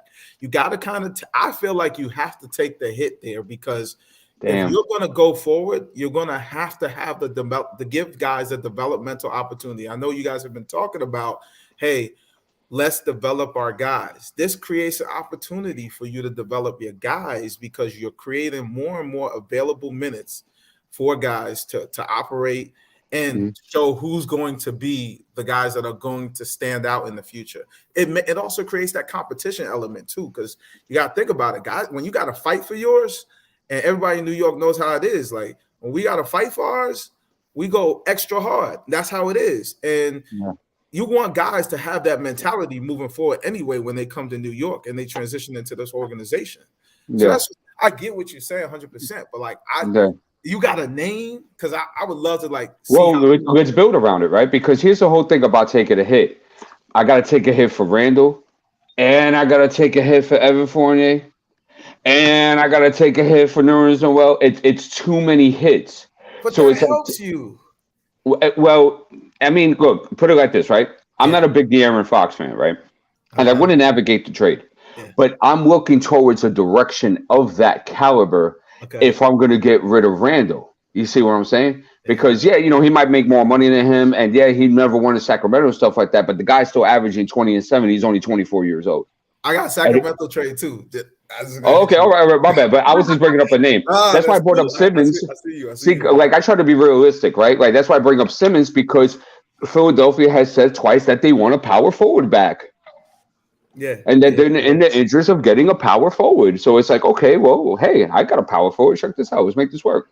Yeah. So I want to look for something like that as opposed to, because I feel like if a contender wants Evan, right, I could get a draft pick for that because they want his services and they want him contending. All right, so give me something, you know, give me a pick of return or something like that. Mm-hmm. I think the same thing for Burks. I think there are contending teams that can see that Burks is very accessible. So let me get a draft pick for it. So I could get little things like that, but I can't sell short like that with Randle because he is my most prized possession. So here's my only thing, and then if it's cool, I'll go with the next trade after that. If you get Fox, I was looking at the money on it. Fox is at 28. I think it's gonna be like 28 mil per right now, right? Randle's at 21 mil per. The Knicks will have to add guys to that to make that match out. Yeah. And if I'm Sacramento, I just lost my foundational point guard when I trade Fox. Now I got to reset and trust Halliburton and Mitchell are going to be those guys. When they're really young, they're lacking the experience to take it. So it's almost like they're flipping spots with you because now they and I'm saying like, and in my Kings trade, I'm getting Halliburton or Davion Mitchell in the trade. But the key is for it to be enticing to both sides. Like it's got to take them to the next step. But the Knicks really right now just trying to open up opportunity without going so far back that they have to, you know, go back to those days when they were, you know, when it was really bad. But I think it's tough to do a Fox trade because you got to add pieces. And I mean, like, then you're having to give up you're going to have to give up either. If Sacramento's going to go all the way in, they might take those guys, but the length of those contracts they got to take is the deterrent. The length of those contracts is the deterrent because now I'm stuck with a Burks. I'm stuck with those extra pieces, and Sacramento's done that already. They've done that already. They got that with HB. They got that. You know, they've been there already. So I mean, I'm not saying that the Knicks are in a spot where I'll be honest, and I told Ron this last year. I don't know why they gave that dude Randle that contract. I understand like you wanted to have a face of the franchise, but to be honest, I would have sold high on him because the way it was formulated with the Knicks, it wasn't something that would give them length from level to level to level, like Eastern Conference Finals type. Even with Randle at the top, he's not a one guy. He's never been a number one guy. Correct. It's just not in him. It's just not in him. So I think, you know, I like Fox, but I don't know if the money is. Yeah. It's that money. And that money is what complicates the value element of the trades a lot of the time. So that's my only thing about that when it comes to Fox, you know. But Fox is an excellent player. He would, you know, I think he would fit well with the team, you know. Yeah. Well, I mean, I just threw out Fox as a name. Like I told you, like he's not in my consideration pool. But because like with Halliburton, for example, right? Do you follow advanced analytics, Pete? Yeah. Okay, good. Halliburton is a 2.5 BPM, bro. Yeah. Okay, and he has a crap team around him, and he's only a second-year guard at the age of 20. Yeah. So he ain't going nowhere. I had Davion. I would have traded, bro. I would have traded. I put it in the trade. I would have traded. I want Davion, bro. I hear you. Hold on. I want to hear what this Sacramento trade looks like and what's your alternative, because you said it's either Halliburton or Davion, because you know I like Davion. You know, obviously I like Halliburton. I love Davion too, so we're on the same so plane. But before you get to that, just once again, shout out to those in the chat. Appreciate y'all. Definitely hit that like button. Let's get those likes up. Let's see if we can get to 100 likes. We at 104 people viewing right now. I think we had 93 or 94 likes. Let's see if we can get those likes up. Six more.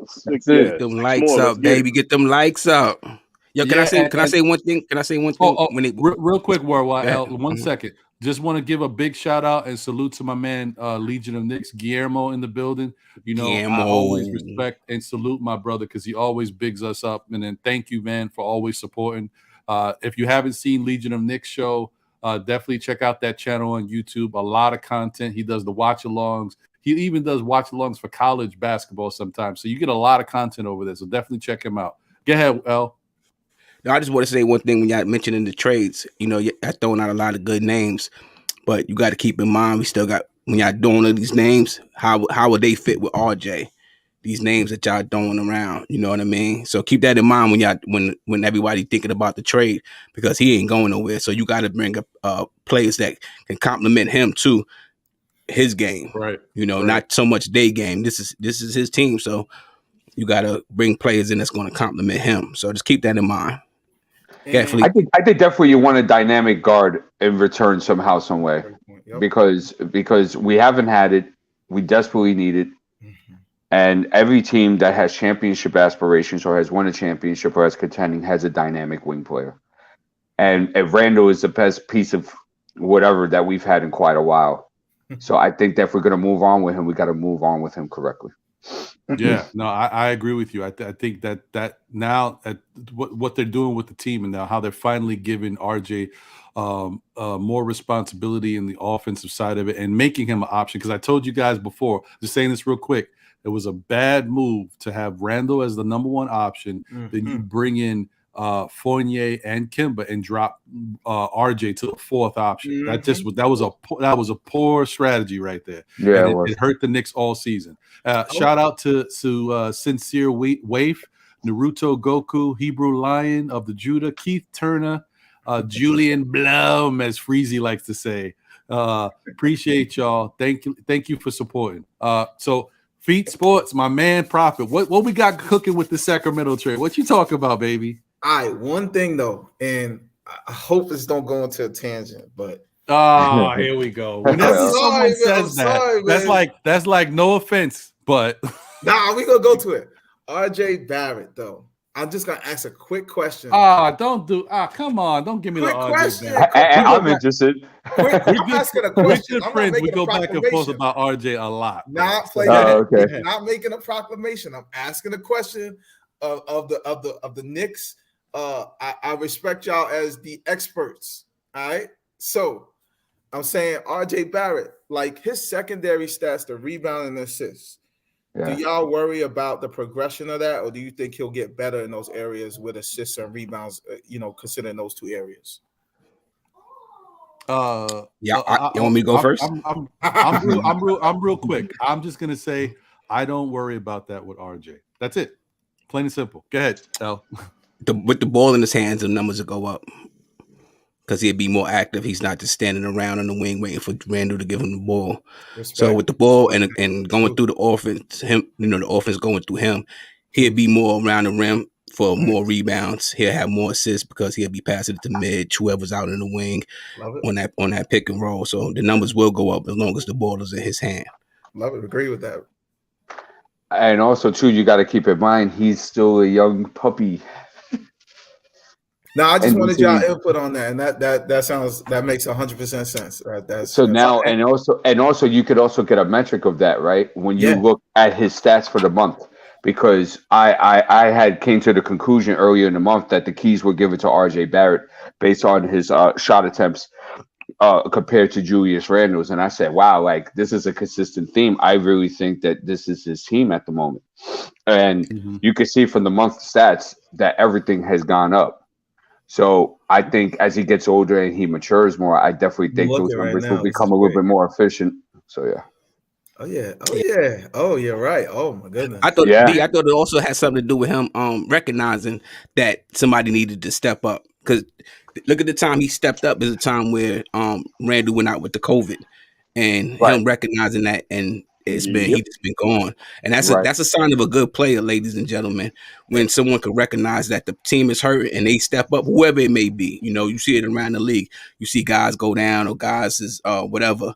And you see a player step up in his absence. You know, you look at over there in Golden State, you see Poole step up in good point. Yeah. Clay absence. You know, you see it all the time. So shout out to RJ for recognizing that, though, D. You know what I'm saying? That's why them shot attempts went up.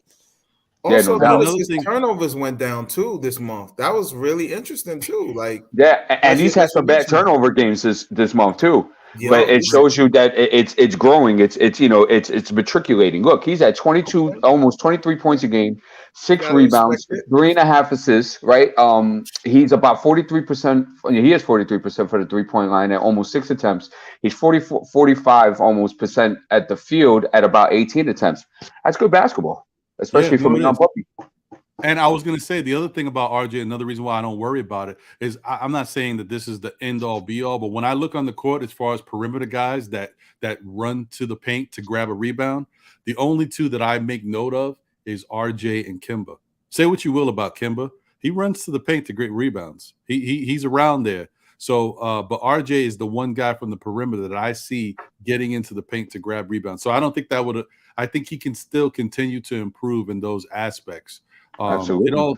But you got to remember, you got a vacuum cleaner out there with Julius Randle. So he don't leave a lot of, as Soulfinger likes to say, meat on the bone. When Randle's playing the way Randle should be playing, guys, he gets those rebounds, and then Mitch gets the rest of them. So go ahead, bro. Come on, man. You got me chomping at the bit. What's the Sacramento trade, brother? I want to know. Well, first of all, thank y'all for that explanation. This is the first time in my life that I actually think that RJ is going to make that progression because I'm seeing the data. That's one thing. Yeah. And then you guys also made a great point. The volume, him having the ball, and if there's going to be a transition, I could see it. I could actually see it for once. And Ron knows how hard I've been on RJ. But I can't argue with it. It looks like that. And you know what? With all that, he still has mad limitations in his game. He does. So just imagine if he's able to fix half of that. Yeah. When he started picking up that mid range, like that mid range where it's consistent. Oh man. Yeah. They even talked about it last night. Him going to the free throw line is how scorers get these points. So he's going to the free throw line more because he's driving to the hole more. Yeah. So you just got to be consistent from the line. He's excellent at the rim. When he get that, he's a low. That mid range get more consistent. Boy, I tell you, RJ gonna be something special. the lefty. But the question with RJ is he the piece?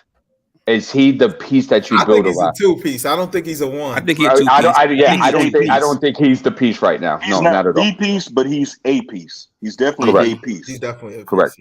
Yeah, I don't think he's the number 1, but I think for this team, he is that guy for this team. But because he should be until we can get somebody better who can supplant him and become. Who is a real number 1? But he's do he make the team? Do he make the team better? Yes. By himself, in certain aspects, right? By himself, he right? So he gets guys involved, right? So we've seen that already. He could be a 1. He could be a 1 A-. He could be a 1 A-, something like that. He can if he continue on his path. Yeah, if he continue on his path. And let me point out something real quick. This is something. This is the RJ thing, but it affected RJ and Grimes yesterday on two occasions. Just that's it, real quick. RJ tried to throw a pass inside when Nerlens Noel had a mismatch. So RJ, as you would. Now, this wasn't a Julius Randle, Michael Vick type pass. This was a regular hard pass that anybody should be able to catch. But that Nerlens hands like skillets. He got hands like skillets. No hands. So this is what happened. He threw him the pass that anybody normal should have caught. It wasn't too crazy. That's what I'm saying. He threw him the pass. Nerlens fumbled it out of bounds. Boom. A couple plays later, Nerlens in a different position. RJ sees him. He wants to try to get Nerlens going. Now he lobs it Of course, he lobs it, so the defense is able to jump in front and steal the ball because it wasn't the type of pass that you want to get to. And that's what I'm saying. Like, these are certain things that I even saw it happen with Grimes, who tried to get a pass to somebody.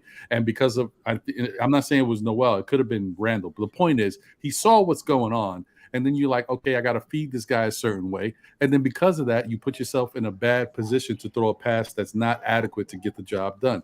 I'm saying that because I saw another play where RJ came down the court and then he did the wraparound thing. You know, RJ's famous for that little wraparound with his the dump to Noel. Right. And that's what I'm saying. So that's why I say, RJ can make the other guys on the team better. Yeah, I see it. And guys talking about like Paris Douglas saying RJ is one dimensional.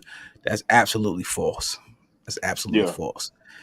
I talked about that last night, and Soulfinger, you was the one that really, it was you or Chuck that talked about how the righties go right. And we don't think about it. But that's such a true statement. He's a lefty. Of course he's gonna finish with his strong hand. Yeah, right. I mean, a righty's gonna finish with his right hand. His right hand. I mean, my thing is he drives left. Both said that. He drives from the right side. RJ drives from the right side. Yes, he does. He goes left. So the thing about it is, I don't know what cats talk about when they say he's one dimensional. Now he may need to work on. He may need to finish better around the rim, make his free throws, get the mid range down pat. But he goes to the hole. He goes to the free throw line. He shoots the three. And that's only a revelation. And that's only a revelation of this month, because one of the things I was looking for was like, okay, if RJ has a bad game, like, can he still impact the game, right? Mm-hmm. And he's shown that this month. And yesterday's a perfect example of it. He shot 6 of 20, which is pitiful, but he was able to get to the line 10 times. Yeah. He was still able to have 4 rebounds. He was still able to have 2 steals. So he still impacted the game in ways, and I think that's a matriculation process of RJ Barrett as well. This may sound kind of crazy about it, but the thing is about him going, people say he goes to the left all the time. My thing is, if they're not stopping it, why should he not go to the left? Right, start at your right, finish on your left. Stop it. So, and the only thing, the main thing is, once RJ is consistent from that free throw line, that's going to be a problem, man, because then now you don't want to foul him. It's free throws, we know, is still his problem. Achilles heel. It was his problem in college. He got a little better last year. He fell off this year. He's up and down. Once he gets that line, that free throw actions improved, and his IQ, because he has a higher basketball IQ than most would like to give him credit for trying to get people involved. It's going to come with time. Just give a young fella a little time, because he's only 22 years old. We're treating him like he's 28. 21. He's 21. Okay, he's 21. My bad. See, senior moment. So, he looking like he a 22-year-old, huh? Yeah, but he's only 21, but we're treating him like he's 28. Mm-hmm. I do want to see this over the course of multiple months now. So he got to do this again in February. You got to do this again. You gotta keep with the same. The offense has to keep moving the same way. You got to keep giving RJ the ball, not just on the wings, and give him the ball in the middle of the court where he can create and do things. That's what's opening things up. To my Randle trades. And that's why it's important, sir. Why we get a dynamic backcourt player back. Because imagine RJ Barrett on a one-on-one and not the whole defense converging on the paint. Okay. He'll destroy that one-on-one matchup. Yeah. And I just wanted to point to Paris Duggar. I don't agree that he's one-dimensional, but what I will say, which is a true story, is RJ's not elite in any particular offensive category. Like, he's not elite at driving or shooting from the outside at the moment, or free throw shooting. He's got a lot to work on, but he's a jack of all trades. He can do a little bit of everything. And if he continues, we've seen how he can improve once he focuses on it. So if he continues to focus on getting better with the way his demeanor, his mindset is, I know he's going to continue to get better. So I'm not worried about RJ. So let's see, Thomas, this is your fault. My bad. You brought up the RJ. You talk about RJ. Well, you get cats hype, boy. Cats start getting what? My bad, All right, what's this damn trade, man? You got me. Hey, salute to the chat, yo. We got there 100 likes, man. Appreciate y'all. Thank y'all for hitting that like button, man. Appreciate y'all. Salute to the chat. Salute. And again, all these trades the money matches out. That's the key thing for me. Like in these trades, Now, a trade ain't realistic unless the money's gonna be matching out, is within range with those numerics. All right, so we're gonna trade Randle, and the get back from the Kings is, and it could be Halliburton or Mitchell. Which one do you want, though? It's Mitchell. Huh? Okay, so you want Mitchell. I love Mitchell, man. Okay. I love Off Night, man. I think if you give him an everyday role, he will be a leader, and he will help you on both ends of the floor.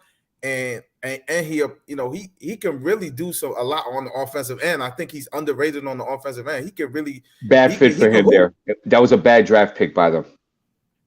Not because of his talent, because they have a by Sacramento. Yeah, because they're log jammed, and it didn't make any sense. Right. And I just want to put this out there for those who may not be that familiar with Davion Mitchell, because he's not the one who's talked about a lot in Sacramento. Just think, if you're not familiar, think Deuce, but even better on defense, and then possibly he can turn into something special on offense. But his defense is elite. He'll lock it down type of elite on-ball defender. Absolutely. Yeah. Go ahead, Tom. Bagley in the trade. Okay, and Chimezie Metu. So, excuse me. I see you, Rod. Okay, you can't get Chimezie Metu. Okay. So I think big thing here is, I hate to say this. I don't know how Knicks fans feel about this, but I like Bagley at the 5. Okay, reason being, Bagley has more advantages at the 5 than he does at the 4. I feel he's a little bit clunky at the 4, and I don't want him to complicate the Obi development. And I think if you can line him up next to Obi, you become athletic, you become younger. Bagley is a guy that can stretch out a little bit and shoot the 3 ball just a tinge. The potential to shoot the 3 ball tinge. But I also think Bagley is, he's going to be a better offensive threat at the 5 than I think Mitchell does for you. And Mitchell's also, at times for me, he's highly, highly dependent on the guards to get what he gets. So if he doesn't have a guard, he can't isolate one-on-one and get a face-up shot. He may be able to do some things back to the basket. I still that part of his game needs to develop some, but I think Bagley is already more developed in that area. And Bagley is a young buck. He's still young because he reclassed backwards. He went to college an extra year early. I think he's only 20, maybe 21, right? Bagley. Y'all can check that for me. And then I like Mitchell because it gives you that guard that could potentially be your lead guard in that backcourt.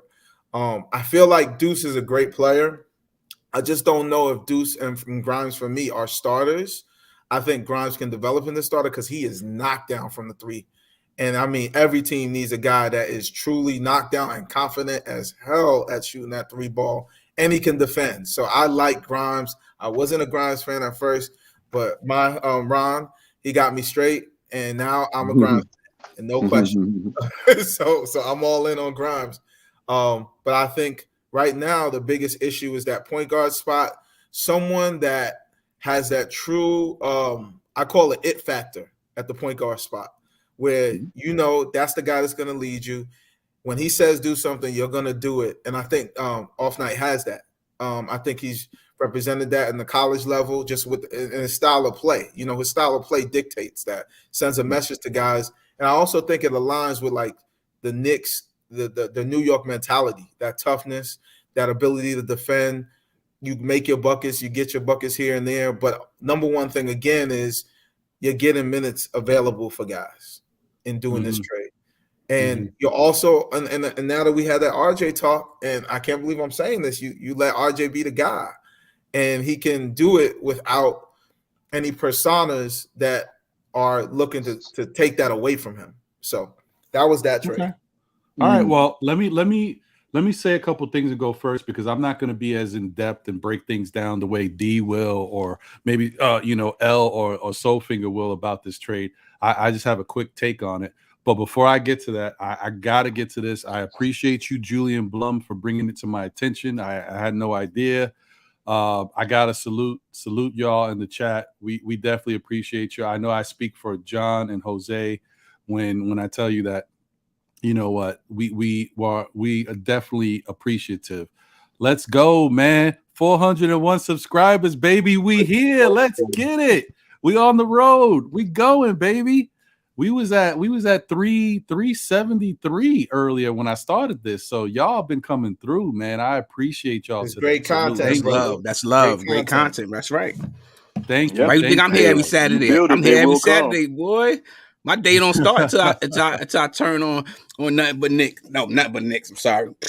Well, technically, you half right, L. You half right. I know. There is an affiliation. I know. There you go. No, but I appreciate that. Still Knicks fans is in the building. We appreciate y'all enjoying the content. Keep coming back. We here. So yeah, Ron, you do a great job though, bro, breaking the game down. That's why I be coming. And I like that. Anytime I can hear somebody break the game down and kind of see it the way I see it, it always draws me in. So keep doing what you're doing, bro. That. Absolutely. Totally agree with that. Thank you. With regards to this trade, I love the Davion Mitchell thing. You know, I love the Halliburton thing, but I love the Davion Mitchell thing. You know, I'm with that. Damn it, say his name again. Chimezie Metu. I don't know enough about him. You got me on that one. That's why I asked you to say it He's again. A good high energy big. Good high energy big. Okay. Yeah, good hands, can jump, plays decent defense. He's three a little bit now. Mm-hmm. A little bit now. All right, so I'm okay with that. But we had some time to really kind of break down Marvin Bagley, and we were a little bit on the fence about him as a player because we looked at advanced analytics and what he brings to the table in Sacramento, being that he's in a situation where there really is no, like, outside of De'Aaron Fox, there's no clear-cut star player in Sacramento. So a guy like Bagley could have made this team his own. He could have, while being healthy, because you know he's always hurt. That's another big part about Bagley. And I understand that that's a way to get the trade out of Sacramento, because we take on Bagley, that frees up a headache for them. He could possibly turn into something great with us, being that, you got the Duke connection, you got Madison Square Garden. Getting out of Sacramento and coming to New York is a total different setting. Oh, yeah. So we might be able to get something out of him, but when we looked at what his numbers were and what he kind of brought to the table, it was a little lackluster, even when he actually had time to be out there healthy. So I'm not in love with it. But if we're in a situation where, say, it's February 9th and we're not getting any suitors for Julius Randle, and every trade we proposed, we're getting shut down, and that Sacramento trade is sitting on the table, I might do it. Because they take on his contract, even though it's a movable contract, but that does free up something for us. I would think about doing it then. So that's what I had to say. Maybe I should kick it over to Soulfinger and see what he thinks. I'm right here. It's interesting because, like I said, I don't want to take anything from RJ. So that's one thing I like. I do like that. Only thing, this is what I was thinking about, because we're talking about bringing in another athletic big. It made me think in the lines of Sims. So what we're going to do about Sims in the situation, because it keeps him in the same situation he's in as well. So we'll be able to move. That's the only little thing. But if you're going to be able to make a move like that and bring in some more young pieces to build around and do it, I'm cool. It's just that I was looking at the situation with Sims, because we got an athletic big who's not getting action as is. And I know he's really raw. He's going to have to develop him.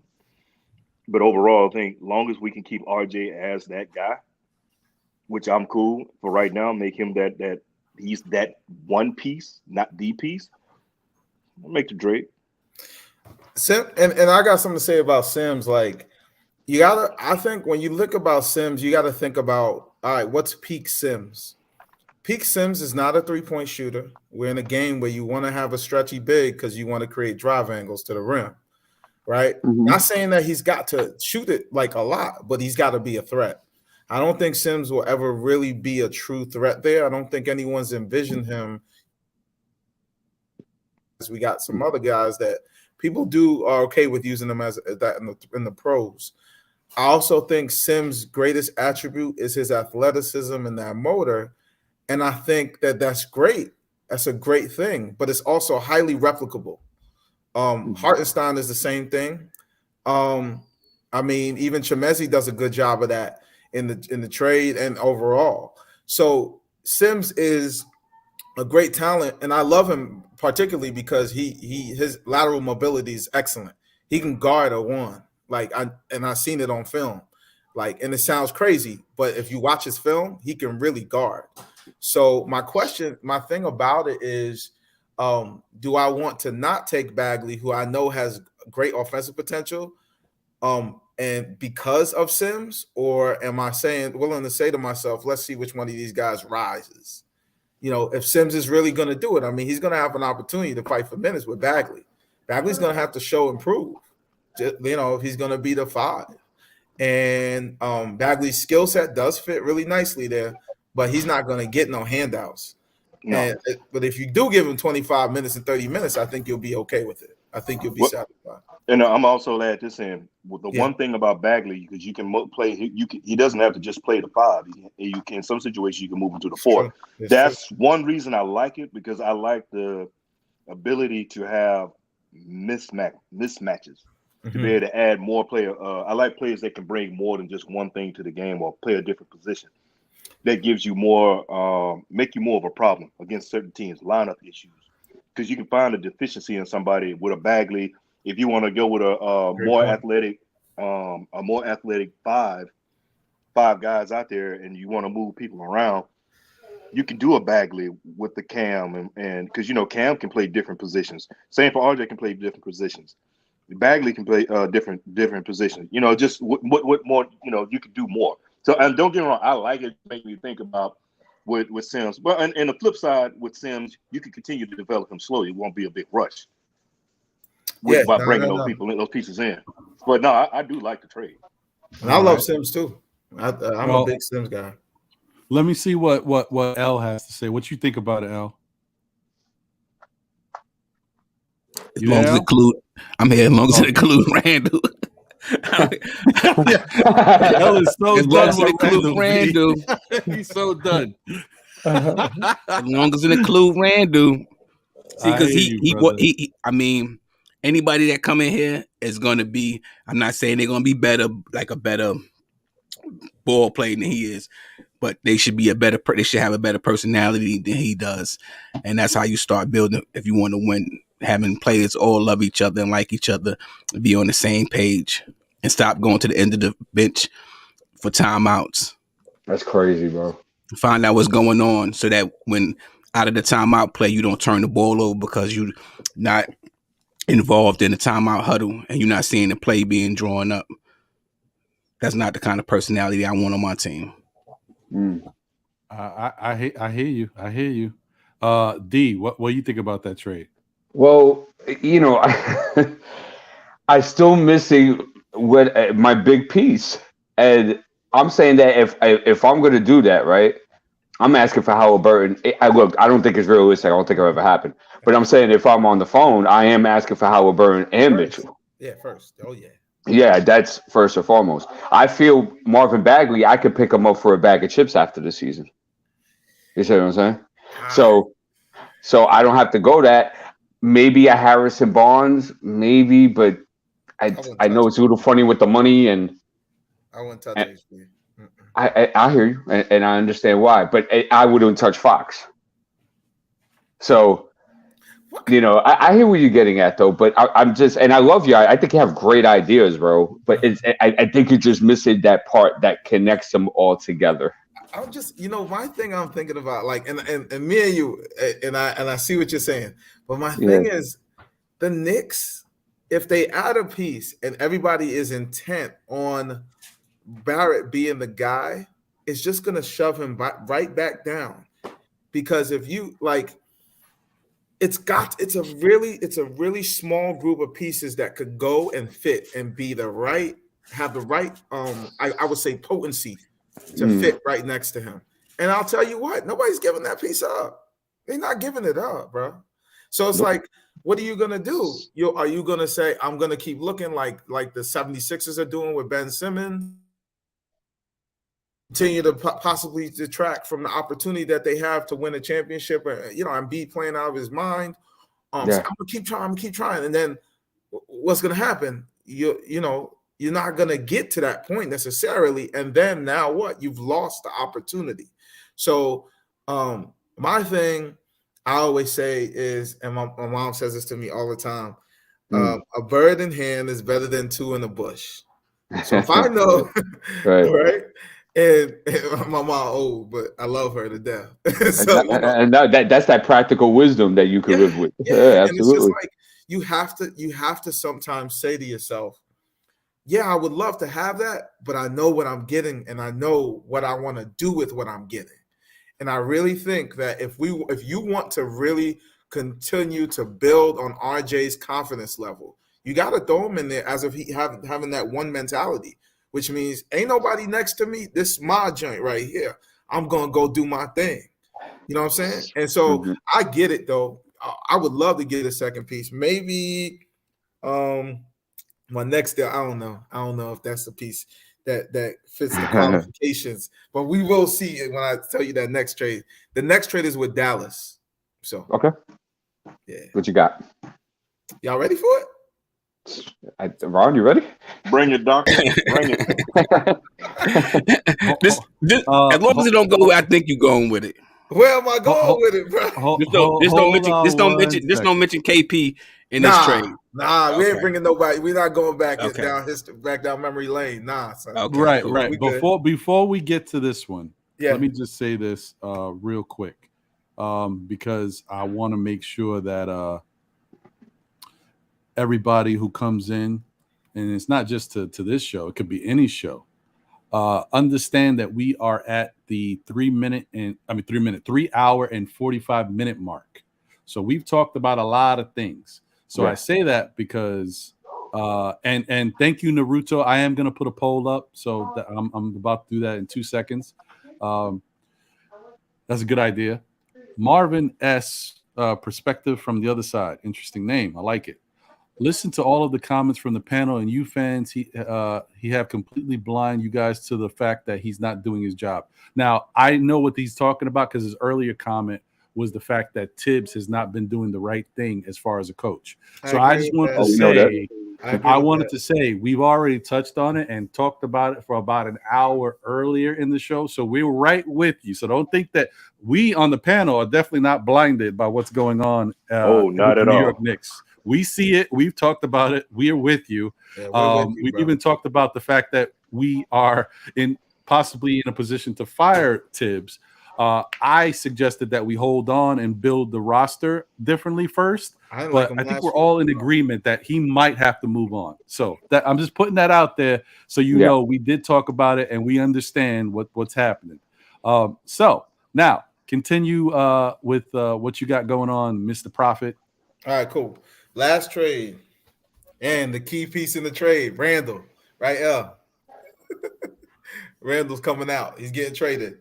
All right, so Knicks get, and one of the contingencies on this trade is I need to know that this gentleman is going to re-sign with us. So if there's an opportunity to get this re-signing occurring, I already know. Yeah, I know you know. So that's a contingency on it. So that's Jalen Brunson. Yep. Dwight Powell in the trade, 2 years, one more. That's pretty much expiring contract type situation. And I'll take your first rounder, potentially your second rounder. Is probably a mid to late first rounder, but it still has some value because I like the Knicks drafting ability. They do a good job in the draft process so far with selection of players. So that optimizes that pick. So that's going to be a solid pick because you can trust their ability to find talent. So that's my trade there. I like that trade. Dwight Powell helps to get us, the money closer. That's the key thing with getting Dwight Powell.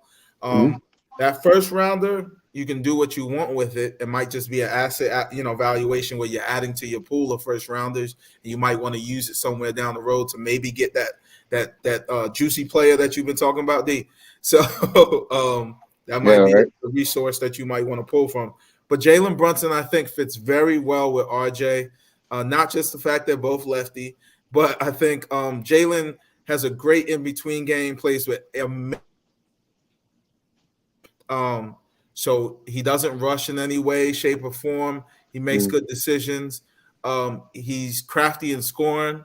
And I think you kind of need a heady point guard with some experience in a higher level. I'm not saying the Knicks aren't a high level team, but I'm saying playing with that star element, knowing how to make it work when another guy is going to be the alpha, because Barrett is the guy you want to be the alpha, and he can kind of be a star in his role while putting up some really good numbers to help your team as you transition. And again, you're getting that lead guard position squared away, which is a really hard thing to do in the league right now, because no one's giving up any really good lead guards. You either find it in the draft or you don't get it at all.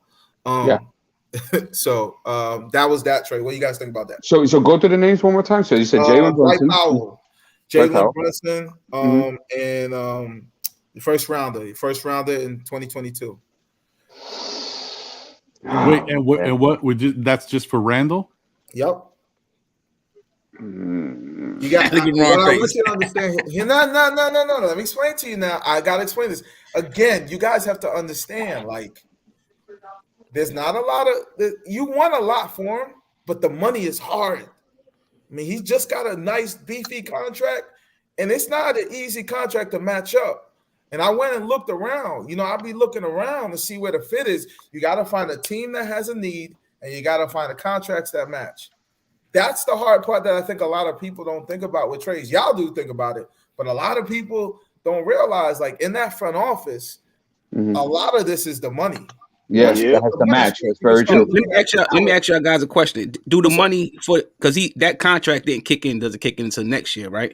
So we're trading him based on the new the 110 that he got doesn't kick in until next year, right? So we're trading him based upon his salary for this season, right? To match. So if they would do a trade, it would be for how much he's making. To answer your question, it's February 2nd, right? Isn't it here?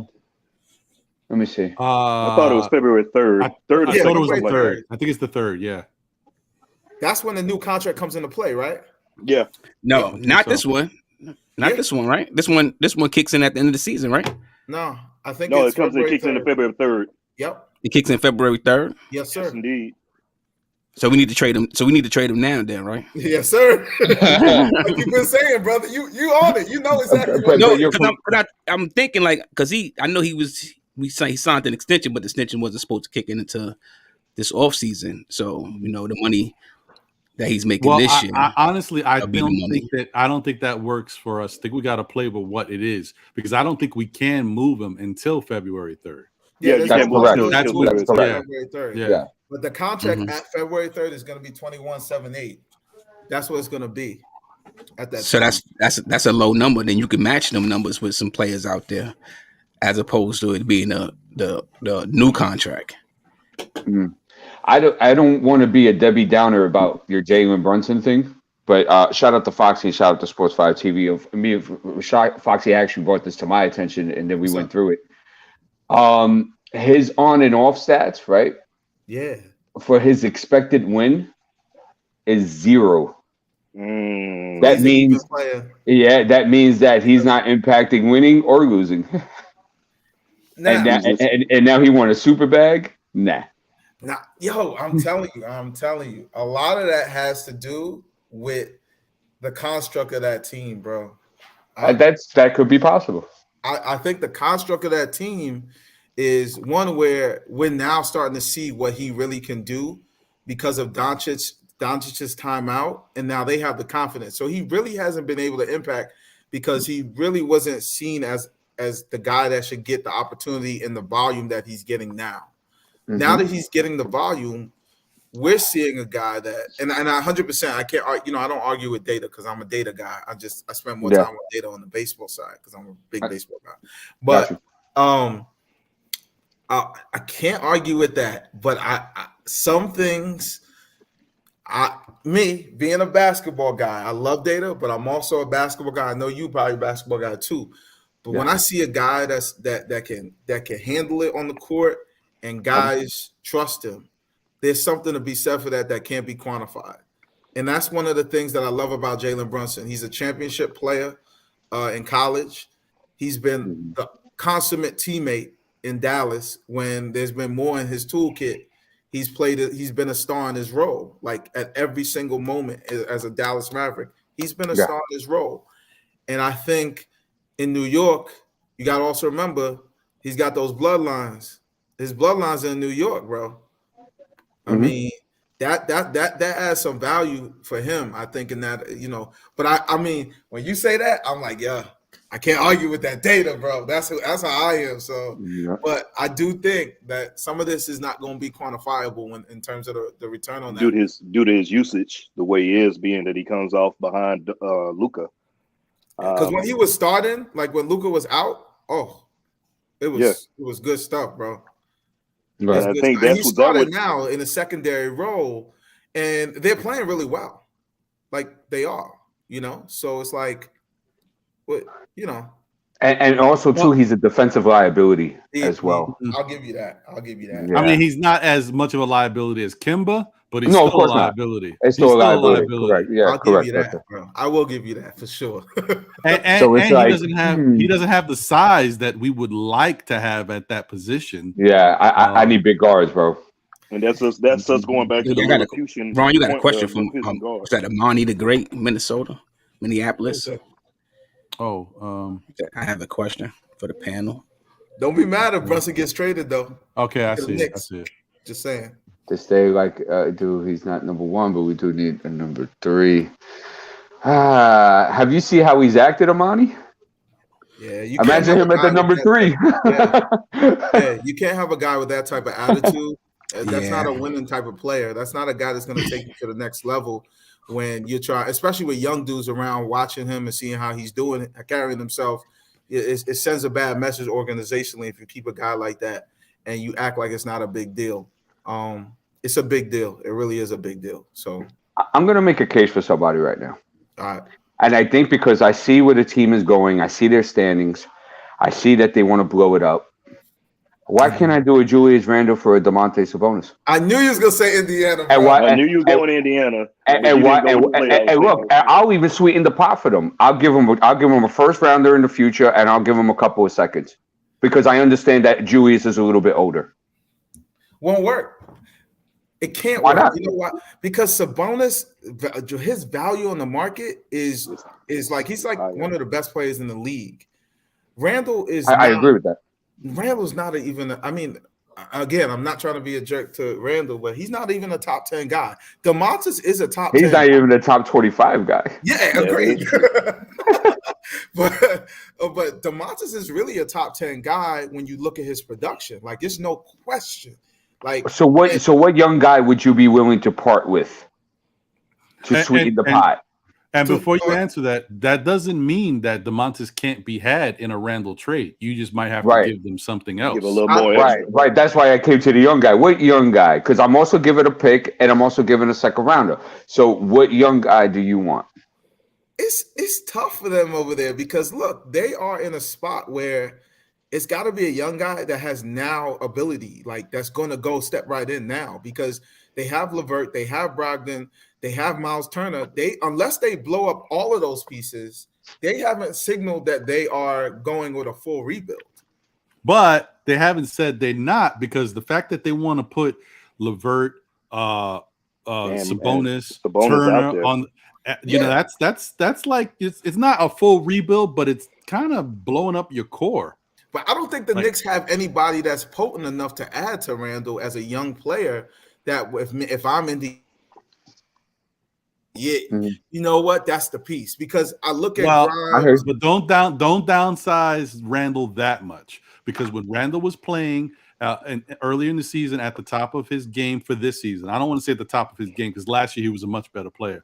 But for what we saw this season, the best we saw from Randle, his numbers, he was right there with Sabonis. Of course, Sabonis we know is a better player because of his willingness to pass. He's just, he sees the court better, and he does more for his teammates on the court. He's a better version of Julius Randle. That's exactly what he is. Yeah. But look at this, for example. He turns over the ball too. Vibes too. I'm not gonna lie. He's a poor man's Jokic to me. So now that I have no problem with that assessment, right? So now his box BPM this season is almost at a 5. And Julius Randle's not even at an 0.2, I believe. Wow. That's what I'm saying. There's no comparison. It's a also, but you have to understand Chris Duarte and what piece could help elevate Chris Duarte over there as well. See, but I have to play on the strings of Indiana Pacers, and I have to do my job. I have to say, listen, you ain't going nowhere anyway, bro. You've had Sabonis for 3 years and gone nowhere.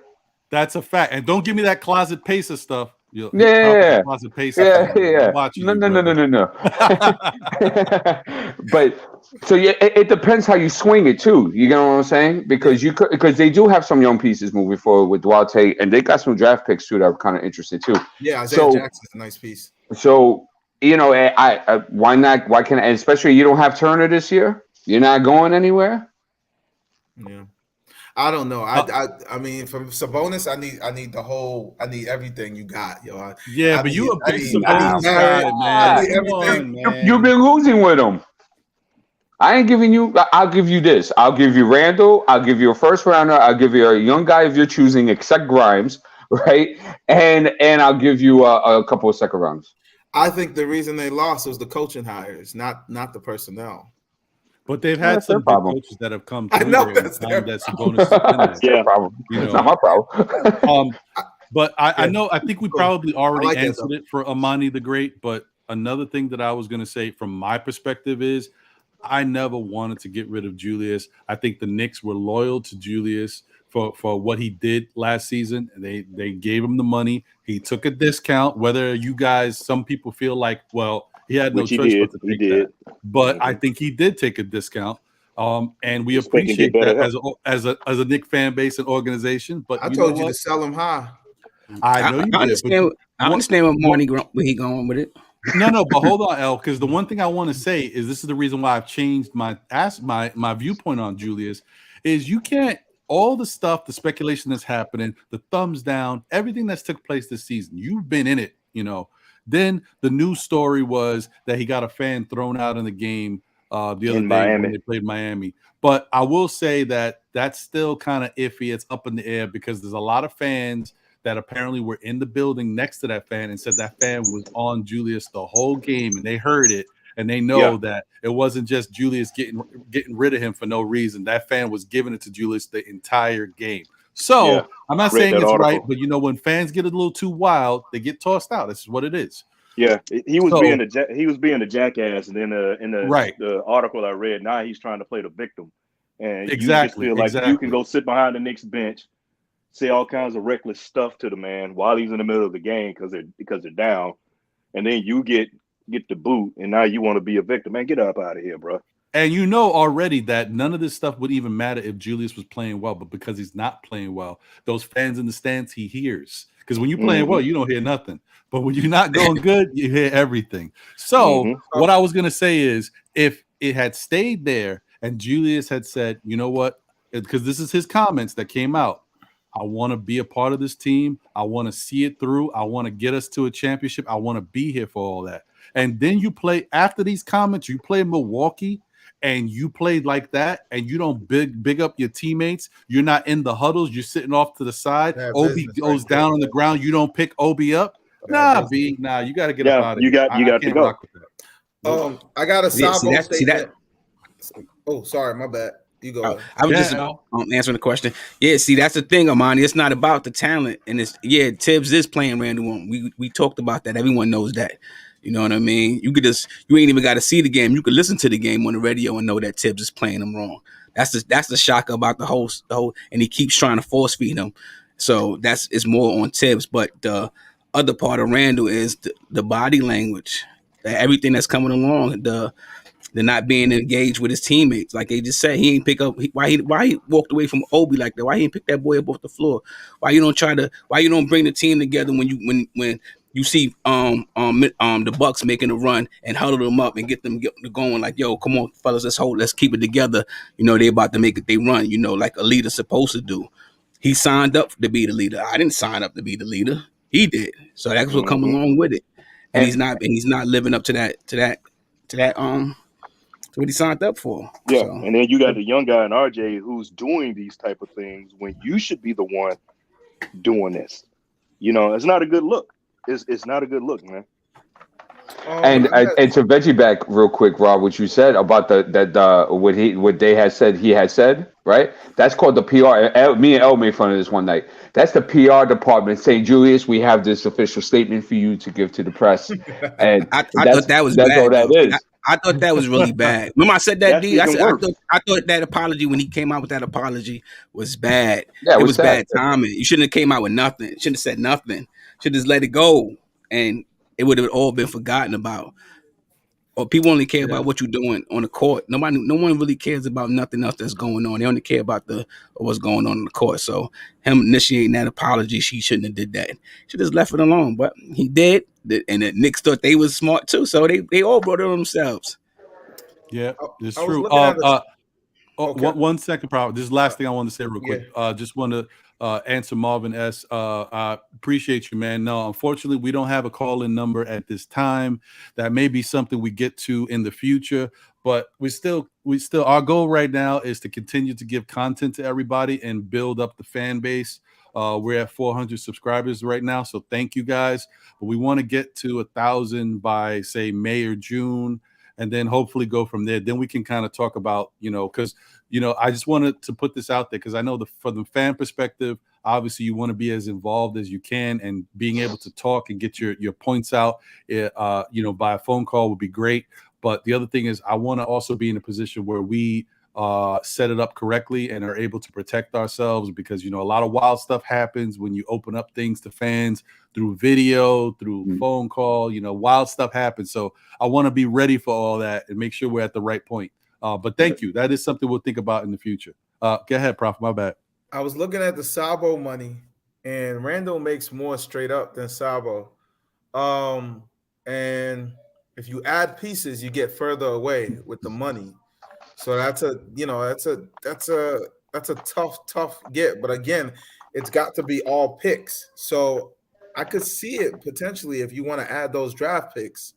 But if you're going to be good, that draft pick, that value, right, of those picks is going to drop a little bit because they're not going to be top 10.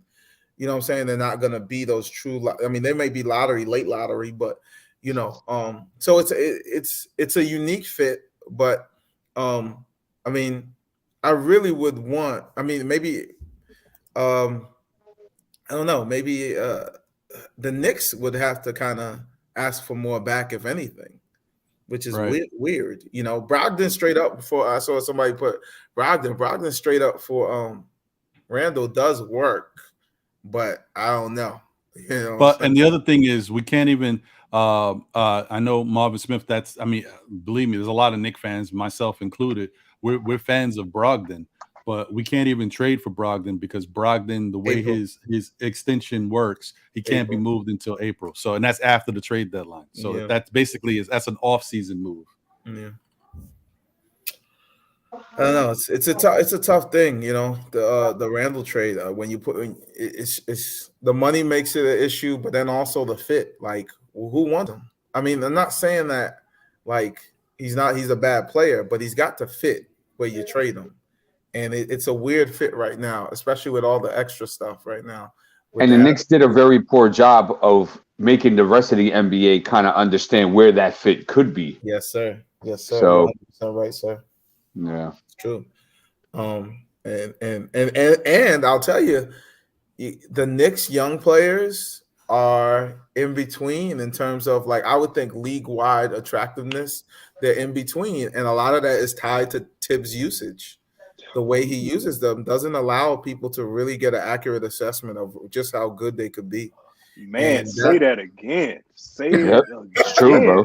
It's 100% true. And so that's a to resolve. Like, and I told Ron this last year when everybody was like, he's coach of the year.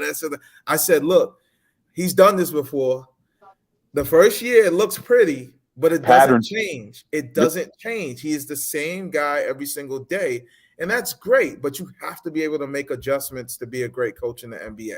If you excel on defense, you got to get you some offensive experts and specialists that help you, and you got to listen.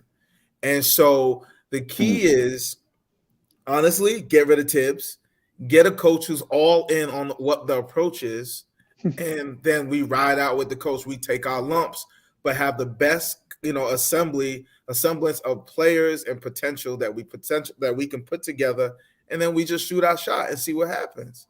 Because it's a certain trajectory. You don't want to be in the middle. The Knicks are dead in the middle of this whole thing we call the league, and like that's the worst place to be. That's the worst. And right now, there's almost no way out.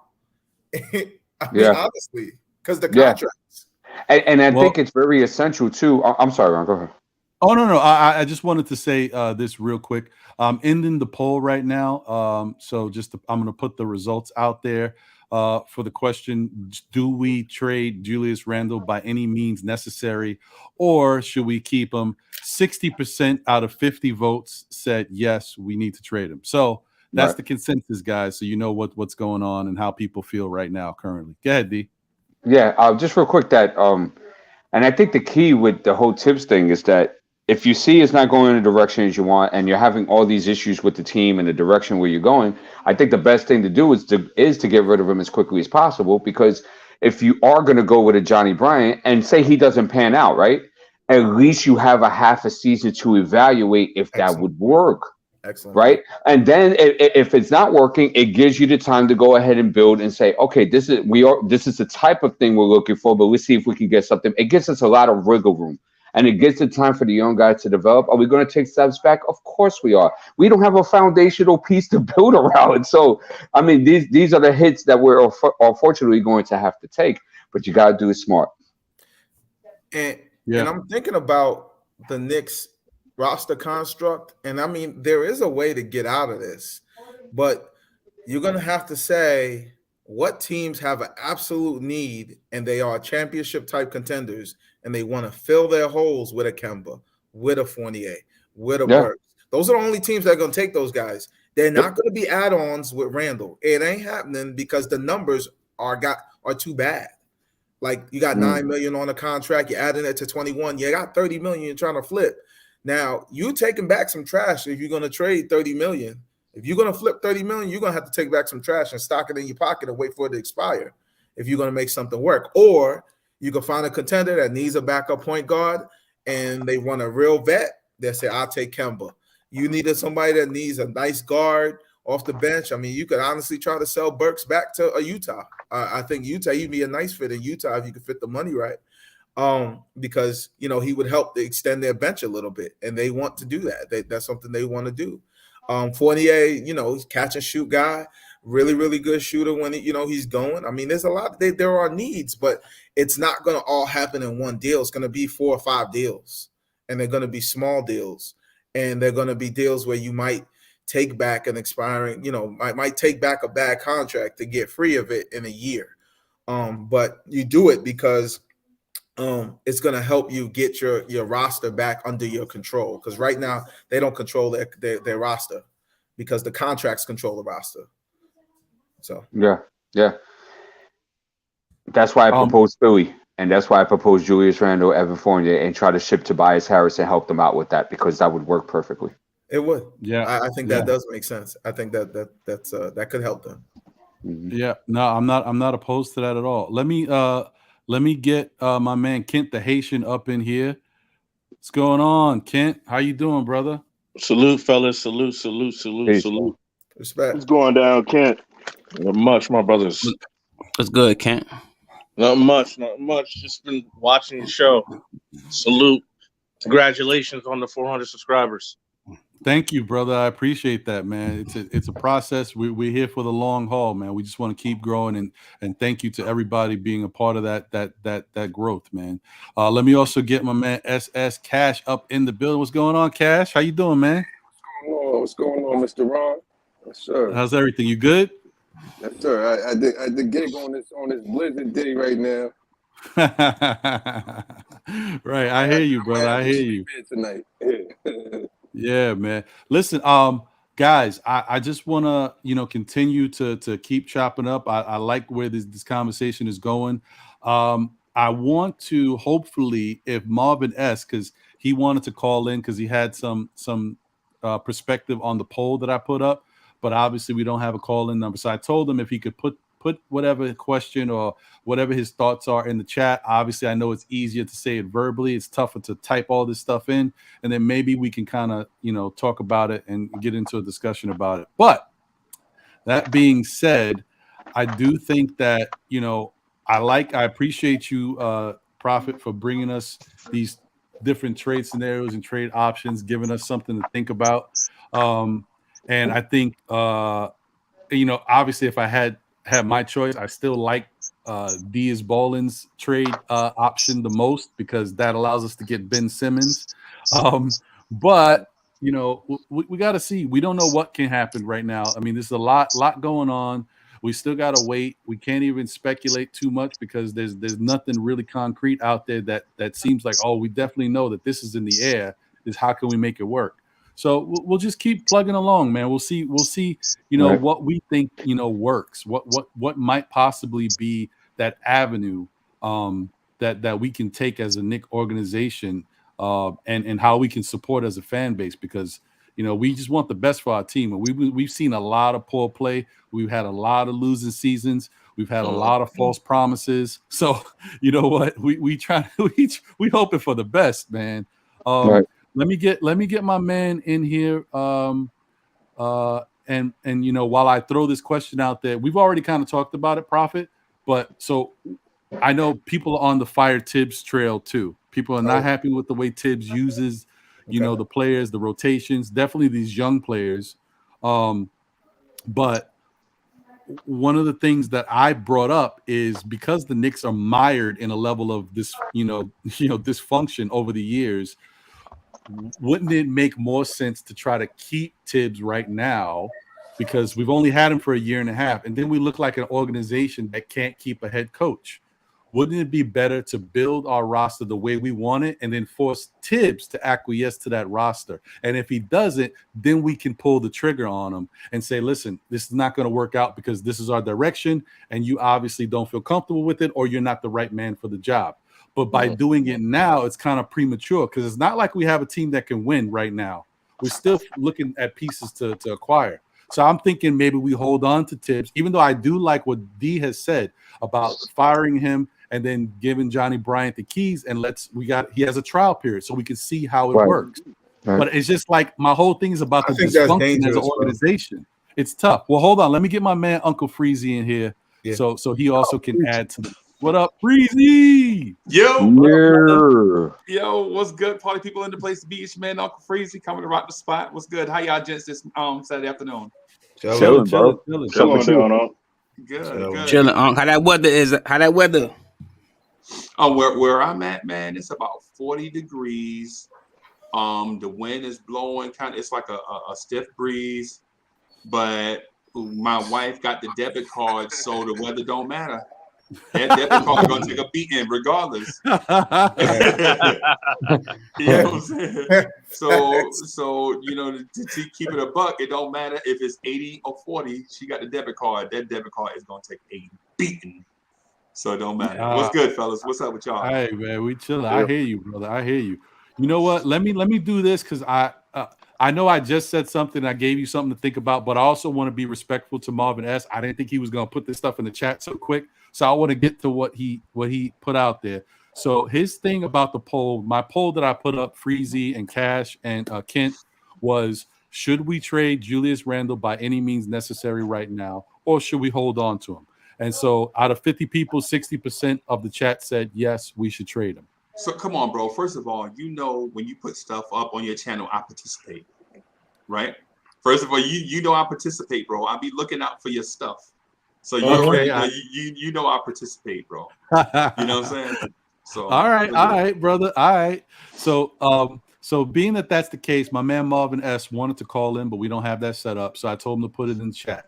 So his takes on that poll is okay. He said, thanks a lot for acknowledging me. What I wanted to bring up was the fact that everything has crumbled since the day he benched Kemba. Okay, hold on, there's more. He said at the time that he benched Kemba, you guys were 11-9, and you went to 4-10 while he was benched. Since then you're 14-18. All right, there's more. Hold on. He has poisoned the team, and the reason the guys are not playing well is because they are sick of him. Tibbs will be fired. Read the article in Knicks Daily. Okay. Let me see. Was that it? No. Yeah. And then he just said, "I'm sorry, but I had to put the comments in 3 different sections because I got a lot to say." Okay, cool. So that definitely gives us something. And you guys heard all that. So you feel what he's saying about Tibbs and how Tibbs has kind of dealt with players on the roster, the article that's come out, and he feels that he's definitely going to get fired. And I just want to say peace to Soulfinger. He had to go. Thank you as always. Thank you to Sergeant Knicks, aka G-Man earlier, and also Rob the Nick for participating. Appreciate y'all. So that being said, guys, let me hit the new guys first. Because they just came in, see what y'all takes are. Kent, what do you think about firing Tibbs? About how he's gonna run the team, and obviously we know there's issues about him playing the young guys, and the fact that we just feel like people feel like he's lost the locker room. What do you think? Well, when it comes to Tibbs, I feel both ways for him. The reason why I'm gonna say that is, D knows how I've been telling D and L know on For the Love of the Game. I was telling them, like, yo, Tibbs isn't the long-term coach. You can just tell how things are going. He's gonna be basically our Mark Jackson, where he builds us like a foundation, and then they have to move on from him because he's not going to take them where they need to go.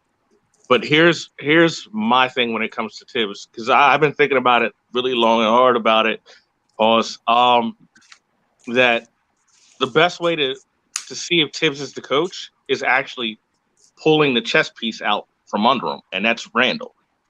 If you pull the chess piece out, you have to see, can he coach? Can you actually coach a team of young guys? Can you actually adapt to what you have? Because right now, Randle's old reliable. Randle's Derrick Rose, Luol Deng. He's that guy for him. Where it's by any means necessary, I'm going to sacrifice everything on the shield of Randle. So if you take that chess piece away from him, this is the only way you're going to learn. That's why on the poll, I said, yes, you have to move Randle at all costs, because you're not going to learn anything if your coach, you're not going to learn if your coach is the problem or not, if you do not move Randle, because he's basically sacrificing everyone else to get Randle going. Yeah, we're moving to RJ, but you can still tell in certain moments it's ISO Randle. We have to throw it to Randle, give it to Randle. Especially at the end of games. Yeah. Oh, someone else got it going. Doesn't matter. Stop the motion, throw in Randle. Obi's helping on offense. Oh, it doesn't matter. Call that timeout. Obi got to come out, even though he just hit a 3. Pull him out, put in Randle. You have to. I need him in there. Even if it costs us a game. So the only way to find out, can he coach? Can he actually lead the young guys? Can he actually develop the young guys? Is taking Randle away from him. So that's my honest opinion about Tibbs. Now, if you want to fire Tibbs, I don't have a problem with it, because I think with the team that we have, which is we're going young, I think you need a younger coach with a younger mindset. Not even mindset, but a guy who's more willing to experiment. Yeah, like Derek Fisher. A more creative guy. A young guy like David Fisdale. Like, here we go. I'm not. Can I cut Kid the Haitian off right here in his naivety? Can I cut him off right here? Go ahead. Hey, Ken, I love you, bro, but you look like the victim on Saw that is biting his ankle off to, you know what I'm saying, so he can get away. Right. It's because the thing is when you say is Tibbs all, you know, doing this thing with Randle, but you make it seem as if RJ is developing without being coached. The same dude in charge of coaching Julius Randle is also coaching RJ Barrett. Yes, but he's also sacrificing the rest of the young. Right, but the same dude that's coaching Julius Randle is also helping to develop Quentin Grimes. There is no 4 or 5 coaches out there coaching 4 or 5 guys. There is one head coach coaching everybody. Right now, I understand where you're coming from, but what I would pose to you is this: what if Tibbs knows that he's not the long-term solution? What if he knows that already? What if he knew that? What if he knew that going in? He knows. What if that's the reason why instead of him bringing his favorite guy in to be the associate head coach, he compromised by letting the front office bring in Johnny Bryant? What if he knew that already? What if the agreement was, hey, Tibbs, listen, we're not going to fully guarantee all 5 of these years because we know you're not going to be here. And he says, okay, well, I'll settle for 5 years, 4 guaranteed. Right? That's what Tibbs has, 5 years, 4 guaranteed with the organization. Right? And so when we get to the point where Tibbs can't move this thing any further, they move him from the bench up into a front office position and promote Johnny Bryant to head coach. Anybody ever consider the options? Because Tibbs is not 5 fully guaranteed, right? I don't think he performs well in the front office position. Right. But you would say that because you saw him being the head honcho of a front office. Right. In Minnesota, he was. Yeah. Right. He was the head honcho. But no, he wasn't. He was the GM. He was the GM and the player personnel president. He wasn't the head honcho. Right. They did eventually cut him off at a certain point. They didn't agree to everything that he did. Right. I feel you. But let me finish my thing because regardless what the question that is asked, it's always something to do with it's all Randle's fault. Whether it's the coach, whether it's the front office, we always move back to Julius Randle was at fault. Right? So what I just want to say, just point out this one thing, and it's not saying that y'all are wrong, it's just a different perspective. That's all it is. It's just a different perspective. Right? What if this had been the plan the whole time? Right? For Tibbs to coach, for Tibbs to get this disaster out of the ditch and bring it to respectability. And when we get to a point where Tibbs outdated, whatever, can't move it any further, you move Tibbs out of the way. Hey, Tibbs, we're not firing you. You're still with the organization. We're still going to pay you. We still value your basketball knowledge, but we're going to put Johnny Bryant, the associate head coach, in charge, because Johnny Bryant wouldn't have took this associate head coaching job with the Knicks as a backup, as a background singer, knowing cats like Jamal Mosley and JD Bickerstaff were getting jobs. Johnny Bryant is on the same level or probably higher than those guys. What have they accomplished and compared to what Johnny Bryant accomplished? You think this dude would just be a backup singer, sing doo-wop? You know what I'm saying? Knowing that he wasn't going to get this job sooner than later? Of course he wouldn't, because he's smart. We can't assume that everybody in these positions are dummies, bro. These people have more intel and more insight to the goings-ons than we do.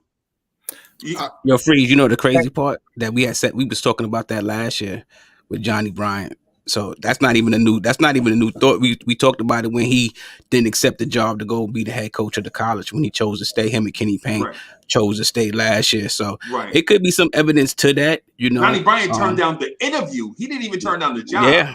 He turned down the interview. Yeah.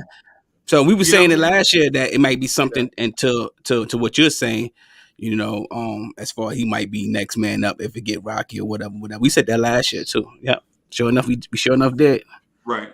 My only rebuttal, Uncle Freezy, respectively, if that's the case, they would have gave Tibbs anybody he wanted, just to keep going. He would have kept on. They would have kept with Bullock. They would have kept with the guys that he wanted.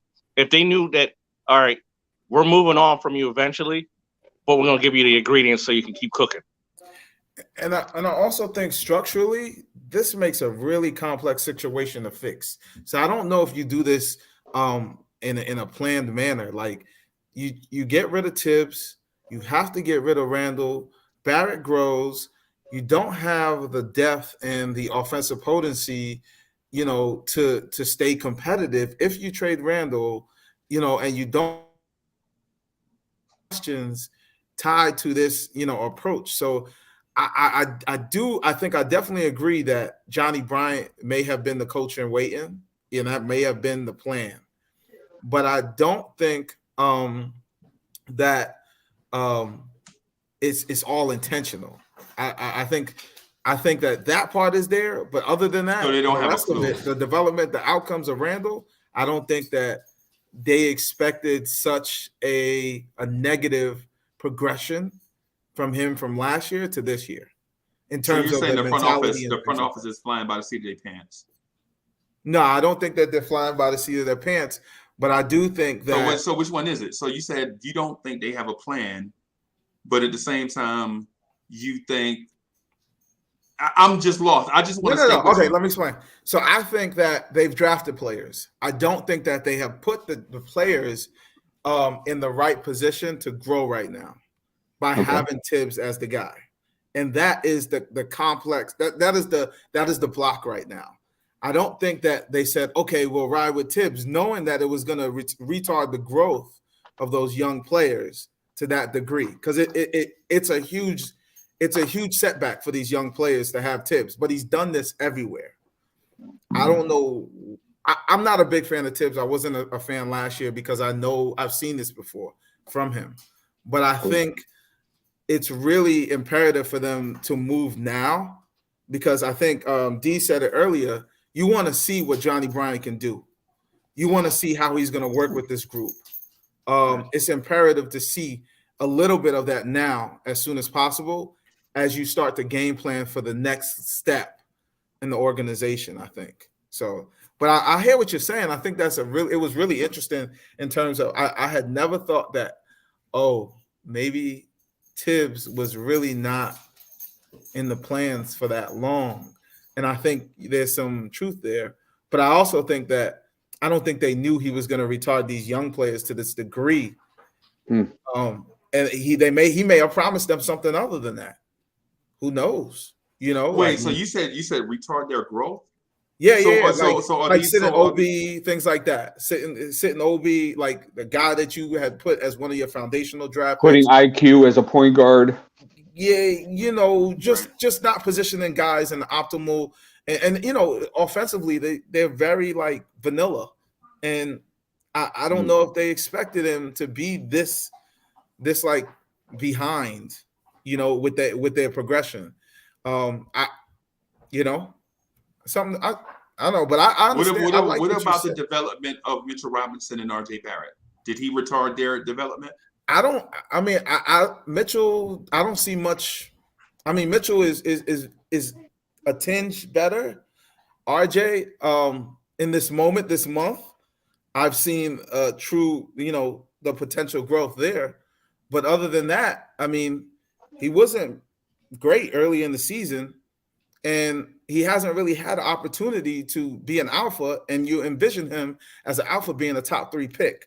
So he didn't really give them an opportunity the way that I would have, one would hope you do with your young players, to see the progression of a franchise, to see the foundational pieces start to drive the franchise in whatever direction they're going to drive, and he did what he does, which is, like you said, lean on, like I think the other gentleman was saying, like lean on that one guy and just ride him till the wheels come off. And then I don't know. That's just like, I'm not a Tibbs fan. I wasn't a Tibbs fan last year when he won Coach of the Year. So I would say this, and not just to jump in. And Ron, I didn't mean to jump in and take over, bro. That's not what I'm trying. Oh no. Listen, so it's intriguing, I'm bro. I love it. Freezy came with the machete. Freezy was laying in wait under the leaves in the bushes with the dark paint on his face. Like, you better know it. You better know it. My thing is these front offices are smarter than what people give them credit for, man. They don't just meet each other at lunch and say, hey, let's just fly by the seat of our pants. These front offices and coaching staffs and players and player developmental coaches and agents, everybody buy into a long-term plan.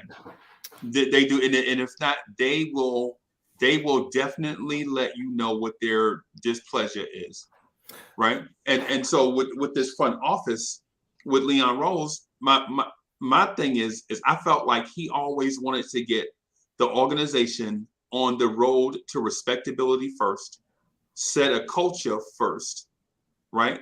And then build upon a steady foundation. And how you get steady is by bringing in a coach that wants to win every task on every day, every rep, and have that be your culture. Now, is he going to be the long-term guy? No, it's just like when we ran track, when we ran the 100, the first person out the blocks was rarely the person that ran the race, that won the race. They were the ones that set the pace early. You know what I'm saying? And then the person with the most talent always won that day. You know what I'm saying? And so with Tibbs is the person that's setting the culture. Now, will he be here 4 years as the head coach? Probably not. And this is my opinion. I don't kick it with the Knicks organization. This is me just putting pieces together.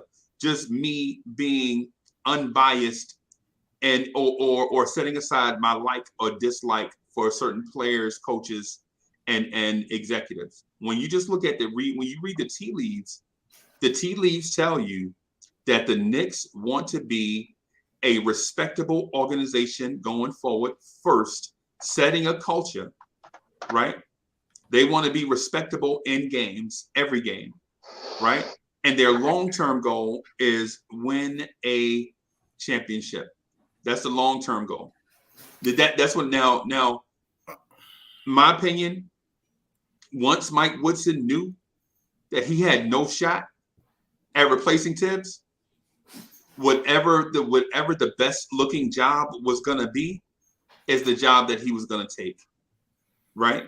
Whatever the best looking job for guys that aspire to be the head coach. Once they knew that Johnny Bryant is the coach in waiting, the doors opened up for people to look at other stuff.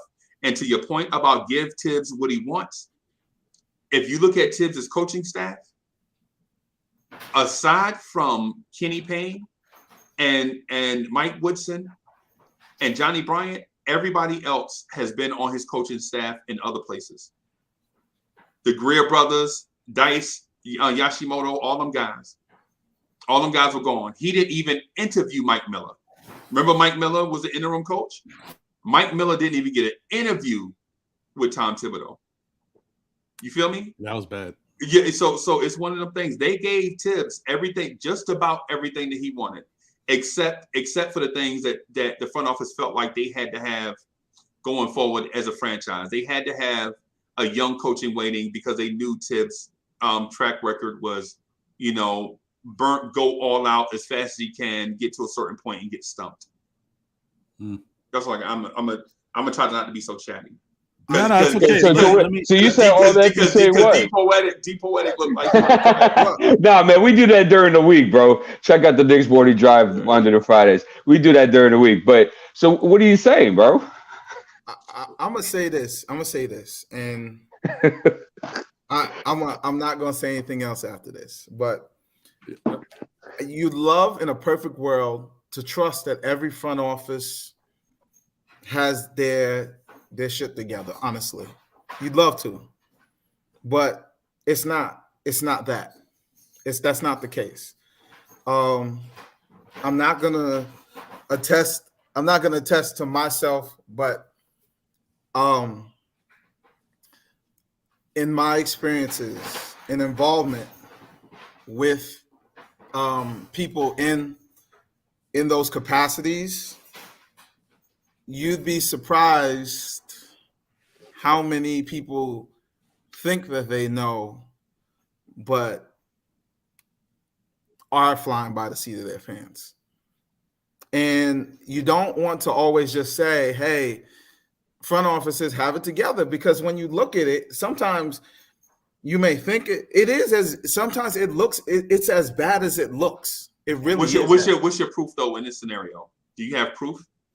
Well, let me say it. I'll do this for you without him saying it. Okay. He was a part of an organization in the past, so he was around certain people, certain meetings, certain perspectives he's heard. So there you go. Look, you don't have to put yourself out there. I've experienced, and you'd like to have more faith in people.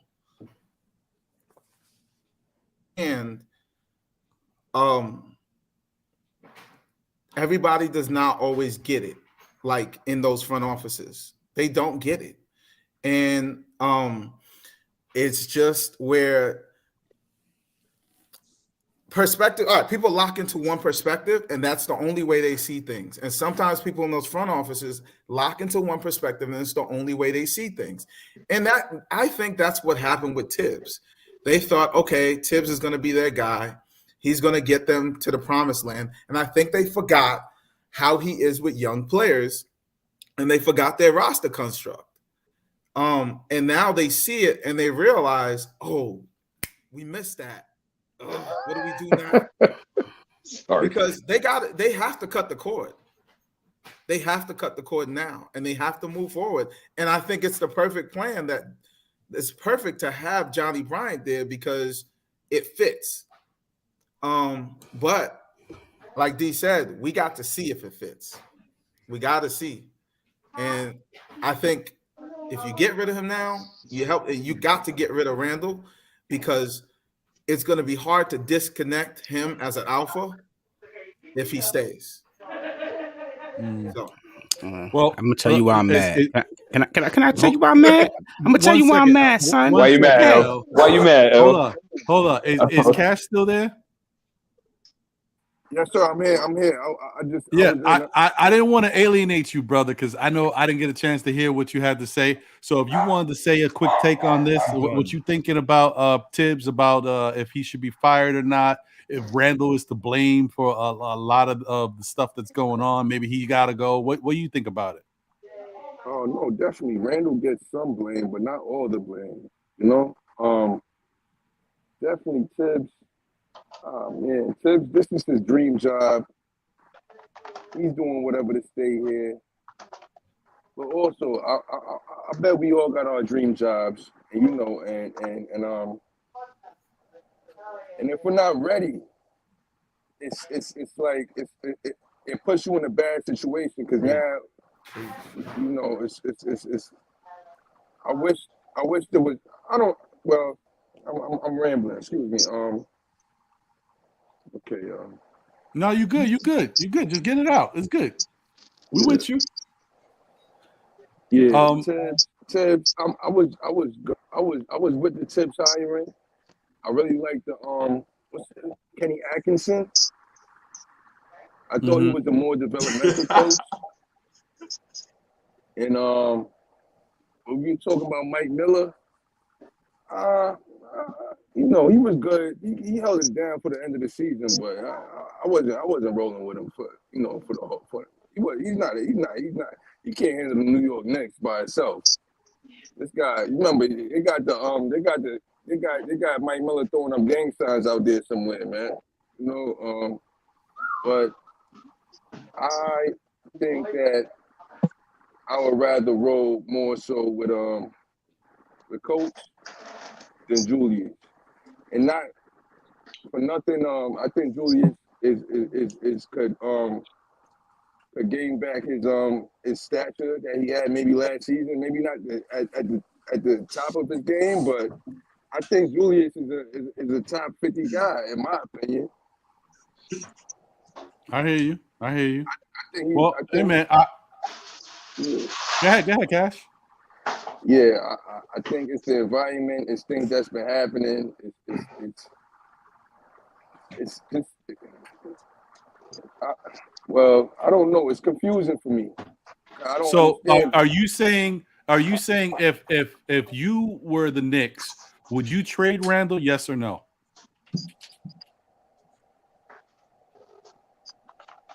I would give him another season. Okay.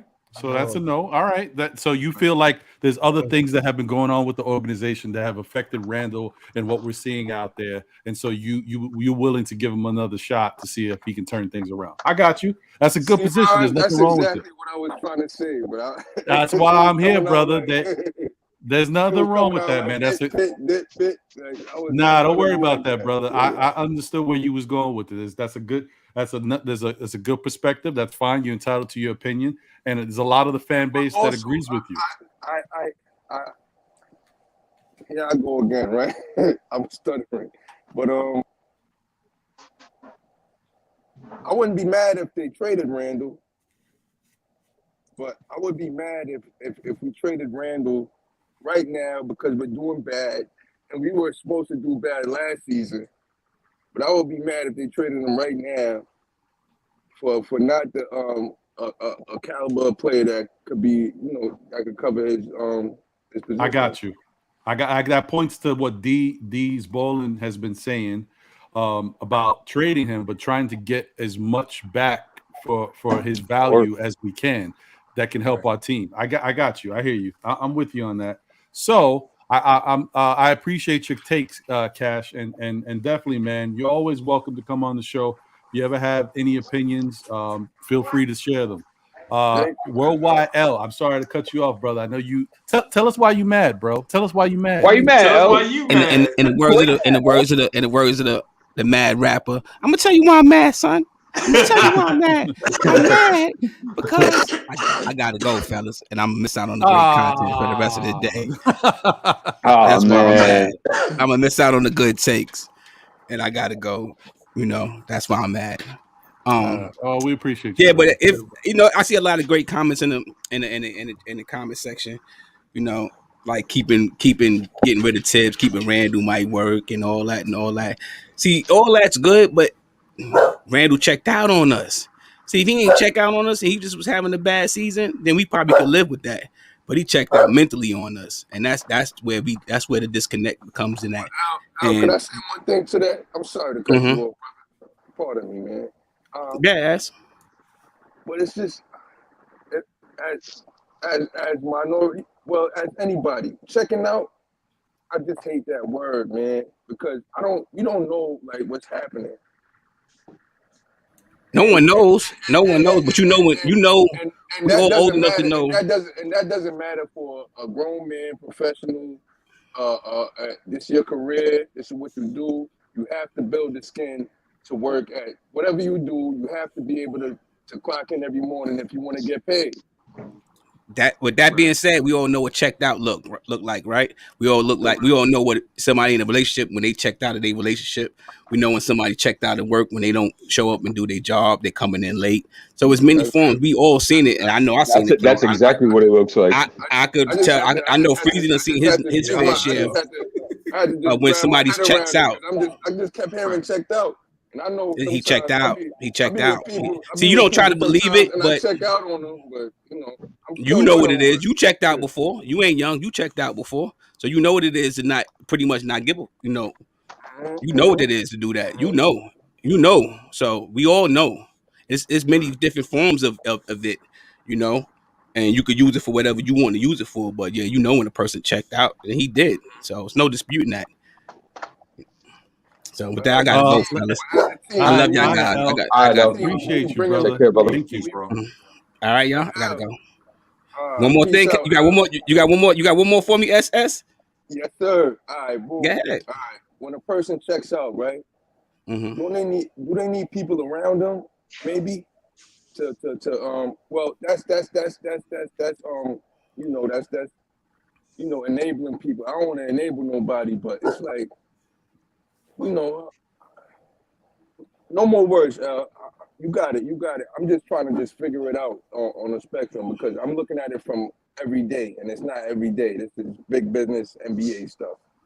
Yeah, and Cash, the other thing to it's tough, man, because people check out for different reasons, and while Randle is not the sole reason for the Knicks struggling and having he's not these tough games. He is a big reason, but he's not the sole reason. Thibodeau has something to do with it. Our players on the court, the fight that they have on the court, and how they pick up for one another has a lot to do with it. I see Randle's face. If I was his friend, I wouldn't feel comfortable around him because I would know, like, okay, you got something, whatever's going on. Hey, look, we can talk about it, but it seems he's in a position already. He's already out of here mentally.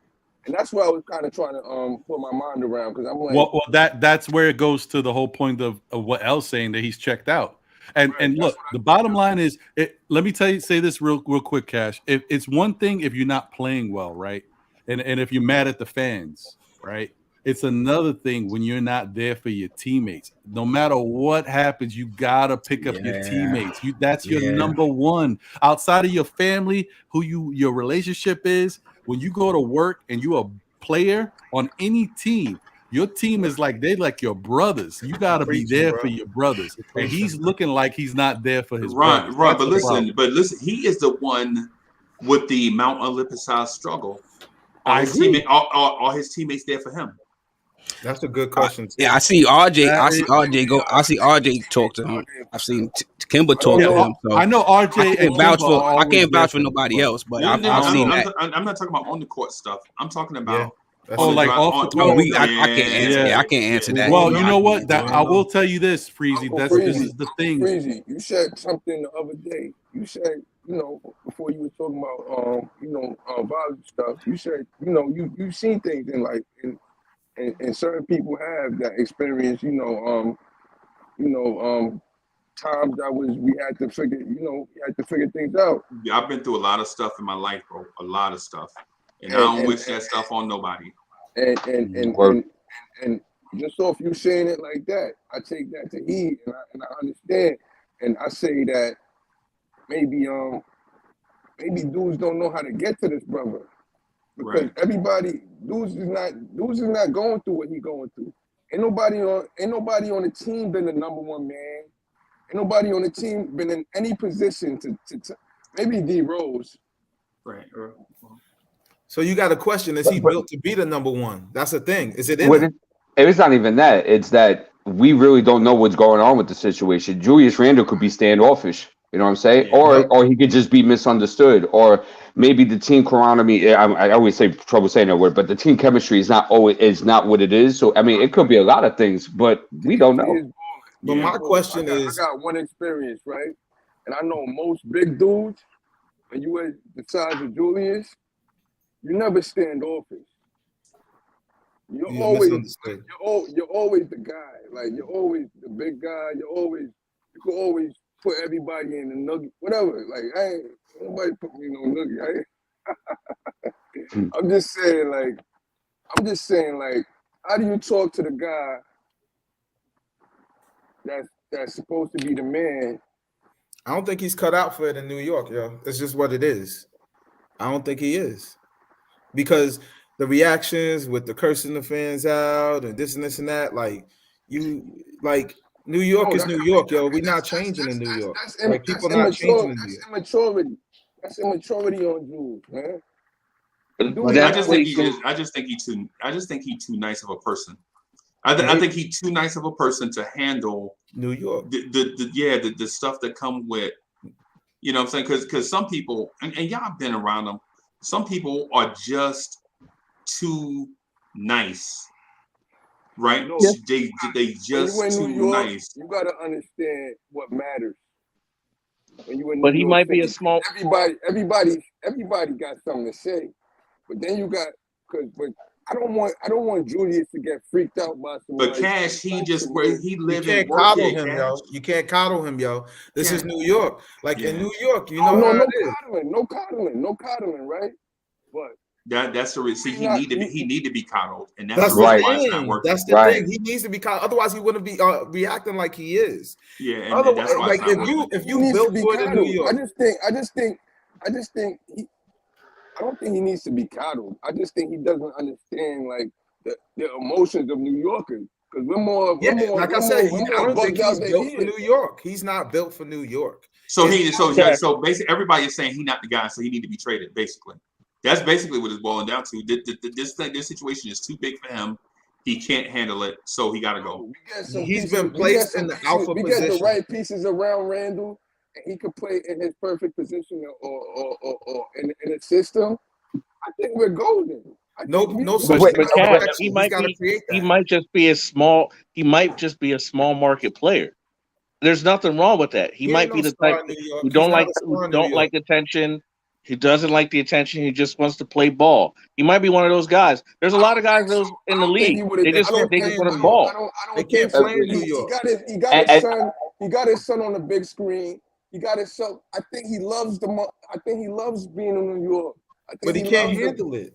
But I'm going to veg you back off Freezy real quick. And it's like this, Freeze. It's okay if he could have taken being the number one. That's cool. Right. Because then we can find some way to build with you. Right.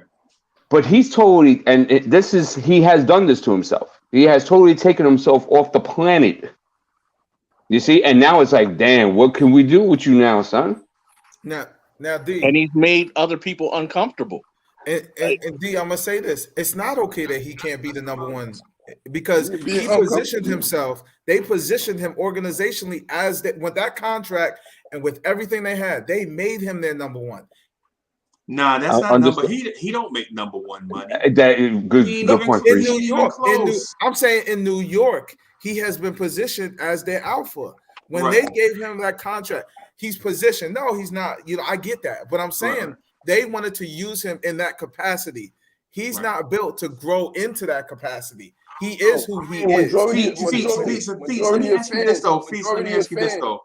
Because we keep saying that about Randle, and we basically throw away all the history, right? And this is just for Feats. I just want to tell this to Feats. Yeah, listen, man.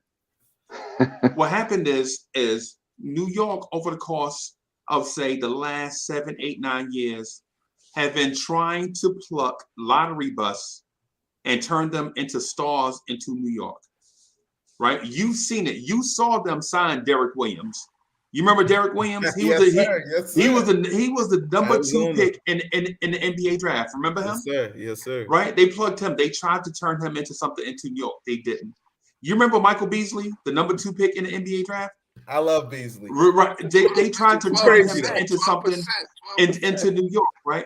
Yeah. So all of those guys didn't work. They plucked Randle and Portis at the same time. You remember Bobby Portis? Yes, sir. Bobby Portis was a lottery pick also.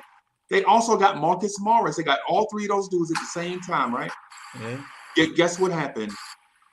So for some reason, background noise from someone. Sounds like somebody blending. Okay, there you go. Yeah, so for some reason, those guys with the mix of playing in New York, getting a short-term contract, being the number one, all that stuff, the only person that worked with was Julius Randle. Julius Randle was not a star before he got here. It didn't work. Because work means a finished process. No. It worked because Julius Randle became an all-star in New York. Whether it was for one season or not, they took a guy that was a lottery. It matters that it was one season. But the one season don't matter. Y'all missing my point. My point is they did this over and over and over again to try to find a guy. It didn't work. It worked with Randle, whether the window was short or not. It worked. Randle was an all-star and got your team to the playoffs. It didn't with those other guys. Now, is it going to continue to work? No. Right? Okay. It's not going to continue to work. But what I'm telling you is that Julius Randle came here with the same premise as a lot of other guys, as Mario Hezonja, Noah Vonleh. Y'all remember Noah Vonleh? Noah Vonleh is also a power forward lottery bust with otherworldly skills that couldn't put it all together.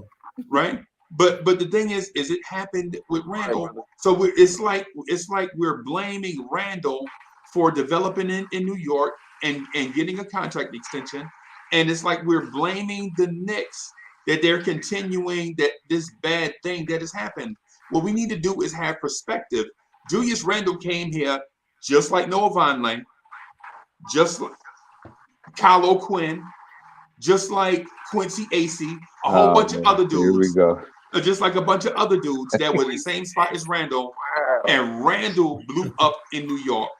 And you can't blame Randle for that. What you can do is clap for, hey man, you did it that one year. How about do it again? Right. And he hadn't done it again. Right. He hadn't done it again. But let's not act like Julius Randle was a star for the Portland Trailblazers and chose New York as his preferred destination. That's not what happened. All I'm saying is this. The first year it didn't hit. Last year it hit in the shortened season, a pandemic shortened season. And then this year it's not hitting. And I'll be careful saying it's not hitting. I mean, he's still doing a solid job, but it's okay. But my thing is they positioned him. So yeah, you know what? I kind of agree. I'll blame the front office a little bit. I'll take some blame off him. They positioned him as the face. And in doing so, you have to know, is this guy really built for this? New York they didn't position him as the face. Every time there was an opportunity for a New York Knicks to show up on the cover of something or be showcased as something, they either chose RJ and Julius or another player. Julius Randle does not represent the Knicks in the number one spot. We keep saying that, and that's not true. They don't always position you. When you see the NBA spots, you see RJ Barrett. When you see the NBA spots, they show Obi Toppin and Emmanuel Quickly.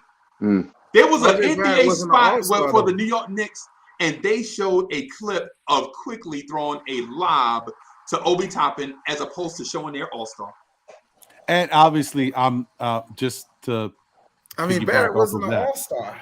Yeah, but that doesn't feed into the narrative. The narrative is what it is. It doesn't matter if RJ wasn't. It's about who they're positioning. Where the big controversy, which we think as fans, because we're on the outside watching, people have talked about it, and it might be some truth to it, that Julius wasn't happy with the fact that, I say this to you, Prophet, because obviously you're not a Knicks fan. This is one of the things in our circles. We commented on the fact that the Knicks brought out this new black court and these new black unis from Kith. Yeah. And instead of using Julius Randle as the person in the jersey in the commercial, they used Kemba Walker. Right. Oh, they yeah. Sure did. And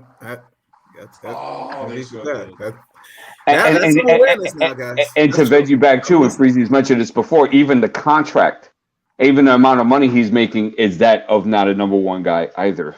Not generally a number one guy, but the top he's making number 3 All-Star money. I get it. I'm saying on the top of their team. That's what I'm saying, on the top of their team for them. But I hear what y'all saying. That's some good points that y'all brought up in terms of those different variables where they're not showing him as that face. But when people would think of who's the guy that we have to stop on the Knicks, they were going to think Randle was the guy because he was their All-Star last year. And that kind of makes you, in my opinion, that makes you the de facto number one. Like when they game plan, they not game planning. I mean, they was game planning for Barrett a little, but Barrett was playing them like 17, 15. He wasn't really doing it enough for you. Now you see a transition, and you're seeing that. Oh, okay, we got to focus on him. We can't forget about Randle. There's absolutely no way you can forget about Randle. But they now see a transition in terms of, hey, they're featuring RJ. But all I'm saying is Randle's not built to be a 1 or 2 in New York. New York is a really tough place to play. It's just the honest truth, because you're always going to be scrutinized. That's for every team in New York. You're always going to be scrutinized for every little thing that you do. All you have to understand if you play in New York is put your head down, shut it up, and just compete at the top level and leave no question that you're doing everything in your power. He's not doing that. He's not doing that. And but highlight this though, even the fact we can make the argument whether he's a one or not, and we can go all day about that. Yeah. But the fact of the matter is that he's still melting before our eyes. Right. Bro. Right. So I mean, no, really, he is. And look, I don't know anything about him as a husband, as as a father, as a brother, as a son. I know nothing about that. I'm just talking basketball and say that he's melting. So that just goes to show you that whether he was 1, 2, 3, 4, he's not. It's not working. Got to move.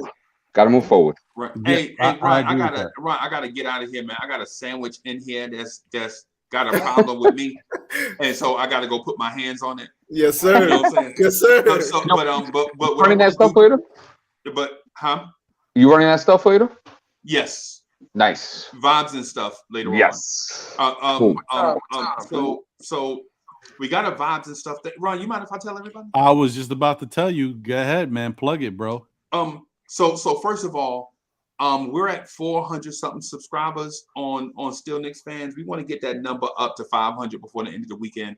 It only makes sense. You already here. Click the subscribe button, man, so that you can go ahead and continue to get the alerts and turn the notification bell on and all that stuff, so you can get dope content like this. 143 watching. Woo. Yeah, man. We smoking it. You know what I'm saying? We want to get that number is 415. We want to have that number at 500 before the end of Sunday night. You know what I'm saying? Just you here already. Just click the subscribe button. So, but anyway, the vibes and stuff thing is going to happen. We're going to have a conversation about race and all of that stuff. And so it's not gonna be the just come check it out because it's gonna be dope, right? What time? 7. I'm sending the invite. I already got the thing posted. I'm sending the invite to everybody in a few minutes. So just be aware that we're gonna have a dope conversation. Y'all come through and contribute. Man, help support my man Ron and John grow their channel. It's a travesty that they not at 500 subscribers already. Help them get there. You know what I'm saying? They'll get there real quick. Yeah, that way our goal of having them at 1,000 subscribers before March 1st will be a reality. That's what we want to do. Make sure y'all smash that subscribe button. Because here's the thing, there are only a few people out here, and I said this privately, but I want to say it publicly. There are only a few people in Knicks universe that know how to rock the mic, right? And Ron is one of them. Everybody else, that while they do a good job at whatever it is they do, they not Ron. You feel me? They not Ron, man. Ron know how to rock the mic. He know how to get these platforms up, and he know how to manage these panels and all that stuff so that you can get dope content. Make sure y'all support my man and help him grow this channel. Word. Right? I'm out of here, fellas. I'll see y'all later on. Pleasure. Thank you, brother. If we don't, and if we don't hit 500 subscribers for this channel before Sunday night, you're here. I'm personally coming to your house and making a sandwich. I'm out of here. I'll holler at you later. Yo. Thank you once again to Uncle Freezy. He's been a big supporter of our channel. And honestly, he's helped with our growth tremendously. So I appreciate him. Obviously, thank you to the rest of the Blorange Tears family, everybody coming through and supporting. Appreciate seeing you show up, Cash. Thank you for popping in. My man, Prophet, aka Feet Sports. We're good friends, so I've known him for a very long time. He's one of my best friends. So he always helps and contributes, and definitely, without question, thank you to my man BBall, who's been with me, man. When he comes on, he is with me through the whole ride, bro. He a real one. Piece of cake, bro. No problem. Thank you, brother. Thank you. I figure we can get into. Oh, my fault, Cash. What were you saying? No, I said BBall is from New York City for sure. Oh yeah, definitely, yes. I figured baby. I figured we could kind of just just get into kind of some final thoughts about what's going on. I wish I could have nudged him with my elbow, because that's what I do. Like to my guys, I just hit him with my elbow. Shut up, bro. Well, I appreciate that. I figured we could just get into some final words about kind of what to expect, because right now, we just finished with these Milwaukee Bucks, and now we have a winnable game on the schedule coming up. I think it's Tuesday, maybe. Monday against the Sacramento Kings. Yep. So what do you guys think about this next game that's coming up? What's your thoughts on the chances of the Knicks possibly winning this game? I honestly, for me personally, I'll just say what I got to say real quick. Okay. I think the Knicks can and should win this game. But the other thing I thought, that I put it out there before, is that I think that let me see, what's the date? Hold on. Let me make, because it's got to coincide with what I got cooking in my head. No, it's still a little premature. All right, well, forget it. My thought was by the time we played Sacramento, a trade for De'Aaron Fox would be in place. But since Monday is the 31st, and if we're talking about Julius, he can't be moved to Thursday, that kind of puts a hex on what I'm saying. So, all right. Well, Big Ron, if you remember, you got Cam Reddish. It was a game after the Atlanta, no? Right. Yeah, we definitely got Cam. So we'll see. But the Knicks got to move some of these players in order to make it easier for Cam to get some playing time. Right now, we got too many bodies, and Tibbs doesn't see the room. Wasn't that trade done after we beat? Oh, that was after we beat Clippers, no? It wasn't after Atlanta. After we beat Atlanta. No, it wasn't. But I see what you're saying. Like those trades kind of happen around the time that we play the teams. Yeah, I hear you. Because I'm thinking like, hey, everybody's putting up their audition tape on Monday night, and then it's still going to be some guys that's going to be like, yo, I'm not, this is especially a guy like Randle who may be thinking like, this is the team, or I don't know. Yeah, you know what? And you're right that technically, even though I say the trade can't be most likely, if Randle was going to be included, wouldn't be done on that Monday, that doesn't mean that we won't be scouting Sacramento when we play them. They definitely going to be looking at their players to see what they got going on. Yeah, definitely. So that being said, let me go to the non-Knick fan first, because I know his opinion. He doesn't hold any weight in it. So Prophet, what do you think about the Knicks' chance of winning the game against Sacramento on Monday? They're better, but they've lost 6 out of 7, right? I'm just checking with you guys. But I think if they can get, one thing I've learned about the Knicks is when they can get a spirited effort, they're very, very hard to beat. And I've seen them. And one of the things I always tell Ron is I hate when everybody says, oh, they're down 25. And I'm like, they're going to come back. I've seen it before. And I'm like, I don't know how they do it, but they have a way about them when they're spirited, when they can get the right energy going. They can be really, really good. The question is, there's a lot of negativity right now around the Knicks, and will they rally together? Again, I think it was some good points about are the guys going to support Randle, and is Randle going to maybe lock in to be a better teammate moving forward? That's, I think, is the biggest variable for them. If they can fix that in some way, shape, or form, then they shouldn't have any problem with Sacramento. I think Fox was out last game with a sore ankle, so I don't know if he's playing or not, or it could have been one of those fabricated injuries. But I love, Off Night was playing, had a good night, last game and things like that. But I think really when you match up the physicality that the Knicks have with, Sacramento's ability, they should be able to beat them. Like, shouldn't be a question. But again, a lot of this is now becoming a mental thing, which is why a trade is so important for them. Is how can we restructure? I know D have mentioned the culture element. How can we restructure that culture and get it back on the right wave? And a lot of it's going to be tied to Tibbs doing the right subs, getting the right rotations in there, and a lot of it's going to be tied to Randle, trusting his teammates and showing commitment to his guys. And if they can do all that, then I don't see any reason why there should even be a question of them winning. It shouldn't even be close, because they match up well, if not better, at most positions than the Kings. So, well, here's my concerns. Yeah, my concerns is that throughout the year, against depleted teams, we haven't played well. Against athletic, bouncy teams that like to move the ball up and down the court, we do not play well. They are 13th in the league in scoring.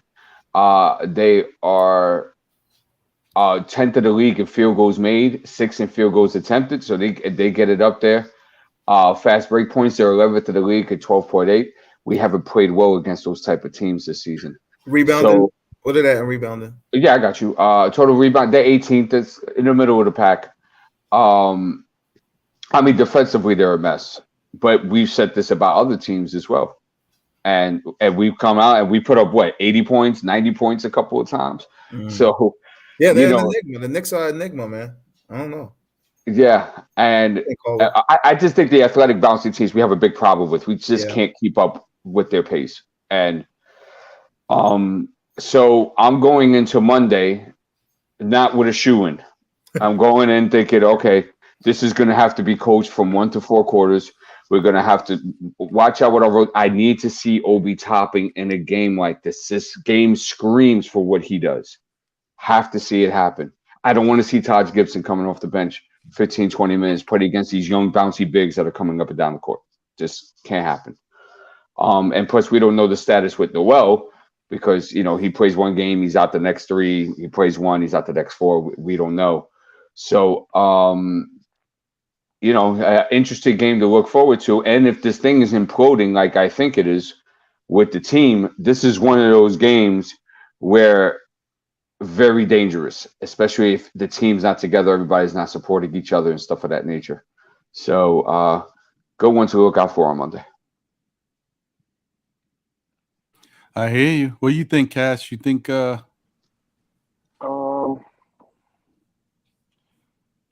well, I'm looking more towards that Julius. I think he's buying in a little bit more towards giving RJ that position to run the offense, and I'm seeing that he's maybe, I don't know if he's realizing, but he's getting a lot more better looks. RJ does his thing right there, goes off, and so hopefully on Monday we get he pushes he leans more into RJ and does his thing as the secondary, because if that's the case, if RJ's on point, we got our bench squad. I'm not looking at it as a bad game or a hard game. All right, good. All right. I mean, that I feel good about it, and I'm also a realist. I know exactly what D is talking about, man. We've had a lot of games where we think we should have won, like New Orleans Pelicans and twice to Orlando. We've had some stinkers out there, so nothing is set in stone. Definitely. And Ron, also keep in mind what's our Achilles heels on the defensive end: dribble penetration. Right. And we got to do with De'Aaron Fox. And then we got to do with Davion Mitchell coming off the bench. Halliburton, Davion Mitchell, whoever. And Halliburton is a wizard in the PNR. They're all driving. Yeah. And Halliburton loves to stick it to the Knicks after we passed on him. One question, Ron. Yeah, what's up? If we made Johnny Bryant the interim right now, do you think? It's like we can only make assumptions, but do you think it would be any change in the starting lineup? Or? I think he goes smaller. He might you go would smaller. Think. Yeah, I would think. I definitely think the one thing I can say for certain is I feel like his rotations would be different, but I don't know how much he tweaks the starting lineup. But I definitely know his rotations would be different, and I feel like Johnny Bryant is going to play guys differently because of the fact, he has a different feel for the team than Tibbs does. But then again, Tibbs also has he can also see what should work. Things haven't been working, but it's not like Tibbs has no clue out there. It's not like he's blind to what can work. It's just what he's doing right now and the way in which it seemed like that a bit last game. Right. I think he's blind to what works. I think he's blind. He was screaming at the referees all night. I think he's, you know what it is? I think Tibbs is he's a basketball guy, right? He's X's and O's. He don't care about none of this other stuff. The problem is there's a lot of other stuff going on with this team.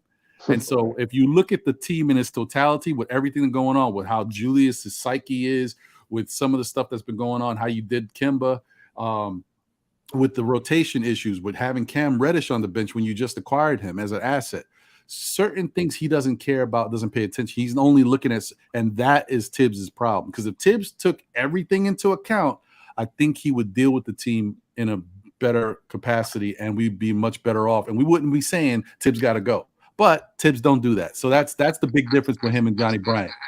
The head coach's job to put everything into account. Of course. Absolutely. Right. Of course.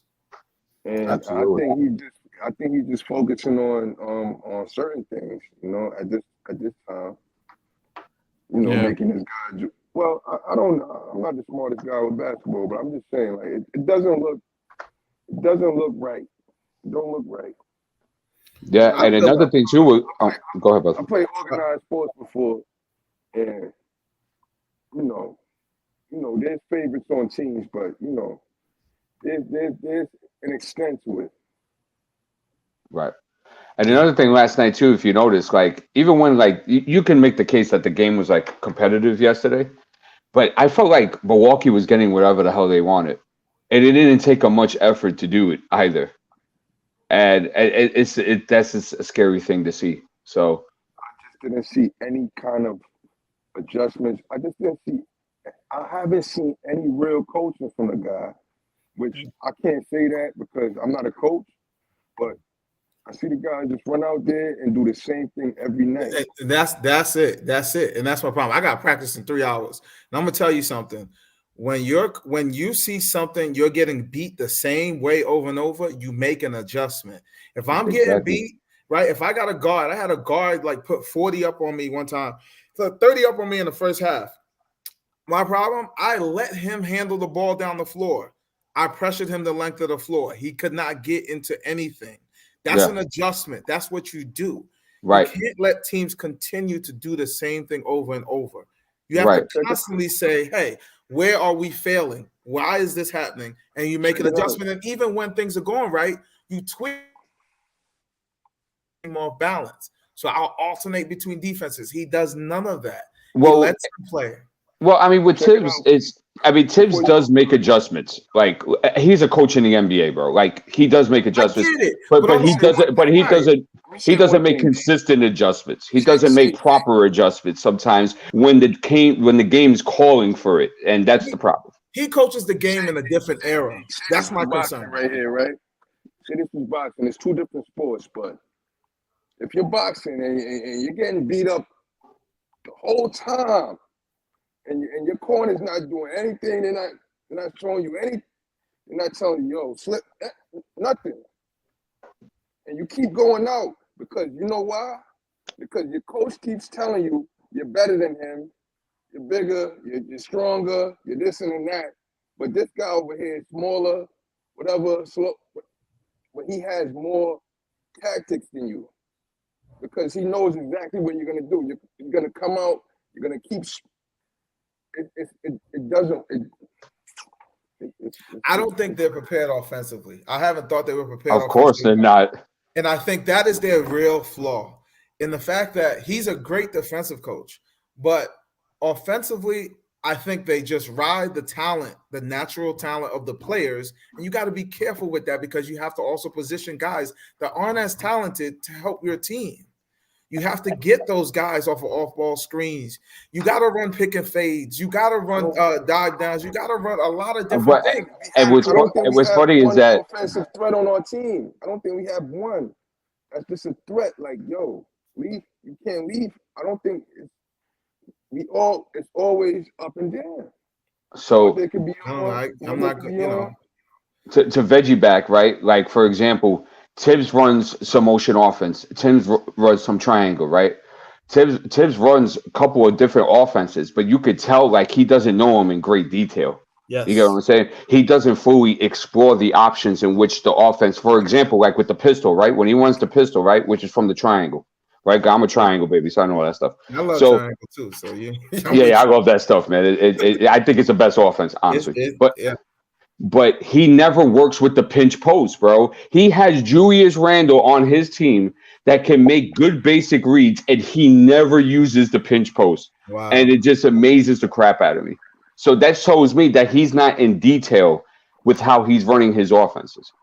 And it's important, because the other team, if you do something over and over and you show an inability, they'll sink in on the tendency. One thing in the NBA is, if you got a weakness, they're going to kill you in the weakness until you do something different. And a lot of these coaches, they do what you're talking about. Hey, my man was saying, you could do it. You could do it. You could do it. No, I need you to help me. That's the coach's job. Some schematics, I need you to help me a little bit schematically. Put us in positions to excel. And every time when you're coaching, every time you're in a game, if something is getting beat, you keep getting beat, your mind goes, what adjustment do I need to make? What am I not seeing? And if you can't figure it out on the fly, you call a timeout. But you gotta do something. It's like your folks running you out there to fight the bully. Yes. They tell you can't. Yes, sir. Come back inside. But why you do that, B? Look. But here's another thing too, right? Julius is nervous of himself right now. I think, in my opinion, that he knows. Well, I'm not taking out from Julius. He made it to the NBA. You got yourself hundreds of millions for you and your family. I love all that, but I think right now he's realizing, they got something called imposter syndrome and stuff like that. I think the guy might be feeling what? Maybe I'm not that guy, but he wants to be that guy so bad. But maybe he could be another guy that could be great. I see where you're going, Cash, and I was just gonna say, and I'm sorry, guys, I've had to mute myself because my headphones died, so I don't want to get your volume in my mic. So I've been trying to do that, but yeah, I hear what you're saying, Cash, and I like how you brought up the imposter syndrome. That's interesting. That's an interesting point. I would say this, and then let me get to everybody's final words because I do want to wrap up because I'm gonna jump back on at 7 with Freezy for vibes and stuff. Yeah, word. Let me say this real quick because we were talking about the offensive inconsistency. Dude, I got 50 zone busters for Tibbs, bro. Seriously, we need that. I have them stacked up, and all the offenses I've ever run throughout my coaching career, I got 50 of them for him. It ain't that hard, dog. If it's a 2-3, you got your look. You know where to beat it. It's just a matter of what type of movement do you want? Short corner, middle, free throw line. What are you doing? Who are you putting in the middle? Who's diving from the baseline? It's not hard, bro. It's not hard. And that's what bothers me about Tibbs so much. Is we can do this. Not saying we're NBA caliber coaches or anything like that. All I'm saying is that a zone is a zone, unless it's a matchup zone. And I'm not seeing a matchup zone. All right. So if I'm not seeing a matchup zone, you should be killing that thing unless you don't have the personnel to shoot. You got Fournier, you got Quick. All you gotta do is slide them in there. You got Randle in the high post, Randle in the short corner. You got kicks. You can just alternate between them in the short corner, and free throw line, boom, boom, boom, and it's easy. So, what are we doing here? It's because he's not saying, "Hey, let's do this." He's just letting them go out and play because they should know how to play. But you're dealing with some of the best schematic coaches in the world, in the NBA, and. Not to like D was saying, you have all the data that you need, and you know every single tendency of the other team. You're not going to beat them unless you're prepared to beat them, and they are underprepared on that end of the floor. See, Ron, he's a coach. I could talk to him all day, so you might want to wrap it up. I got to practice at 7. So. Yeah, no, I hear you. Let me get up out of here, but I just want to say thank you guys for being a part of this. Once again, big shout out to D for staying with me through the long haul. No problem, Ron. It's easy with you, brother. You're a blast to be with. Thank you so much. Thank you to Cash. Obviously, Prophet. You know how we chop it up always. And I just want to say real quick, let me go through this real quick because I want to take this time out because, you know, I appreciate everything you guys have done today as far as helping me out. I want to give a quick salute to Delano Steele Jr., Karen Fung. I thought we had you on the show, but I guess you had to get off. But appreciate you. You know how I feel about you. We appreciate you so much. Warren Franklin, CWC, Cully, what's going on, brother? Be civilized. I can't believe I didn't mention you before, but I thought about it and I said, you know what? I didn't say a big shout out to my man. Be civilized. You know how I appreciate you. Andrew K. In the building. Rich Boy, thank you, man. Thank you as always. T. Williams, appreciate you. And you know, I want to just take the time to go through this, guys, because y'all have done a lot for Still Knicks fans today. Definitely hitting that like button, subscribing for those who haven't. Coach Color Blocks, appreciate you. Thank you, comedian Senator P. I've never seen your name before, so thank you. I appreciate you tuning in. Welcome. Definitely a big help. Paris Duggar, as always. Gerard Charlotte, thank you. You know, and Juju 92, appreciate you. The list goes on and on. I just wanted to do a quick shout out to all y'all real quick and make sure that I acknowledge y'all. Thank you for everything that y'all done today. Glamour Knicks, appreciate you. How are you? How's everything? Hope everything's good with you. Neville Humphreys, thank you once again. And I think that's pretty much it, guys. I know that's a little long-winded, but I definitely, on a day like today where we had such great content, we've gone for, and I'm going to wrap it up at the 5:30 point for 5 hours and 30 minutes. Woo-wee. Let's go, man. We got 153 likes.